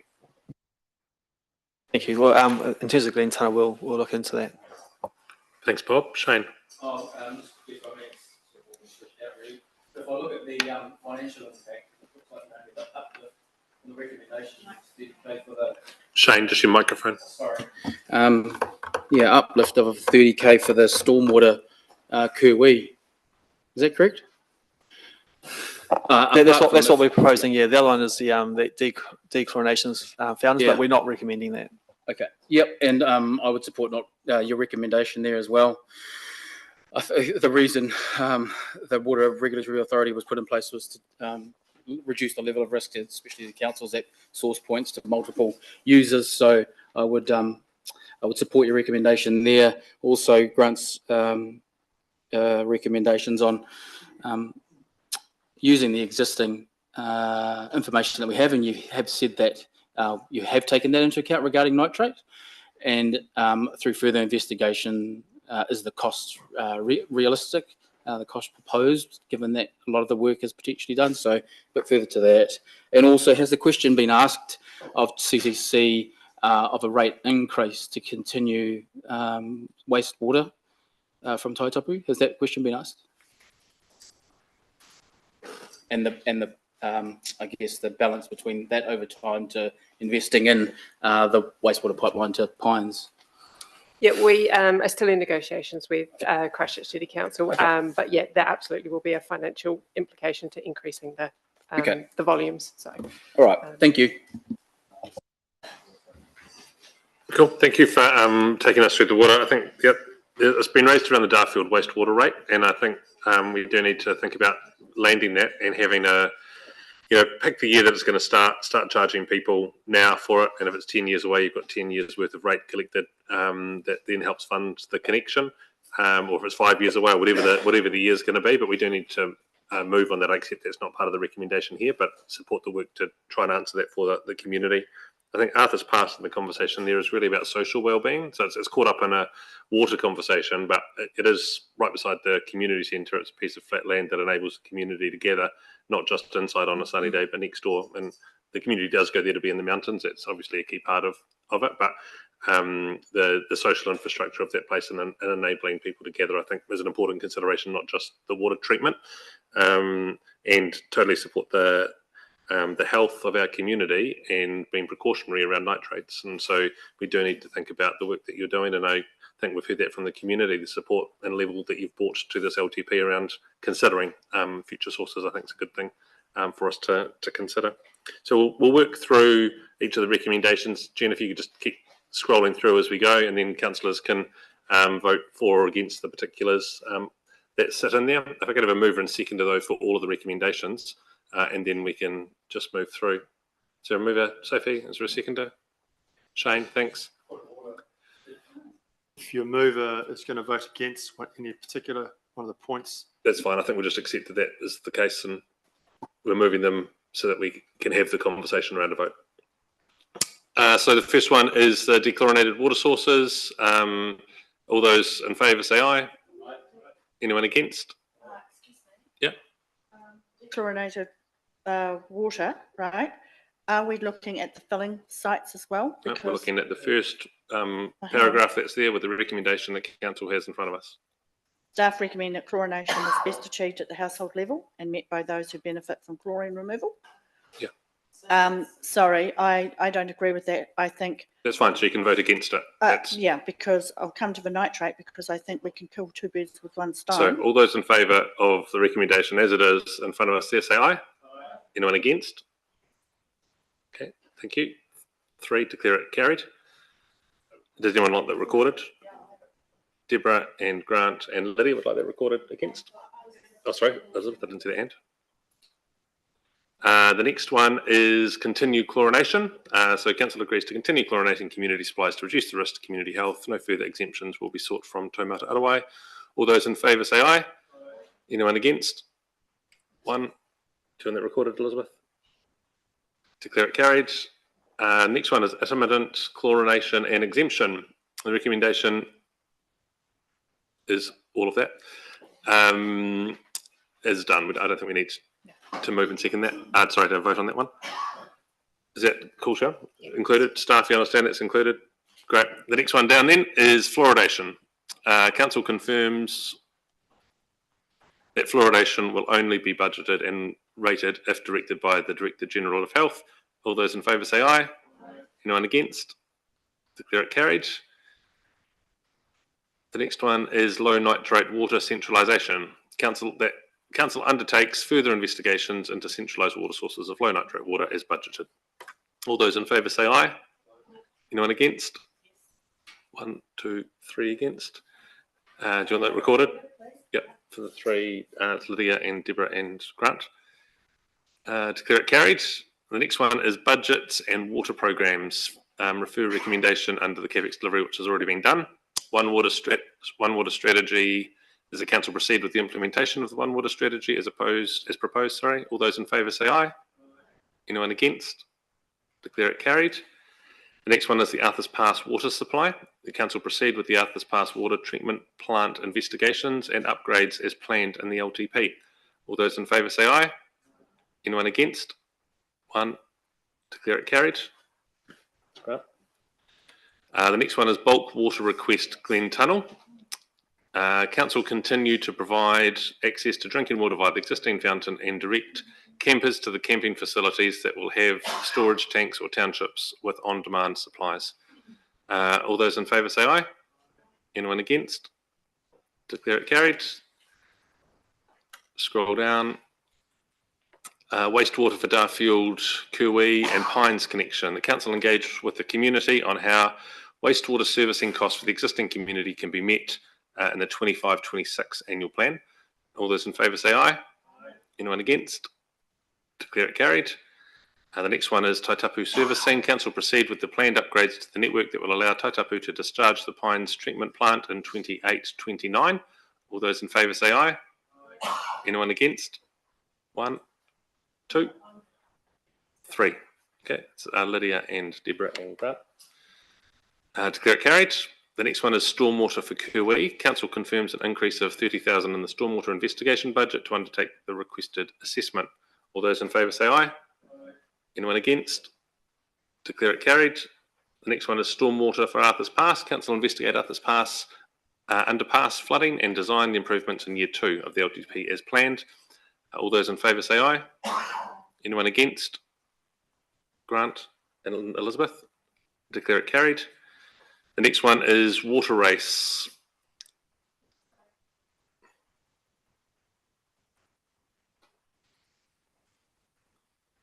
Council continue the Upper Ellesmere water race closure on the approved timeline. All those in favour say aye. Anyone against? Lydia and Elizabeth. Declare it carried. That brings us, was there another page, Jen? No, that's it. Okay, that brings us to the end of the water conversation. Thanks to the staff who have presented that. We'll adjourn the meeting and reconvene at 5 minutes past 3. Thank you.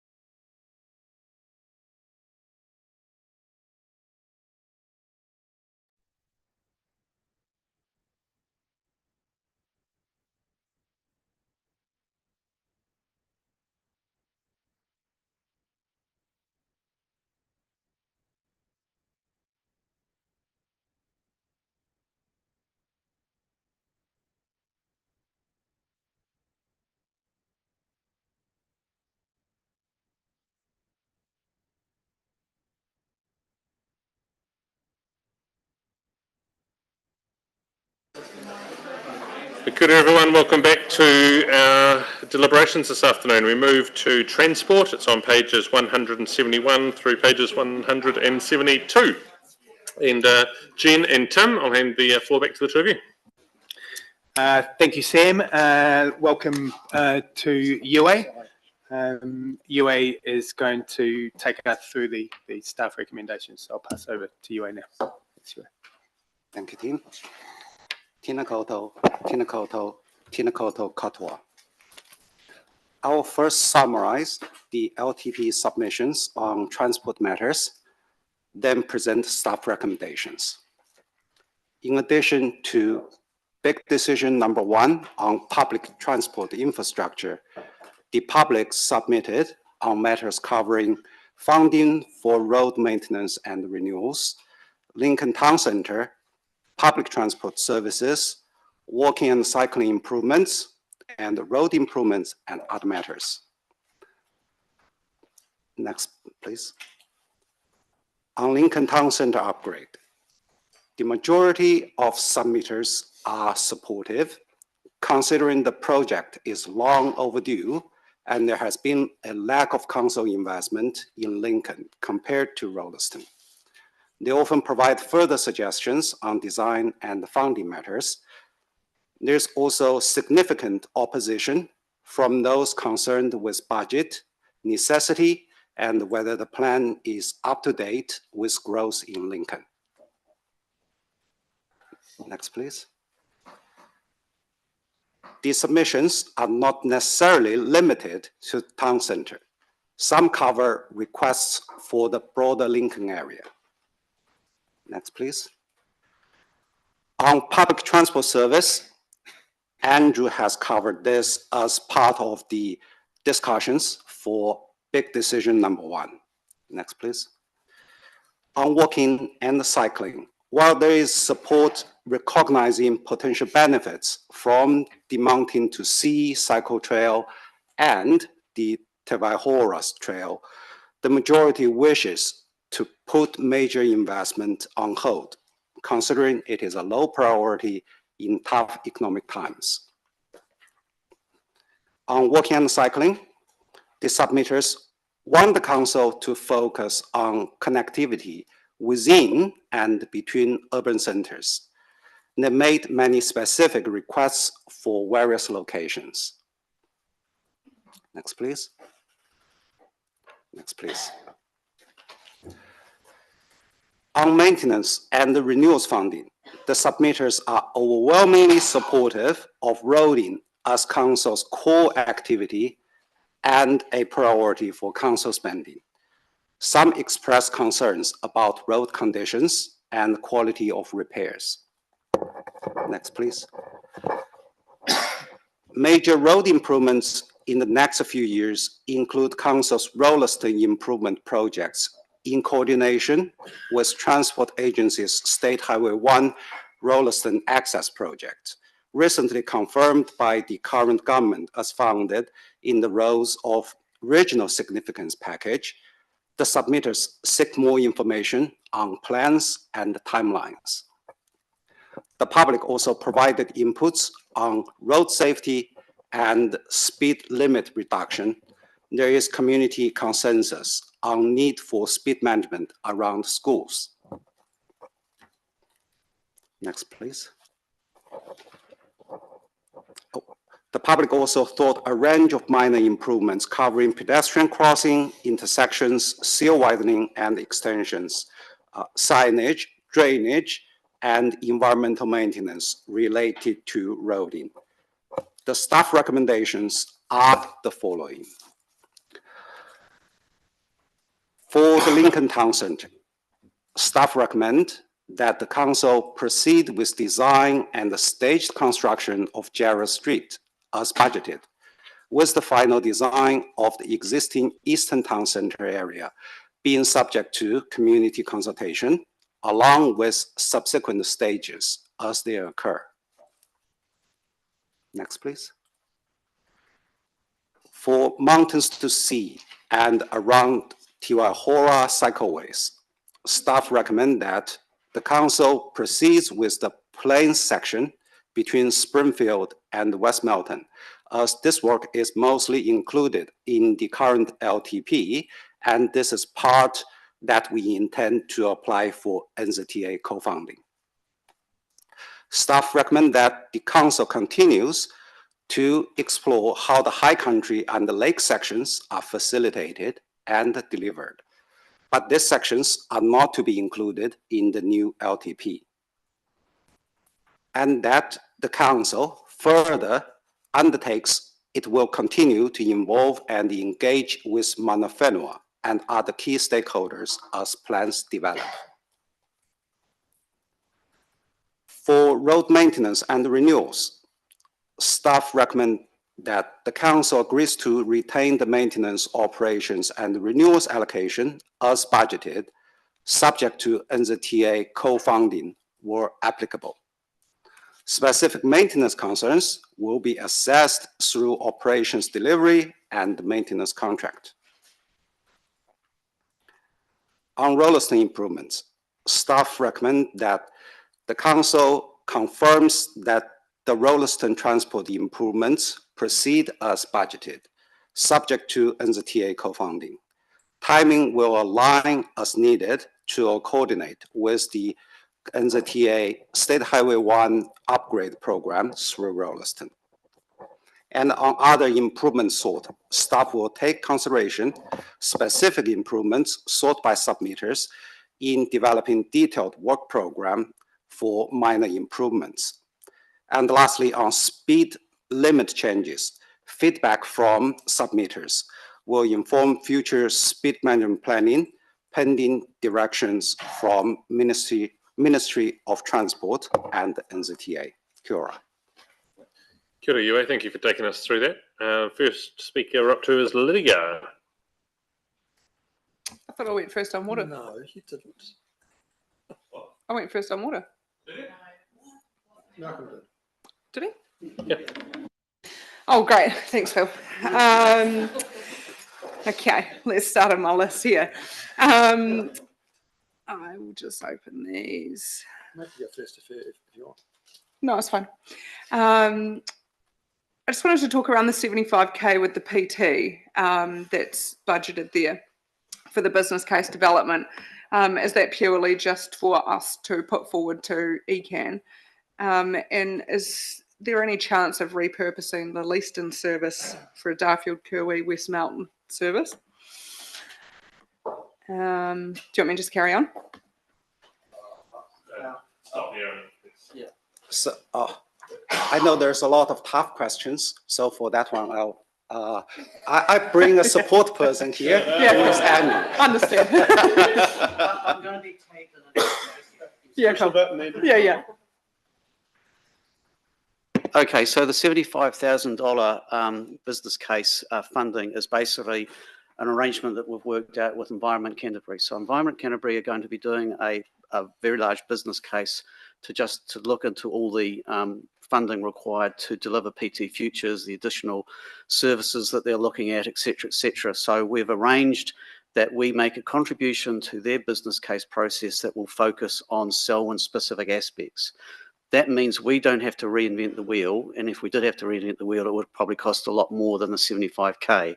So that will look at, when they look at all the additional services for Selwyn, that will start then looking into where these park and rides need to go, what size they need to be, and all those aspects to try and inform it more specifically for us. So that's the context for the 75K.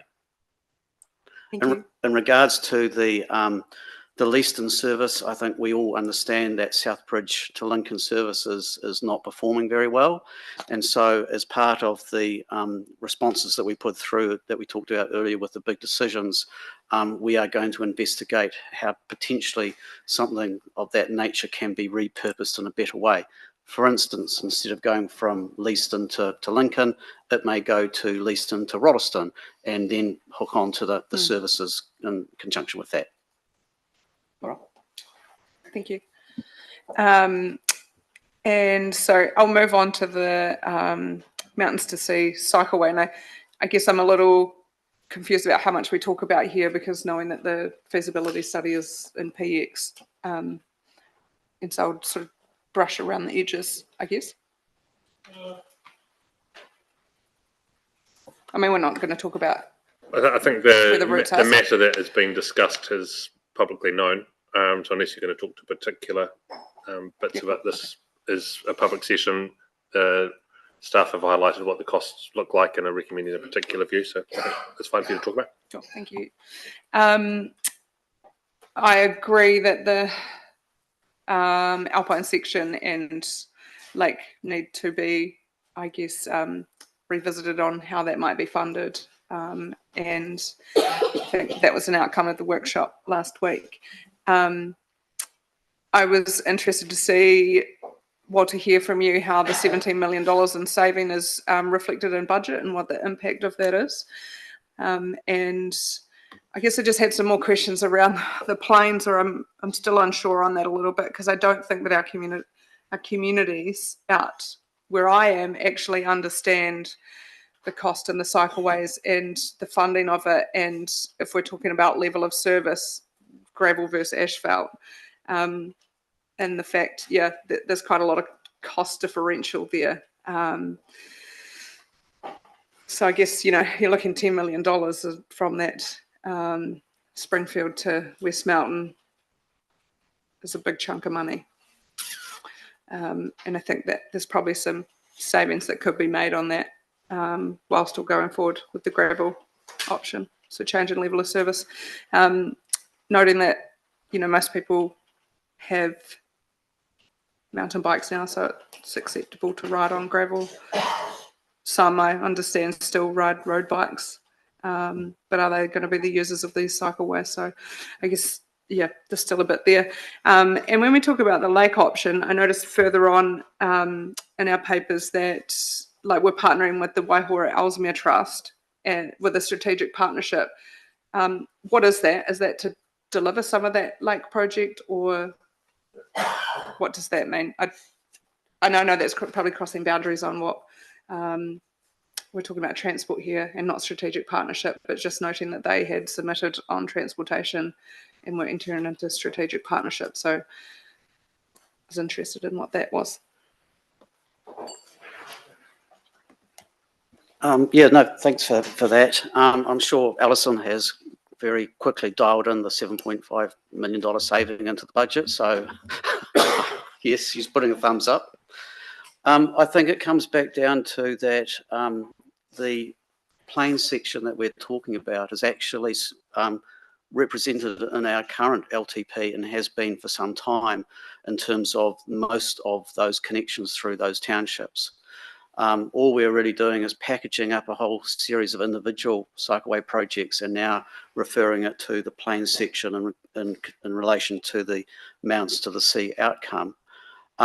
You are entirely correct. The cost will very much depend on the level of service that's agreed to, whether we go to gravel pathways or asphalt pathways, how wide they are, and all those type of aspects. And that's something that will have to be discussed further, because as we know previously when we've talked about our cycleways between townships, we've really favoured the sealed option so that people have more comfortable using it that don't have mountain bikes or want to push a pram for a certain distance or whatever it may be.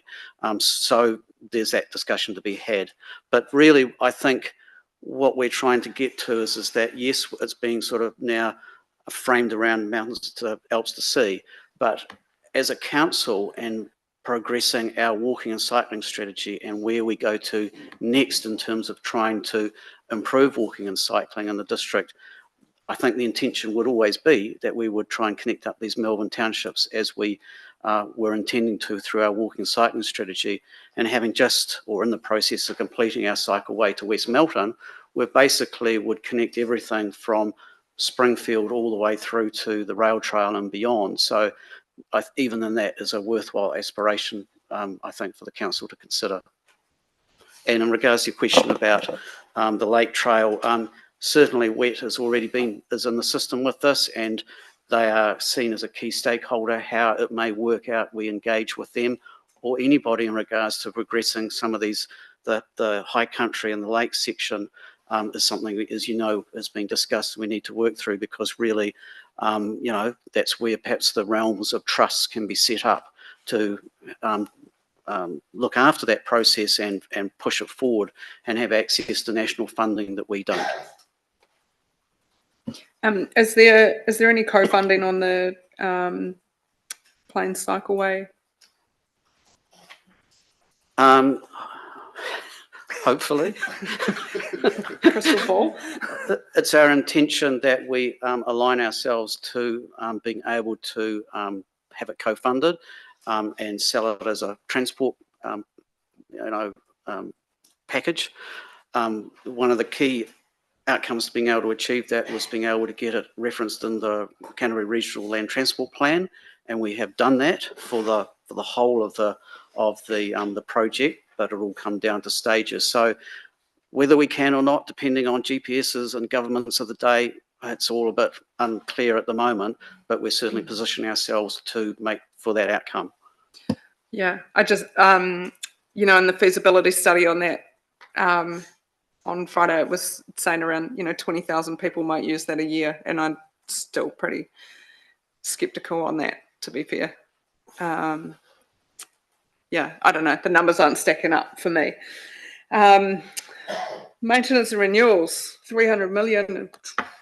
Be an exceptional level of service expected for that, wouldn't there? It's more of a statement, not a question, so you don't have to answer it. And the speed limit changes with the schools, I think it's fairly clear that our community support that. Is there any update on the interim speed management plan? The council has submitted the interim speed management plan for NZTA for approval. That approval has not come. So that's the update we have so far. So just regarding the maintenance operations renewal funding, 300 million looks a lot over 10 years, now average $30 million, but you have to take into account just on the construction costs, say we assume inflation 20%, and then there are additional costs related to our growth, and then we have assets aging coming in, a lot of those things. We're really running on a thin margin there. Sorry, just to the speed management plan, Sam and I met with James Cagle. They're just waiting for the national director to sign off, so it should be hopefully this week. Interesting.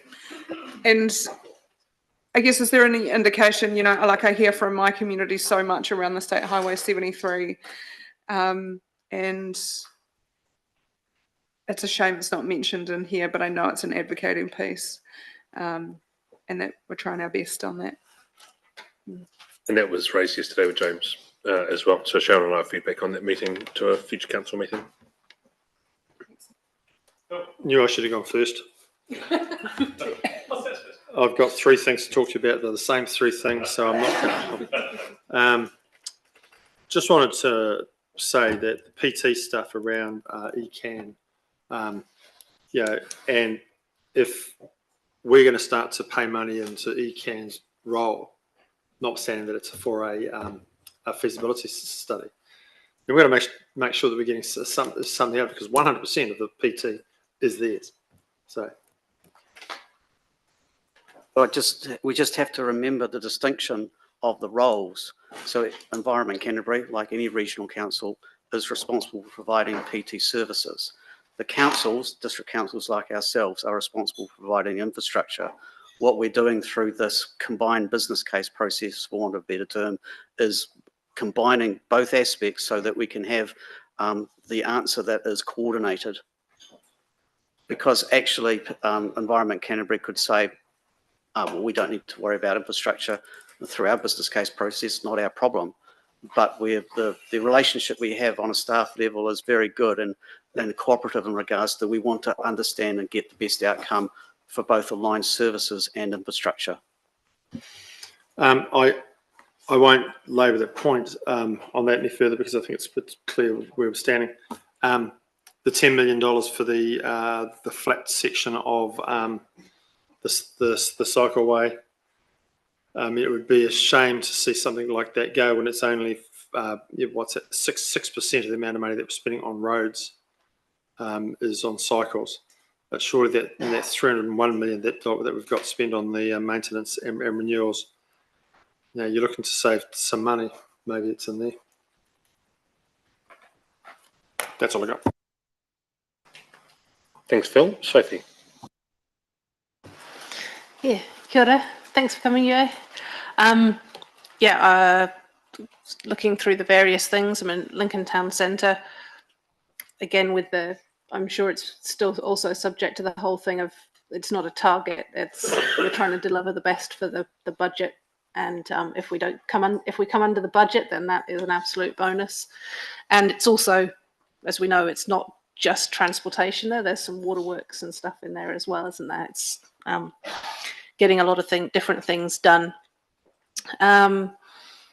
I thank you for the explanation about why it's a collaborative business case for public transport, because that absolutely makes sense. Yeah, you don't want to get told, sorry, we've rejected the idea of more bus services because we don't know if you can afford to put the bus stops in. Nah, let's cover that off straight away. Yes. In terms of the cycleways, I do support retaining it, doing the plain section. We do hear often enough about the need to do that sort of work and to connect people up. And I think it's one of those things that when you look at the business case and the benefits cost ratio, overall, it's actually a lot better than you realise, because the cost of those sorts of shared paths is actually far less than, say, a road, and their maintenance requirements are a lot less, and the possibilities for expanding tourism and just generally saving people the cost of getting up and down certain areas by car it makes a big difference overall. So I'm just thinking the plain section's all good. And I don't really want to put a number on it, but it would be really good to see something still in the high country and lake sections, because we've got the feasibility study now. And if we don't have some sort of nominal funds on there, if a central government funding round comes about and we don't have any money put there, even if it's 10 years away, I don't know what the criteria that they tended to look for the last time they were funding those sorts of projects. So it'd be really interesting to know if there's anything that we can stick back in there. Even if it's, like I said, sort of in the distance, there's a bit of a carrot saying, please, can you fund us? Look, we have a fantastic BCR. We would like these tourist dollars. Well, actually, if there's tourists, we wouldn't even get the dollars, but the accommodation providers and the bike hirers would get the dollars. But, it'd be good for the district. But the one below it as well, around walking and cycling improvements, we did get quite a few little ideas, and, with things like the idea of a cycling map and some more signage be included in there. Cool. And I guess I'll throw in one for Mannion Road as well, to try and get that connection between Whedon's Ross Road and the end of the Christchurch cycleway, because if we're looking at doing the plain section, that is the one patch that goes between our existing shared path and the Christchurch shared path that isn't actually a shared path. It's, you go on a very rough patch of road that actually nobody can walk or cycle on without being incredibly uncomfortable and unsafe.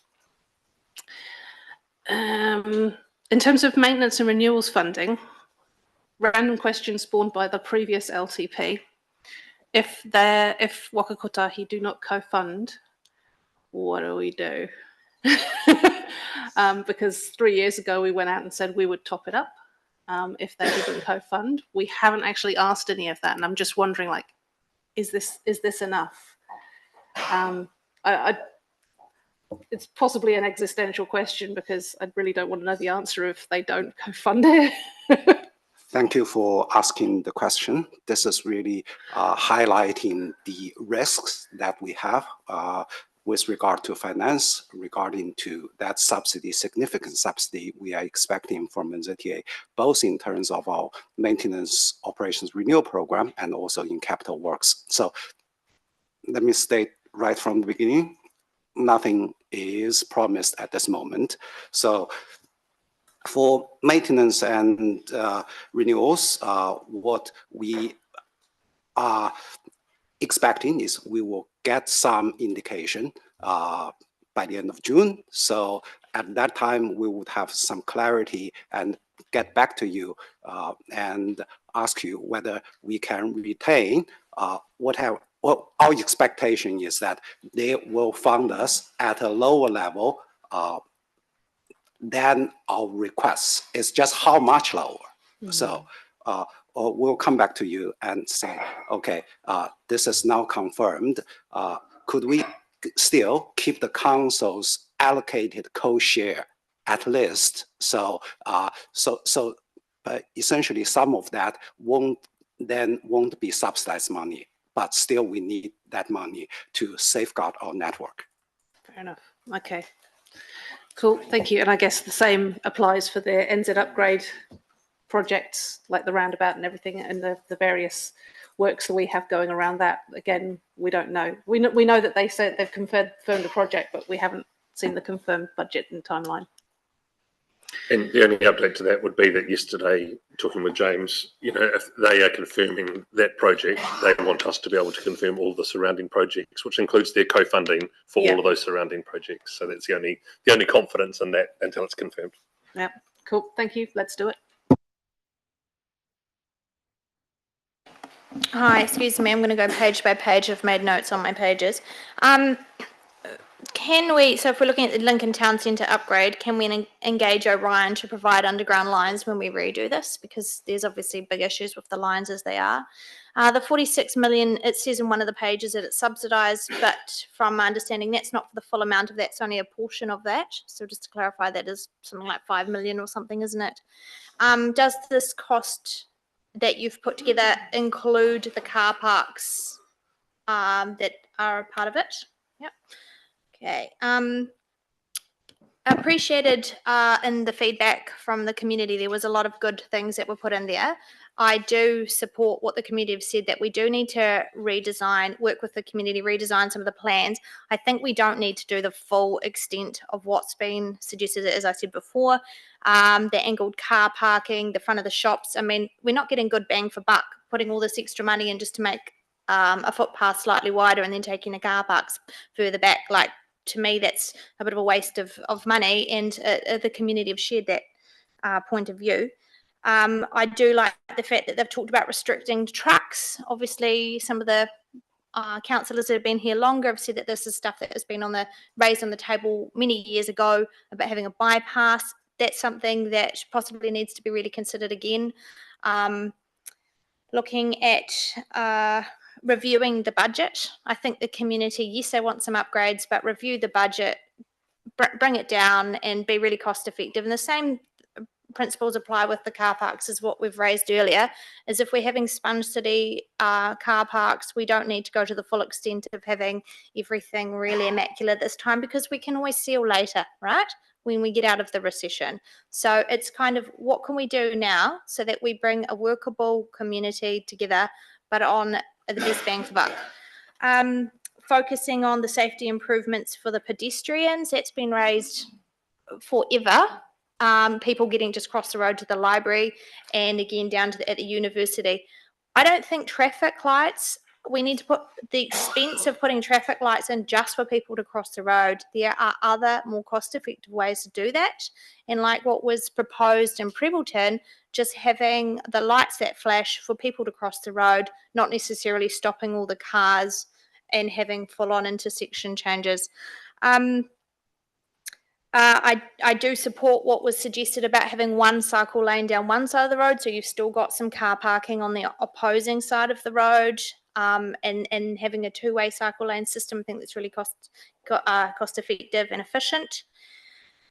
I do think that having multiple traffic lights on a short, small township is definitely overkill, and I think that we can do this better in a more cost-effective way.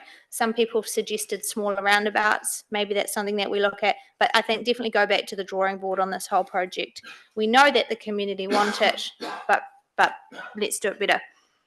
Here, ensuring the heritage features of Lincoln are protected. They are primarily down one end of the township. I think we really need to focus on that and allow the heritage to be not, what's the word, greatly affected in any way by these changes. And the less we can do down that end of the town, the better. Next page, transportation. Just stay with Lincoln, and we'll just Okay. if there's any answer to some of those things. Some of them are statements, but some of them are questions. Yeah, where do you start in some respects in terms of a big project that's been sort of on the go since 2016? So what I'll do is I'll try and put it in a little bit of context and hopefully answer some of your questions along the way. So basically the council adopted the Lincoln Town Centre Plan in 2016. It contained within it the intention to upgrade Gerald Street from one end to the other. Transformational aspect to it was to include the cycle lanes and also to improve the amenity around the existing town centre at the eastern end by the Liffey. But it also needed to address issues with Gerald Street from a practical and functional perspective, and the fact that the additional traffic that was going to be using it, and in particular for cross traffic on some of those key intersections.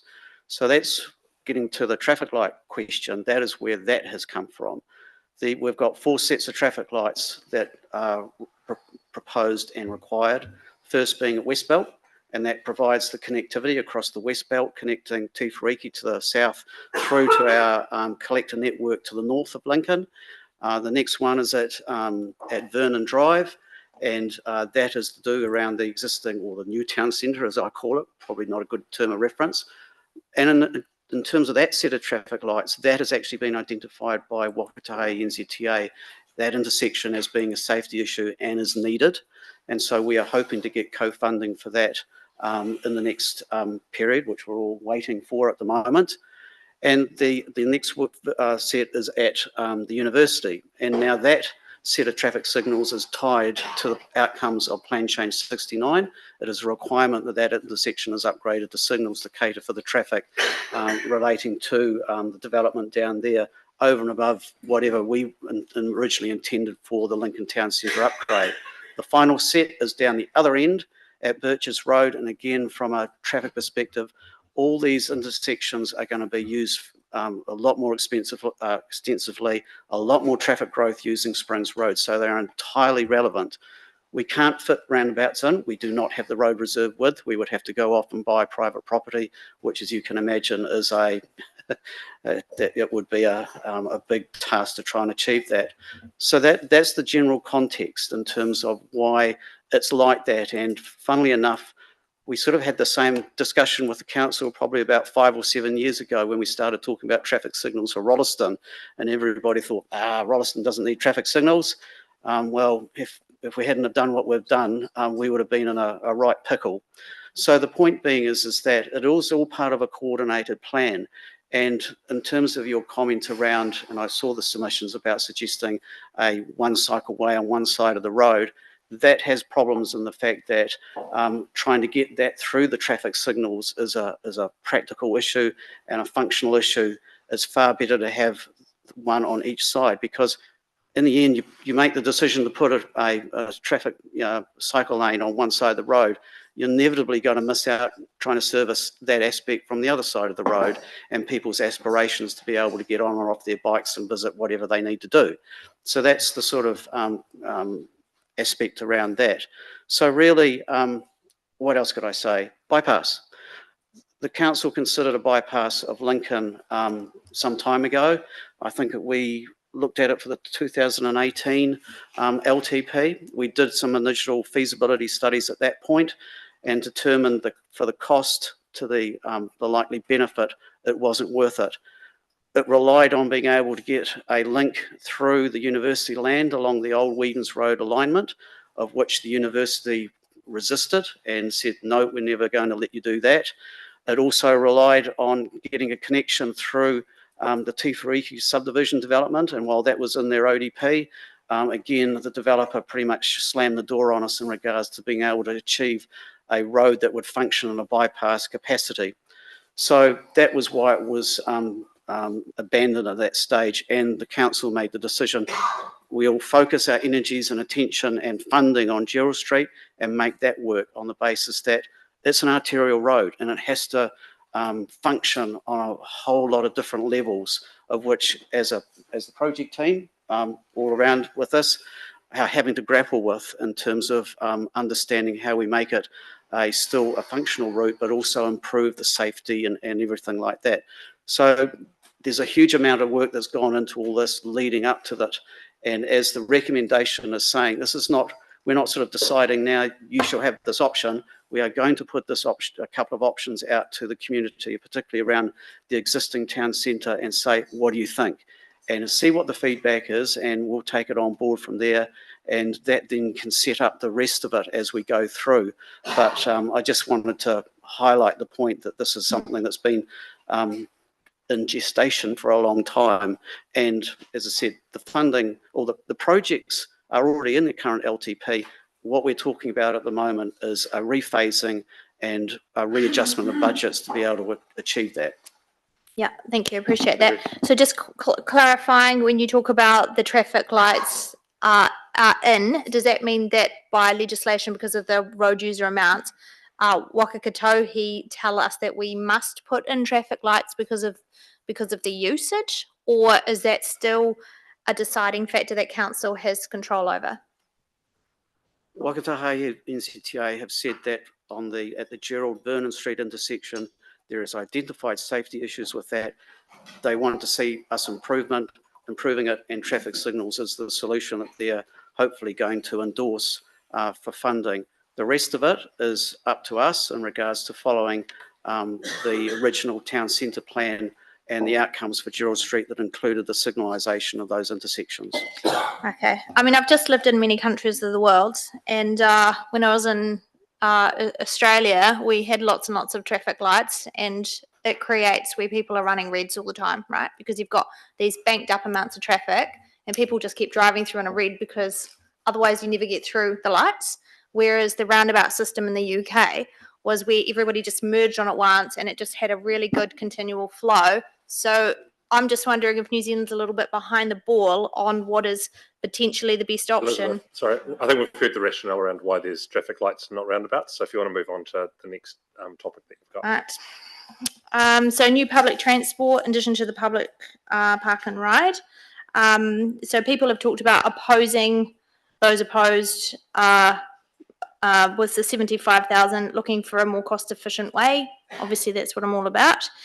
Considering the use of rail to reduce traffic volumes. I know that that's possibly not something that's currently on the cards, but it did come up in a number of submissions, and yeah, I know that there is been a lot of talk in the community about why have we not invested in rail?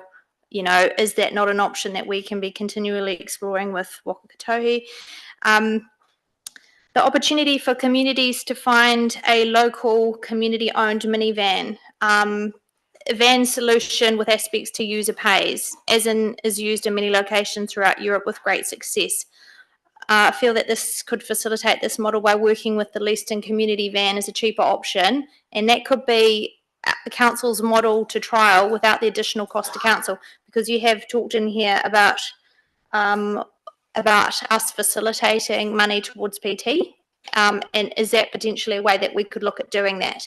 Because the cost on big buses is enormous, and a lot of what people are talking about is quite bespoke travel times or travel venues and locations. The cost benefit ratio from the actual data, not the modelling, needs to be identified.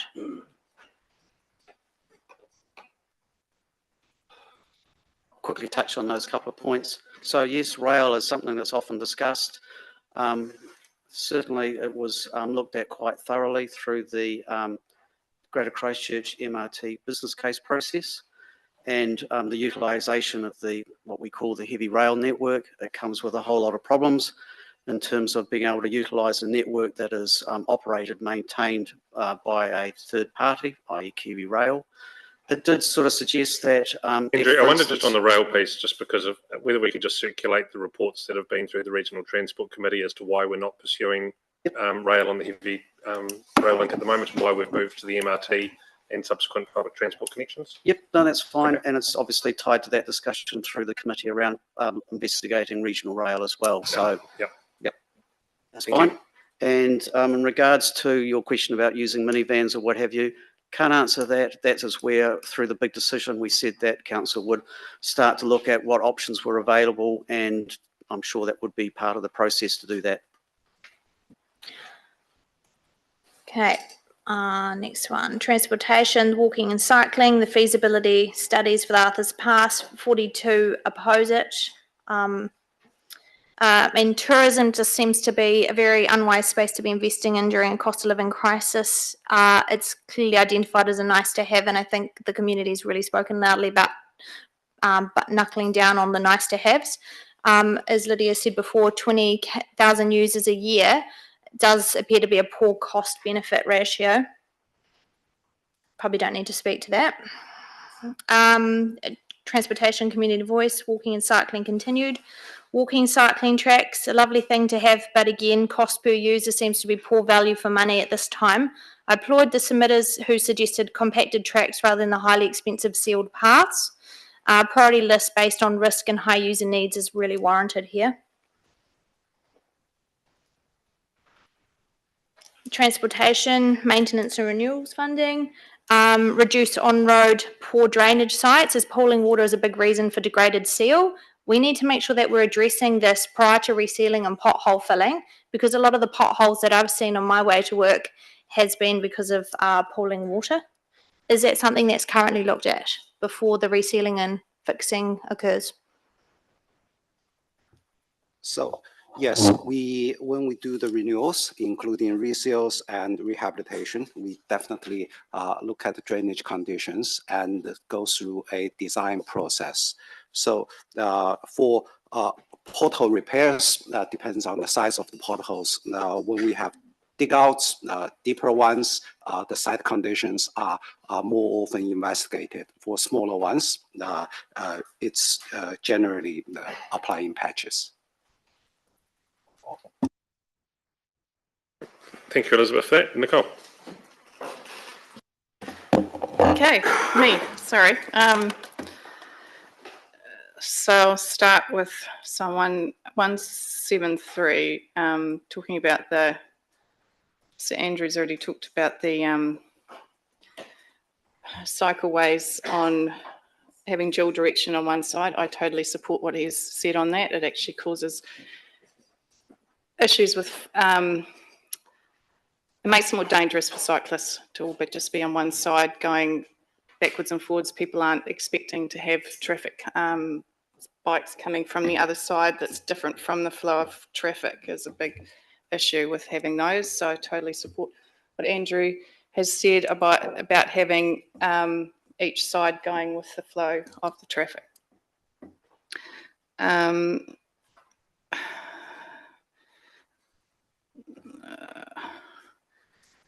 Sorry, just I've took. Sorry, this is not changing. On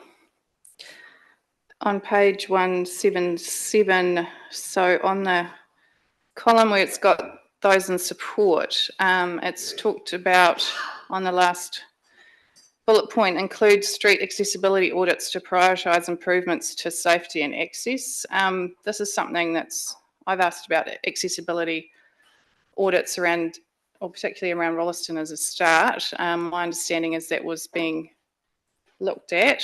This is a while ago. This was back in Murray Washington's time. So I just question where that is at, and if we ever looked at that, because that definitely is something that I've raised questions about accessibility, making sure everyone is able to get around our townships, whatever mode that they're taking is important.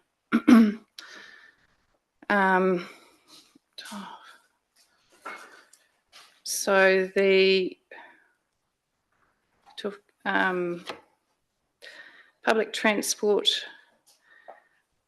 so with the money that we're setting aside, as we've done in the past with looking at those Leeston routes and Darfield routes, we've put money in from our side as well as to get money from ECAN. So this, I don't see this as any different from what we've done in the past, and it actually gives us then showing that we are committed to trying to get these services in our district. So we will try and help to get them investigated.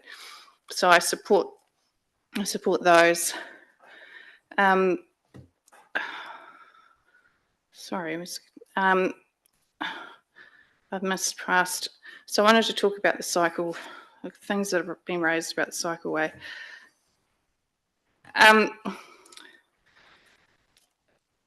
So we talked about, so the plain section and the walking in. So as Andrew has said, that's been in the walking and cycling strategy of something that we wanted to put in. Questions raised about the cost per user being high. I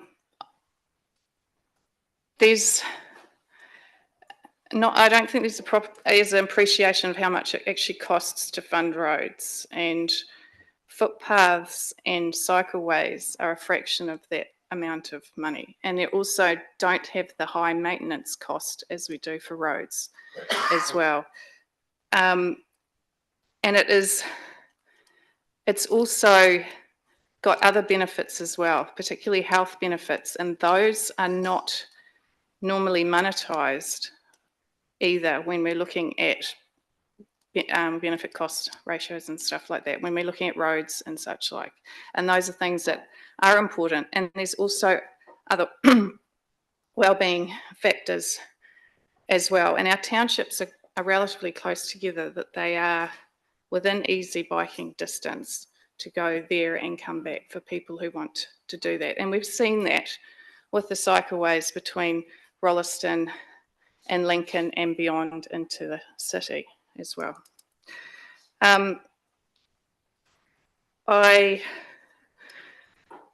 The Alps to Ocean cycleway, I'm looking at the whole, well, Alps to Sea or whatever. There's a number of other factors which aren't so much with other cycleways that around New Zealand are relatively further away from large population centres. We are very close to the second largest population centre in New Zealand. So there is a number of people who would use that cycleway who are located very close, who don't need to travel very far to be able to do it.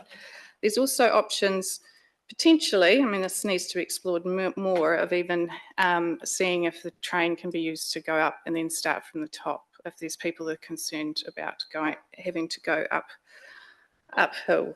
And that's, I don't know of that being an option in any other of the cycleways that are available either. There are a number of factors for this one, which I would say, I mean, I can't remember whether this is, you know, when we're looking at economic development, I think this is a very good thing that we should be looking at and focusing on. The numbers have been done, and they are good, and they have been done by people who've got experience in other cycleways around New Zealand. So they do have an idea what they're talking about. Talking about Waihora Ellesmere Trust and the work that they're wanting to do around Te Waihora. So I've been going to the meetings with Waihora Ellesmere Trust. I have got an interest, obviously everyone at this table knows that I have an interest in cycleways, and I clearly do from where I'm speaking from. They have a manager who has been looking at a cycleway. So they have someone who's able to do the project and has already started looking at it and has been well aware of who this is. The Little River Rail Trail Trust, with them doing the cycleway, memorandum of understanding that we had, council had with them, with the sections that were in Selwyn District Council area. And so there is a model that's been done before, and having a trust or something who's running something outside of council, and council isn't really able to tap into the same funding sources that these different bodies can have. So thanks. Thank you, Nicole. Grant.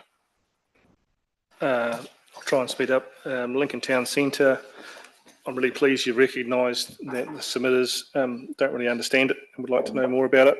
So, and taking that staged approach seems to align with our ideas of trying to minimise cost, and if it doesn't, there's a pause required, we can build that into it. I'm just not sure on the next one down about the 75,000. What is the business case for again? Can someone just enlighten me, because I'm a bit confused from the booklet and the response. What is the 75,000 for? So the 75,000 is council's contribution to the bigger business case that Environment Canterbury are doing to investigate further PT services throughout Greater Christchurch. Okay, fine, thanks Andrew, appreciate that.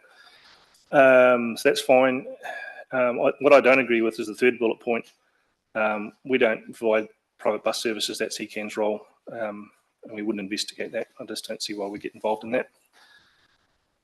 The mountains to the sea, we've got a bit of a problem here, because if you go to page 49 of the consultation booklet, it says feasibility studies are currently underway for both trails, including funding options other than rates, which could include government, business and community group funding. We will let you know when these studies have been completed. So that doesn't mean we'll include 10 million in the LTP budget, does it? That means we will let you know once we've completed feasibility, and then we'll talk about including budgets. So I don't see how we can put a budget in our LTP when we haven't consulted on it. So to my mind, that extra 10 million has to be out until the next LTP or annual plan, because clearly we haven't said we're going to do that. It's straightforward. So may I reply to that? So in the consultation process, the public was provided with a detailed list of transportation CAPEX projects. So the Alpine to see both stage 1 and stage 2, that's plains section and Alpine section, and also the Te Waihora trail were both included in that list. So that list included $27 million for those cycle trails. So it has been consulted, has been presented to the public. What page am I on? It's not in that booklet, but it is on council's website, accessible to all. No. I'm sorry to interrupt you, but this is what the majority of our public have been using. And if it's on the website or on a place you've got to dig it out, people don't know about it. I'm sorry to rebut that, but that's I don't think that's right, because we seem pathologically not wanting to save money, but they can be taken out of the budget today and reconsulted at the next LTP. Rolleston improvements, I did speak to you offline, Andrew, but I'd like to hear it again, is about particularly the Duns and Burnham School Road intersections that school have been particularly keen on. And I've asked the question, I haven't really had the answer. Has the MOE provided all it's required to do under its plan when it got the consent for the school of getting kids safely to school? Yes. I think I can probably also answer that question by stating I think that we were all disappointed that the MOE chose that site for placing the school right on our main arterial road, and that we felt that there were better sites for that, and that has left us with a legacy of problems.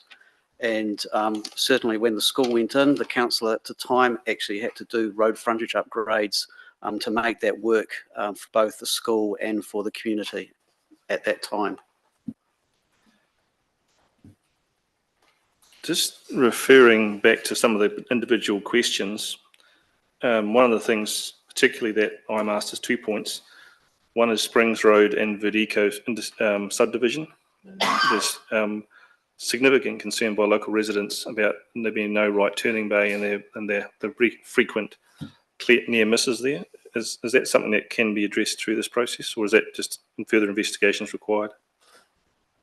Well, I'll put it in this context. We are very much aware of the pressures that are going on that south end of Springs Road with both recent developments and also new developments that are coming, i.e. Plan Change 69.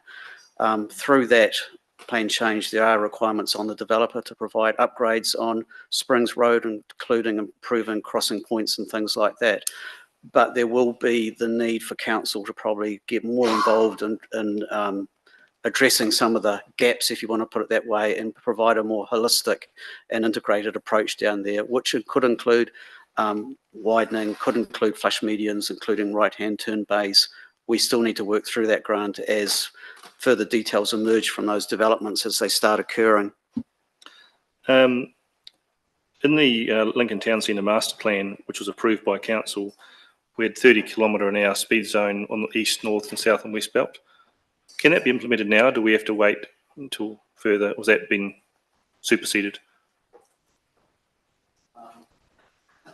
So in the context of the town centre aspects, so essentially we were looking at a 30k speed zone between Westbelt and the Liffey, and it is part of our design process and investigations for that sort of upgrade of that part of Gerald Street on how it may affect the surrounding roads.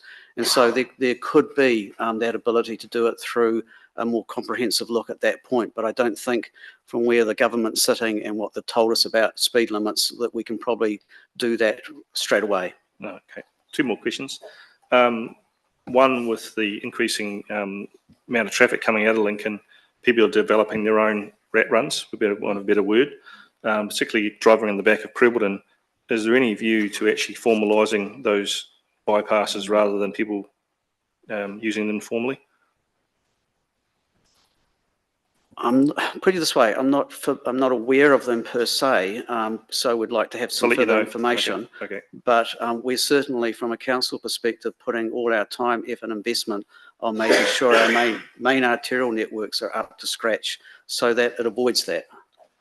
The last thing, one thing I've heard is about if we don't get NZTA funding, we'll come back to the governance group. I just reiterate from my point of view is I wouldn't want to see juggling of budgets. I'd like us to see come back and get approval from the governance group for those sort of things. I think an example that's been mentioned at the table is the West Mountain Cycleway. I think we lost the NZTA funding and some funding was taken somewhere else to make it happen. To me, that was needed a governance decision. I think it was $1 million of funding, I think it might have been. So that's my view. Thank you. I can briefly explain the West Melton to Rolleston Cycleway. So, Well, it's okay, Yue. We don't need to go back over that. That's okay. Thank you. Deborah. Lincoln Town Centre Master Plan. A lot of new people have moved into Lincoln since 2016. There has been requests by the previous or the community committee and others about having a billboard out by the library, actually explaining it to the residents where it's accessible. Maybe, there is, and that's been requested. So I think it's important that the community actually understand the project simply by just having, the map of it. And a point of contact, or where they have some concerns or something like that, that can be done. That's relatively simple. The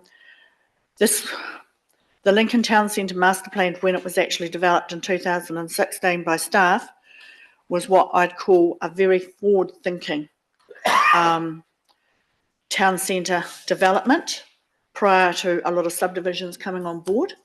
But when the subdivisions come on board, I guess they have to contribute their DCs to this project. So I would be looking at a certain amount being given back by DCs. But I do have a question where it says 3.1 million subsidised at 51%. Now, is that 3.5 million? Is it DCs or is it Waka Kotahi, 51% funding? or is it council's 51% funding? Not quite sure what that 51% refers to. That's a question. Can I just ask that? Did you say 3.5 million? 3.5 million subsidised at 51% is in the that's- financial impact. That is related to the, as I said before, the Vernon Drive and Gerald Street traffic signals, which Wakatahi NZTA have indicated to us they are potentially prepared to co-fund. So I think that refers to that. Okay. And we will all have DCs with regards to that as well. Yes, so the DCs help offset council's local share for subsidised projects. Okay, so just for my understanding, while I'm looking at a budget of 46.3, there should be a DC's amount already collected from the subdivision since 2016 to contribute towards the roading works of that particular upgrade. The DCs would have been started to be collected when we had those projects in our long-term plan, which I think happened in 2018. Definitely it was in 2021. So we have been collecting them for that period. Okay. Just with regards to public transport supporting infrastructure improvements, and I note that it was an allocated budget, but co-funded budget of 15.8 million for 24, and it's got subsidised. So basically, we are looking at Waka Kotahi co-funding and subsidising the full 15.8 million, or is that our portion and they will subsidise the rest? That is the gross cost of the projects, of which they would subsidise, fingers crossed, 51%. Okay. Now we can go to the walking and cycling strategy. I guess, like Grant highlighting, that when the feasibility study is completed, feasibility study was presented to those on the working party on Friday. When we're talking about 17 million savings within the 24-34 budget, the budget was presented to us at that workshop. So I'm a little bit miffed when you know that there is a speculated price of a project and then you're looking at $17 million worth of savings. Without the public knowing what the cost of that project is, because it was still embargoed, and it probably is still embargoed until we decide that we're going to release it to the public, the true costings of the 3 of those particular stages of the projects, or 4, however we want to do it. So like Grant, I feel a little bit miffed that we haven't had clear consultation, and the reason being is we haven't been able to go out with a set of figures because they were only given to us on Friday. Yes, I can address some of those questions, Deborah. So the history of the budgets that are in the draft LTP, they were included at the beginning and referenced, and I think we've talked about this before, as placeholder budgets, because at that point in time, 6-8 months ago, we had no idea potentially what this would cost. We were only going on the basis of what other trails have cost around the country and trying to work out on that basis. So we felt like we needed to put something in that was realistic enough to be able to have the council to have this very discussion that you're having now. I think also, I just reiterate the point that I made before, is that in the current LTP and previous LTPs, we have already included the funding for the majority of the plain section anyway, as a whole lot of individual projects. So it's not, in terms of the plain section, something new that we're adding in. We're actually, it's just an extension of what we've already included, but going to be updated. And I think on my final comment is that, yes, the feasibility study has to be completed. That hasn't happened yet, but it's imminent. And that is when, I suppose, the chickens come home to roost, once we have a definitive document, definitive information that we can present to you to then be able to work off that. And that is the whole intention of that feasibility report. Just on that, I have to agree with Grant that I really think that we're putting forward something and we haven't actually, don't know the true costings and the processes ourselves if you weren't at the meeting on Friday. So I will admit that I can't agree with that. I'll agree with the fact that with regards to the connecting up of the plain section, I believe that was always talked about and was predominantly funded under our council's walking and cycling strategy. Which brings me to the next question. Our walking and cycling strategy, because it includes wider footpaths, we collect DCs on that with regards to being able to collect DCs within the roading and the footpath requirements for each of the communities. If it's a project that's referenced in the LTP, yes, it would. Okay, and so it's, as we've talked about before, it relates to the growth component. So it's that aspect of it, not the whole project cost. yeah, I realise that, but just to let you know that that 10 million will be able to be offset by some DCs collected in the localised area. Deborah, if we just carry on with your questions. Okay.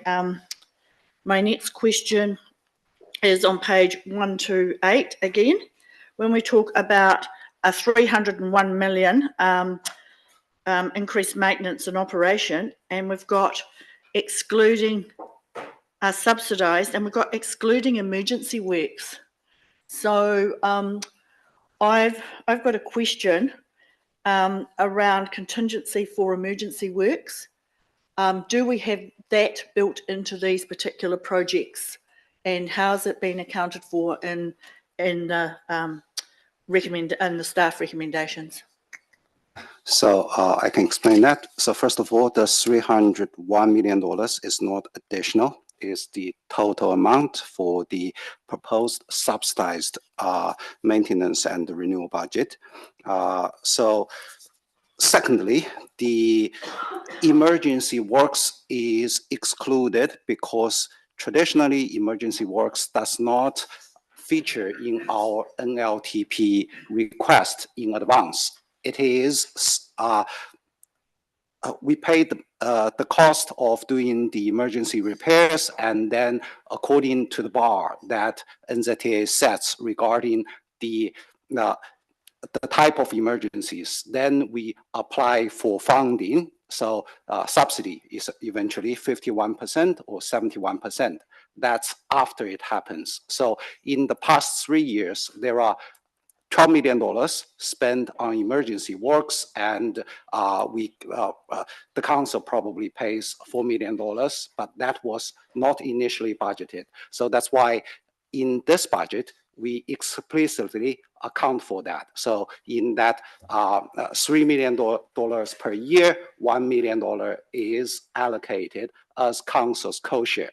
But now there is additional twist after we submitted this budget, is that NZTA is raising the bar. Essentially, what qualifies for the level of emergency works, major emergency works. So that possibly the $12 million in the past 3 years, they might totally be council's portion now. So we need to make submission on that. There's a potential financial impact on that as well. Okay, so there's a financial impact on that. Okay. And we've got some projects here. If we go to the other page, subject to NZTA, I think that's been discussed, turning up with the funding. And if they don't turn up with the funding, then we've got another problem, as that's what I understand with regards to the particular budget. So that's me done. Thanks, Deborah. Bob. Yeah, just with the cycleways, I'm pleased that the Alpine piece has been taken out of it at this stage, because I think that if we were to go ahead, we've got a huge problem with accommodation and all the other things that would make it work, and up and through there, and the huge cost. But one of the things that has been discussed at the meeting on Friday and also here is the cost of cycleways. What I'd like to know per metre or something, what's tar seal, what's shingle, what the different widths cost, and your OPEX on them, on each one of them, just so that when we are talking about these things in the future, we know exactly what we're talking about financially. Thanks. Thanks, Bob. And I think, Andrew, and UA, those involved in the work to date, that's the detail that will be part of the process coming forward. Yeah, thank you. Shane. Yep, I'm going to borrow that from you. You can have borrow it. Thank you. I don't really have much to add. It's all been fleshed out quite thoroughly. The only really to add, I'm confident that the report here is in line with the strategy, our council strategies, including the cycleways. The 301 for increased maintenance and operations budget. So that's split over 10 years, 24 to 34, 300, which is 30, which is only really an increase of under 10 on our existing budget, I think, just loosely. I just wonder whether that's enough, considering that it's still, roading is number one generally in our submitters reports. I know you've done all the work and all the work's gone in at the start of this briefing, start of this deliberation to look at cost-effective cuts, and I can totally understand where councillors are coming from as we look for more cuts. But really, looking at this 301, I just still get an uncomfortable feeling that it's not really enough in your expert opinion. It's never enough, but we'll try to do better asset management in terms of our operational efficiency to achieve some additional savings there. Thank you. Thanks, Shane. Malcolm? Well, with regard to this, I'd like to go through it line by line. Take all my chairs back up. I'd just like to refresh the councillors of the graph on page 92 that shows just how much of our spend goes into transport. And I think having that in the day really brings it forward as to where our major cost centres are. I've been going through the community voice and the wishes of our ratepayers, of which there are many, because of course you realise that every ratepayer is a traffic engineer, because they know best. Looking at the staff recommendations, we need to go ahead with Lincoln Town Centre, the master plan. I think they've been waiting almost as long as Prebbleton has been for a haul. Yes, there are new people in the community who don't realise what is in it. There was pushback at the time from the diagonal parking outside the shops by a particular retailer. I've had commercial property people saying to me, when are we going to put the lights on Westbelt and Gerald Street? Somebody's going to get killed there. There is no room for roundabouts. And as far as pedestrian crossings with flashing lights, if you want to take your life in your own hands, come down to Prebbleton and go across that crossing. You have to be very careful that you don't get flattened. And that is the harsh reality of 20,000 cars a day. Lincoln, in the structure plan of 2009, had a population ceiling of 14,700 people, with the subsequent plan change 1,700 sections. That will go up, as will infill with the MDRS. We are talking a lot of traffic. We have had those conversations. Grant and I had conversations with the Greenslades about a bypass, and they have now moved on, and Mr. Carter has that. Maybe we can have a conversation with Mr. Carter, and of his goodwill, he might put one through his subdivision for us. So I do support the work in Lincoln. It's long overdue and needs to start happening. I do support it being socialised with the community as well. Public transport, yes, carry on. And as far as having a look at what we can do ourselves, I think we need to look. Big buses cost just as much as little buses to run, which a lot of people don't realise. Just putting a 10-seater on doesn't really change the OPEX. So I do support all the provisions you've got there. What else have I got? Cycleways. Yes, all you've got to do is take a look at the economy of Oamaru and see what's happened with the Alps to the sea. Oamaru has gone from sleepy tourist backwater to absolutely pumping. There are people with shuttles picking up bikes and dropping people off. You talk about Sheffield, Darfield in a 90-metre uphill slog. pretty good going downhill. So I do think we need to keep working towards getting those linkages. We need people to come. We need the boomers with money, and there's plenty of them out there, to be coming and spending in the Kirwis and the Westmeltons and the Darfields and the Rollistons as they get through. Maintenance, if you don't do your maintenance, you've got your head in the sand, and we are already behind, and we need to carry on with that. I fully support it. And the Rolliston improvements, well, with recent announcements and overbridges, we've got to do it. We've been, Andrew and I were involved in 2006 in a think tank which talked about this overpass, and I'm very, very pleased to see it finally come to fruition. It's taken a few years, Andrew. So go well, I'm in support. Yeah, thanks, Malcolm. I think when this transport conversation for me is kind of raised, have we heard anything new that we didn't already know before we went out for consultation? And although there's lots of strong views that have come back to us around what people like or don't like, to me, it all still sits within some of the stuff that we'd already considered and balanced and weighed before we went out. So is there any particular reason why we should change direction and move? We know we're a fast growing council. We need to be future focused in our delivery for communities, and that's why the Lincoln Town Centre piece has come.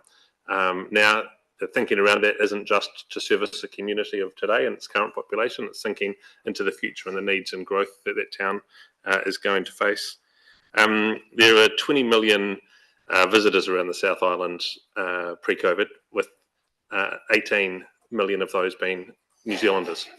The big demand on South Island infrastructure for tourism is New Zealanders, and in the South Island, the biggest population is Christchurch. So I very much support the cycle trail from Arthur's Pass right through to the lake and around the lake. And I think that actually the key part to the trail's success is Arthur's Pass to Springfield. Because that's the piece that people will travel for. That's a piece that people want to come. That's why people drive through the Craigieburn Valley to experience the views that are there. And so I think that the recommendation as it sits to me in taking out the $17 million isn't the right thing that we should do. At a time when we want to encourage people to come to our district and spend their money here in our current economic development strategy has conversations about how much money we spend in Christchurch. We need to be thinking about how we attract money to be spent inside our district. The Dunstan Trail, they're expecting 12,000 visitors a year, and they received 80,000 visitors in the first year. That returned between $10 and $12 million to the economy in that first year.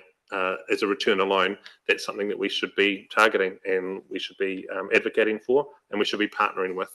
So we shouldn't keep all of that $17 million in, but I do suggest that we keep $5 million in, so that we can at least talk about co-funding with partners. And when we want to press play on that, and I get that there's reasons why we're doing the Springfield through to Rolliston stuff, but when we do come to the Arthur's Pass piece, and when we understand the costs, and when we have the development work that's been done over the last 6 months presented, we can at least say, so who are the best people to do this with? And at the moment, the recommendation on that says that the council continues to explore how the High Country Lake sections are facilitated and delivered. And I think we need to change that last piece that says facilitated, delivered and funded, so that we actually consider the funding options as a part of this recommendation, but with $5 million of co-funding retained within this budget. So on the right-hand column would be a $12 million savings rather than a $17 million savings. And that way we can think about not only the spend on roads, but the economic impact and benefit to us as a district. Thinking. We'll go back to the top though, and we'll come to walking and cycling when it comes up. So the first recommendation, do I have someone to move and second all of the recommendations so that we can, Phil as a mover and Bob as a seconder. So the first topic that we're coming to is Lincoln Town Centre, and the staff recommends that council proceed with the design and stage construction of Gerald Street as budgeted, with the final design of the existing Eastern Town Centre being subject to community consultation along the subsequent stages as they occur. All those in favour say aye. Anyone against? Elizabeth, getting that recorded? Yep. Declare it carried. The next topic is Mountains to the Sea and around Te Waihora. So the council proceeds with the Sorry, we'll just skip one, Jen.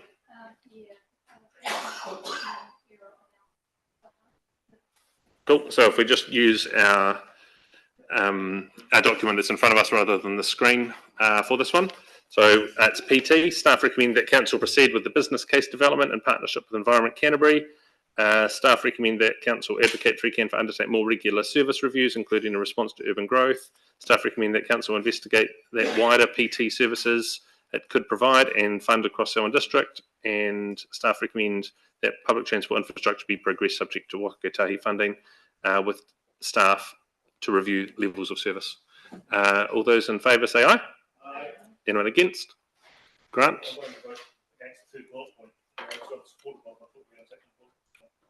Okay. It can be noted, Grant, against the third bullet point. And Elizabeth, are you against all of them? Cool. Got that, Therese? Cool. The next topic is Mountains to the Sea around Te Wahora. Staff recommend, what's the screen, this one? The staff proceed with the plains section between Springfield and West Melton, as this work is mostly included in the current LTP. So I'll just check that the people want to take this point by point, or are people happy voting as a whole around the topic? Okay, point by point. Righto, so the council proceeds with the plains section between Springfield and West Melton, as this work is mostly included in the current LTP. All those in favour say aye. Anyone against? 2, do you want that recorded? Grant and Elizabeth, yep. Declare it carried. The next recommendation, the staff continue to explore how the high country and lake sections are facilitated and delivered. And we can either leave it, I'll move an amendment to what was put out.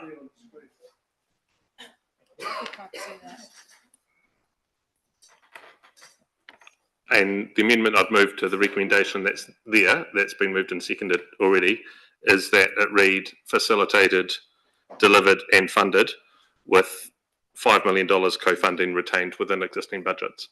I'm going to vote against this because I'll just seek a seconder first. If no one seconds it, then we won't need to discuss it. Sophie's happy to second it. Okay. Deborah? Okay. Look, I'm going to vote against leaving 5 million in here. To me, it is not a transparent process.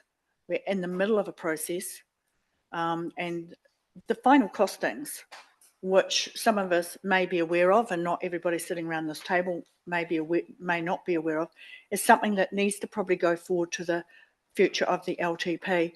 We have some money left over from the funding round that we were given for better off funding. Leave that in there if that's what you want to do, because that was allocated to this to look at the funding feasibility. But I don't think you need 5 million. I think you've got enough money in there.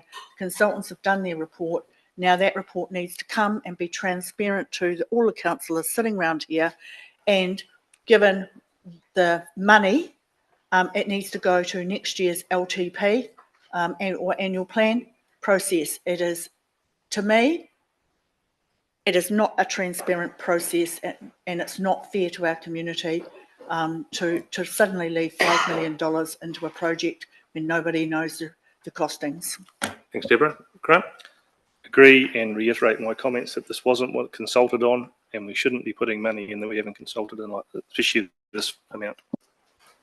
Thanks, Grant. Any other speakers? Sophie? Sorry, caught me on the hop a wee bit, but it is, this has been being discussed over many years. So it's not, I get that it hasn't been explicitly detailed as a project, but what we're looking at isn't a budget that would deliver the entire project. It's effectively a placeholder to keep it in the running in case some funding becomes available from somewhere like central government. It is a carrot in some way to, if we've got some high country tourist operators who are actually very keen on all of this. A lot of the information has been circulated to councillors, but I get that we didn't have time to have a proper workshop on it with everybody. And I would feel really disappointed if we didn't include just 5 mil in a budget, which it would be interesting to know how much impact that would have on rates this year and the next 3 years, for instance.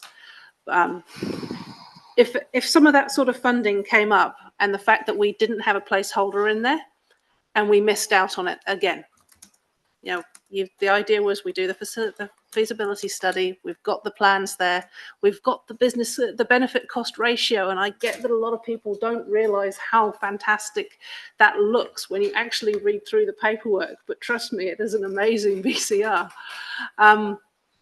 Compared to sealing a road, it's amazing. Anyway, I support this, but I get that not everybody else does. I think so. Lydia? I think the biggest thing here is around the ethics of it is we didn't consult with our community around a $17 million budget line, and that's sort of what I'd asked for to be in the LTP around that, is that we should have had a budget line so people knew the budget line. And that's what people were looking for. I mean, this is a $30 million project. The benefit cost ratio is great. And it is a great project, but I don't think it's up to us to deliver this. And I just if we're looking to save money, the Alps section, isn't it? Unfortunately, fantastic. I love the thought of it, but it's just not right at the moment. And I mean, I look at it, is there a way to include that and then $10 million for the plains section? Is there some shuffling that can happen in that $10 million plains section?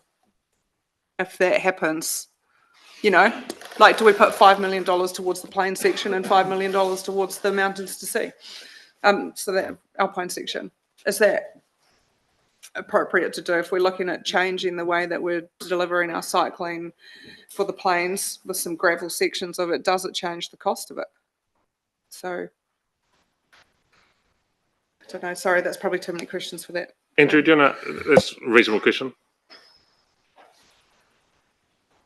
Yeah, I understand the dilemma you're facing. As I said before, for the plains section, it's very much dependent on the level of service that we're going to agree on, and you haven't agreed on that yet.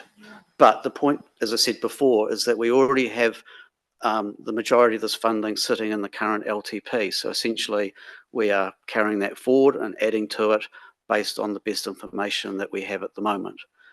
I understand Sam's comment around wanting to keep skin in the game in terms of the high country and the lake section. I think that's valid, particularly when we have indicated it through the likes of the Canterbury Regional Land Transport Plan that that's something that we are wanting to do. I would probably spin it a little bit differently in the fact that if we are serious, and I think we are deciding that we are going to be serious about progressing this project, that we will need to be able to have the ability to go forward and do further investigations and studies and things like that. This is not the end of the journey. This is just literally getting over the start line. And so maybe having some of that funding, being able to sit there, be able to utilise for that as well would be helpful in that context. So that would be my comment. Elizabeth. As I sit here and listen to everybody's lovely arguments, I feel like we're making them in a really siloed way. Are we looking at what the greater population of people who've submitted have said? 42 people oppose this. Why are they opposing it? Not because they don't like bikes, but because we're in a cost of living crisis. We can't eat cycle trails. We need to be making sure that we're upholding the values of food security. It's number one thing. Our farmers are under the pump. A whole lot of farmers are sitting there not making money, actually going backwards. Now, if we continue voting on, which is what we've done all day long, voting on these nice to haves, then when people start turning up and lining up at our local food banks, and the food banks are coming to us every time we have a funding application because they can't feed people, I don't want to be looking in the mirror feeling bad about my decisions. Thanks, Elizabeth. Nicole.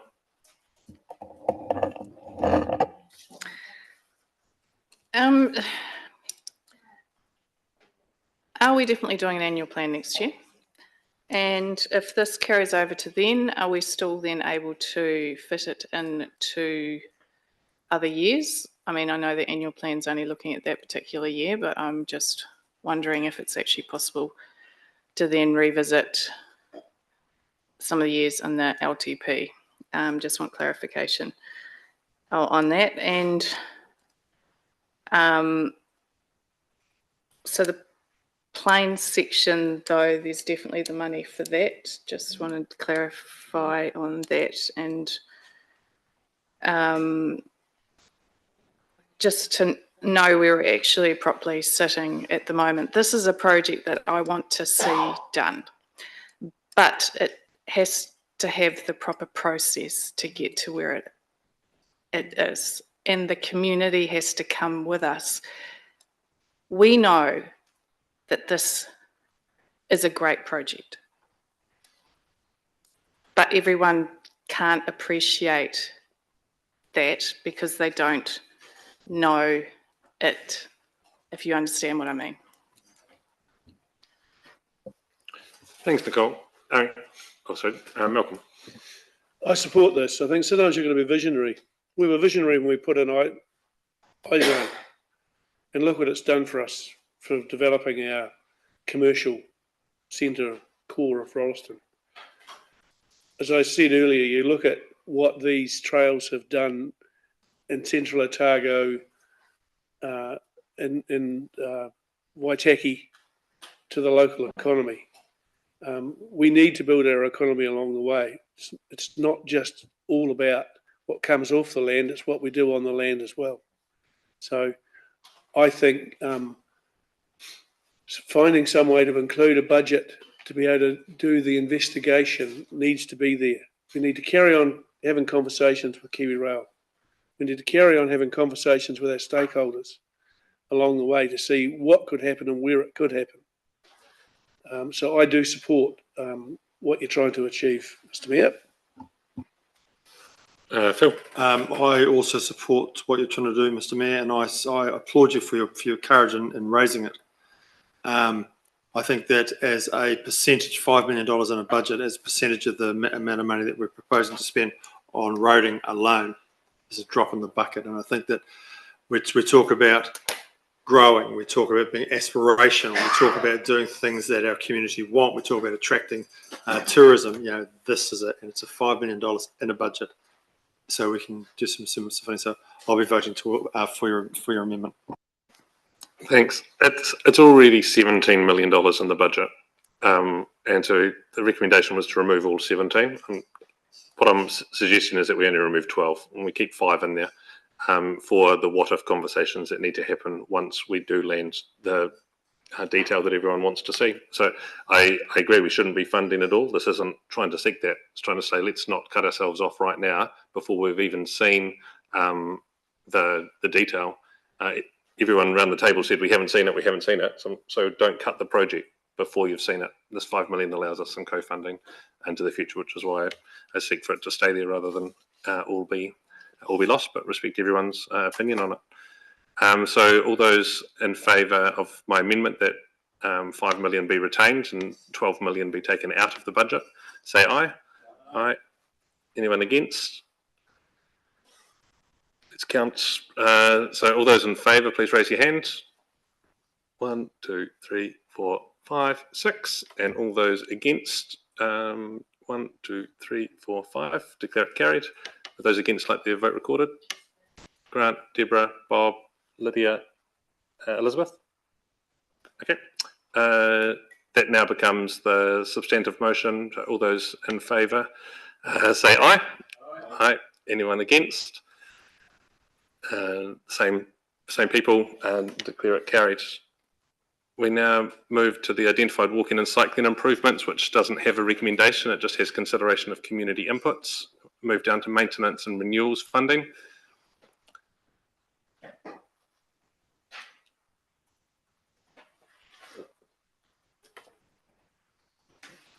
If it's the same as what's in our council agrees to retain the maintenance operations and renewals just there, thank you.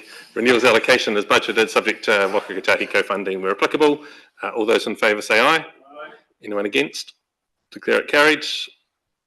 The next recommendation is on Rolleston improvements. The council confirms the Rolleston transport improvements proceed as budgeted, subject to the funding of Waka Kotahi. All those in favour say aye. Aye. Anyone against? Declare it carried. The next two items there just have staff actions rather than any direction sought from council. Jen is at the bottom of the transport section. Okay, thank you very much to the transport team for bringing it to us. We now move on to people budgets, and those presenting, welcome to the table.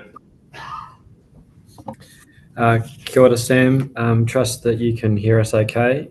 Yes, we can. Great. If you could go to the next slide, please, team. Lisa and I are just going to give you a quick overview. You've had this presentation twice before. Initially, the plan developed was at 44 FTE, but through a prioritisation process based on meeting legislative requirements, meeting level of service, responding to growth demands and funding source, ELT have recommended FTE of 22.65 increase, and that's to start from 1 July. And that's Lisa's going to run through where those changes are being proposed, and this follows briefings that you've had in February of this year. So I'll pass to Lisa. On to the next slide, please. Thanks very much, team. So this is a summary of the information that you saw first in December. So I'm going to skip over it relatively quickly and take you to the total, saying 22.65 roles are recommended at a total cost of 1.65 million. They're broken up into the groups, as you can see there. So 1.4 short-term roles in community services and facilities out of a total 3.4 roles. 4 roles in development and growth, 4.5 roles in what was known as enabling services, and that will include the departments including finance and digital now, and 10.75 roles in infrastructure and property. And I'm going to talk to the detail in the next 2 slides of how those 22.65 roles are made up. So next slide, please. So these roles have been identified as critical, but do not have alternative funding sources. So 13.15 roles, a total of 1.3 million in the splits that you can see for the groups above. And on the next slide,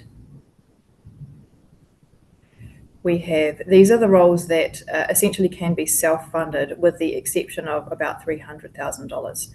So those roles are split across 1 role in development and growth and 8.5 roles in infrastructure and property. I'm going to hand back to the room for the summary slide. Yeah. Oh, they've disappeared. Thank you. So we went through these slides and these recommendations earlier this year. And again, just wanting to give councillors and just remind councillors that we went through quite a lot of rigour. So we started off with an initial request for, I think, 44 FTE. We applied a risk matrix over the top of all of the FTE requests. And in terms of financial prudency, we also looked at alternative ways of sourcing and funding the roles. So the FTE that's being brought forward is after having completed a rigorous process, risk analysis applied to it, and really making sure that we only bring through what we absolutely need in terms of continuity of the business. It reflects growth and the continued evolution of Selwyn District Council. I just want to add as well, in terms of where Selwyn sits, we are not out of kilter with like-sized councils around the country. In fact, I would say our FTE is below similar like-sized councils. Thanks, Sharon. First up is Phil. I just wanted to make sure I understood the numbers really, because it's 22.65 is the ERT recommendation, but on the form here, the new funded recommendations is 13.15. Is that 13.15 people out of the 22.65? No, so Phil, the way that you're reading that is that's part of the full recommendation. So the total is 22 roles. Of those, 13.15 we identified as critical, and 9.5 on the following slide added to that. So 13.15 plus 9.5 is the total 22.65. So those two slides add together. And of that 9.5, Yes. 5.5 of those are funded, we get the money back for. Of those 9.5, $1 million roughly, give or take, is funded, and about 300,000 is required from rates. Right, so and that's the expended growth for the next 10 years. Yes. Okay, thank you. Sophie. I have no questions. This must have been quite a difficult process to go through, to be honest. So, because it always is. So yeah, if this is where you've landed, then I'll go with that. Thank you. Thanks, Sophie. Elizabeth. Feeling like the Christmas Grinch today, but the reality is I am wanting to address what's been said in the submissions. People were saying we're tightening our belts. Council needs to tighten their belts. I imagine you've done a lot to identify what's needed, but I feel that council, and it's been raised before in previous council, that council is expanding into other areas outside of core business. This came across in the submissions as well. And so I'm not in full support of this because I feel that we are still moving and expanding in ways in which we need to claw back. Thank you, Nicole. Grant. I'm still not quite clear. I just want to make sure I'm absolutely clear. So critical roles, 13.15 you're intending to employ. Of those, 9.5 are self-funding. So it's only sort of 3.6 we're actually going to fund. Is that what you're saying? No, I'm sorry, Grant, if that's the way that the slides have appeared. Those two slides are broken down and add up to the slide that you saw first. So 13.15 plus 9.5 is the total 22 roles that are recommended. Yeah, the way it's written, it appears that it's only going to cost us 290 odd thousand. But in actual fact, it's going to cost us something like 1.6 million. 1.6 million, which is 1.6% rates increase. So it's not clear. Thank you for the clarification. No problem. The other thing I just want to check, and I'm just doing maths on the fly here, on page 217, infrastructure and property seems exceptionally cheap at about 27,000 an employee. Is that right? 10.75 each 289,000. The numbers don't seem to match up there. Unless they're incredibly good value for money in infrastructure and property, they seem to be. So we are extremely good value for money. It's because we can on charge all those times through engineering approvals and et cetera, et cetera. If we can get 10 staff, let's borrow 289, we'll take them, leave the rest. It's done deal. Is that number must be wrong, surely. It's got to be. No, that's the self-funding. On page 217, that number's correct, is it? If you look on page 219, but then you go to the next page and it says 2.25 staff for the same amount total cost. Page 219, the next one down, talks about 5.5 of the roles fully funded through fees, through infrastructure and property, and 2 roles transferred from enabling services, and 1 role as a consultant spend not originally budgeted for. So how, as a governor, will I provide oversight and make sure these savings are actually achieved? Again, we have a reporting tool that we actually brought back to the last risk and audit that's been defined that looks around our FTE, looks at our staff turnover, etc. And so you will see that it will be part of that reporting going forward. So just one final question. Of the 13.15 critical roles, none of those are self-funded? That's correct, Grant. Okay. So we're looking at 1.6 million of new spend, about 1.6% on the rates. Okay, thank you. Thanks, Grant. Deborah? I have a question on page 219. Yeah. I'm sorry, there's just a wee bit of chatter about the 1.6 million. That's a per year figure once they're included from year 1. It's a yes from some. Right. Okay, Deborah? So the 1.6 will be... There's an annual. Is annual. Yep. So when we actually grow, right, in population base, we can expect that each annual plan, we will have an adjustment with regards to the number of staff required. It's not an additional 1.6 year on year. It's an additional 1.6 we're adding in year one that will be carried through the 10 years. Any new staff would be on top of this in future years. Okay. I have a question around, sorry, my original one on 219 was we're looking at, I've just used growth and development. We're looking from consultant spend. So we're looking, I take that we're looking at employing someone permanently within growth and development, for example. And what's interesting is it says from consultant spend, and then it's got in brackets not originally budgeted for in OPEX. Can someone please clarify what that exactly means? Yeah, online. Yes, I can.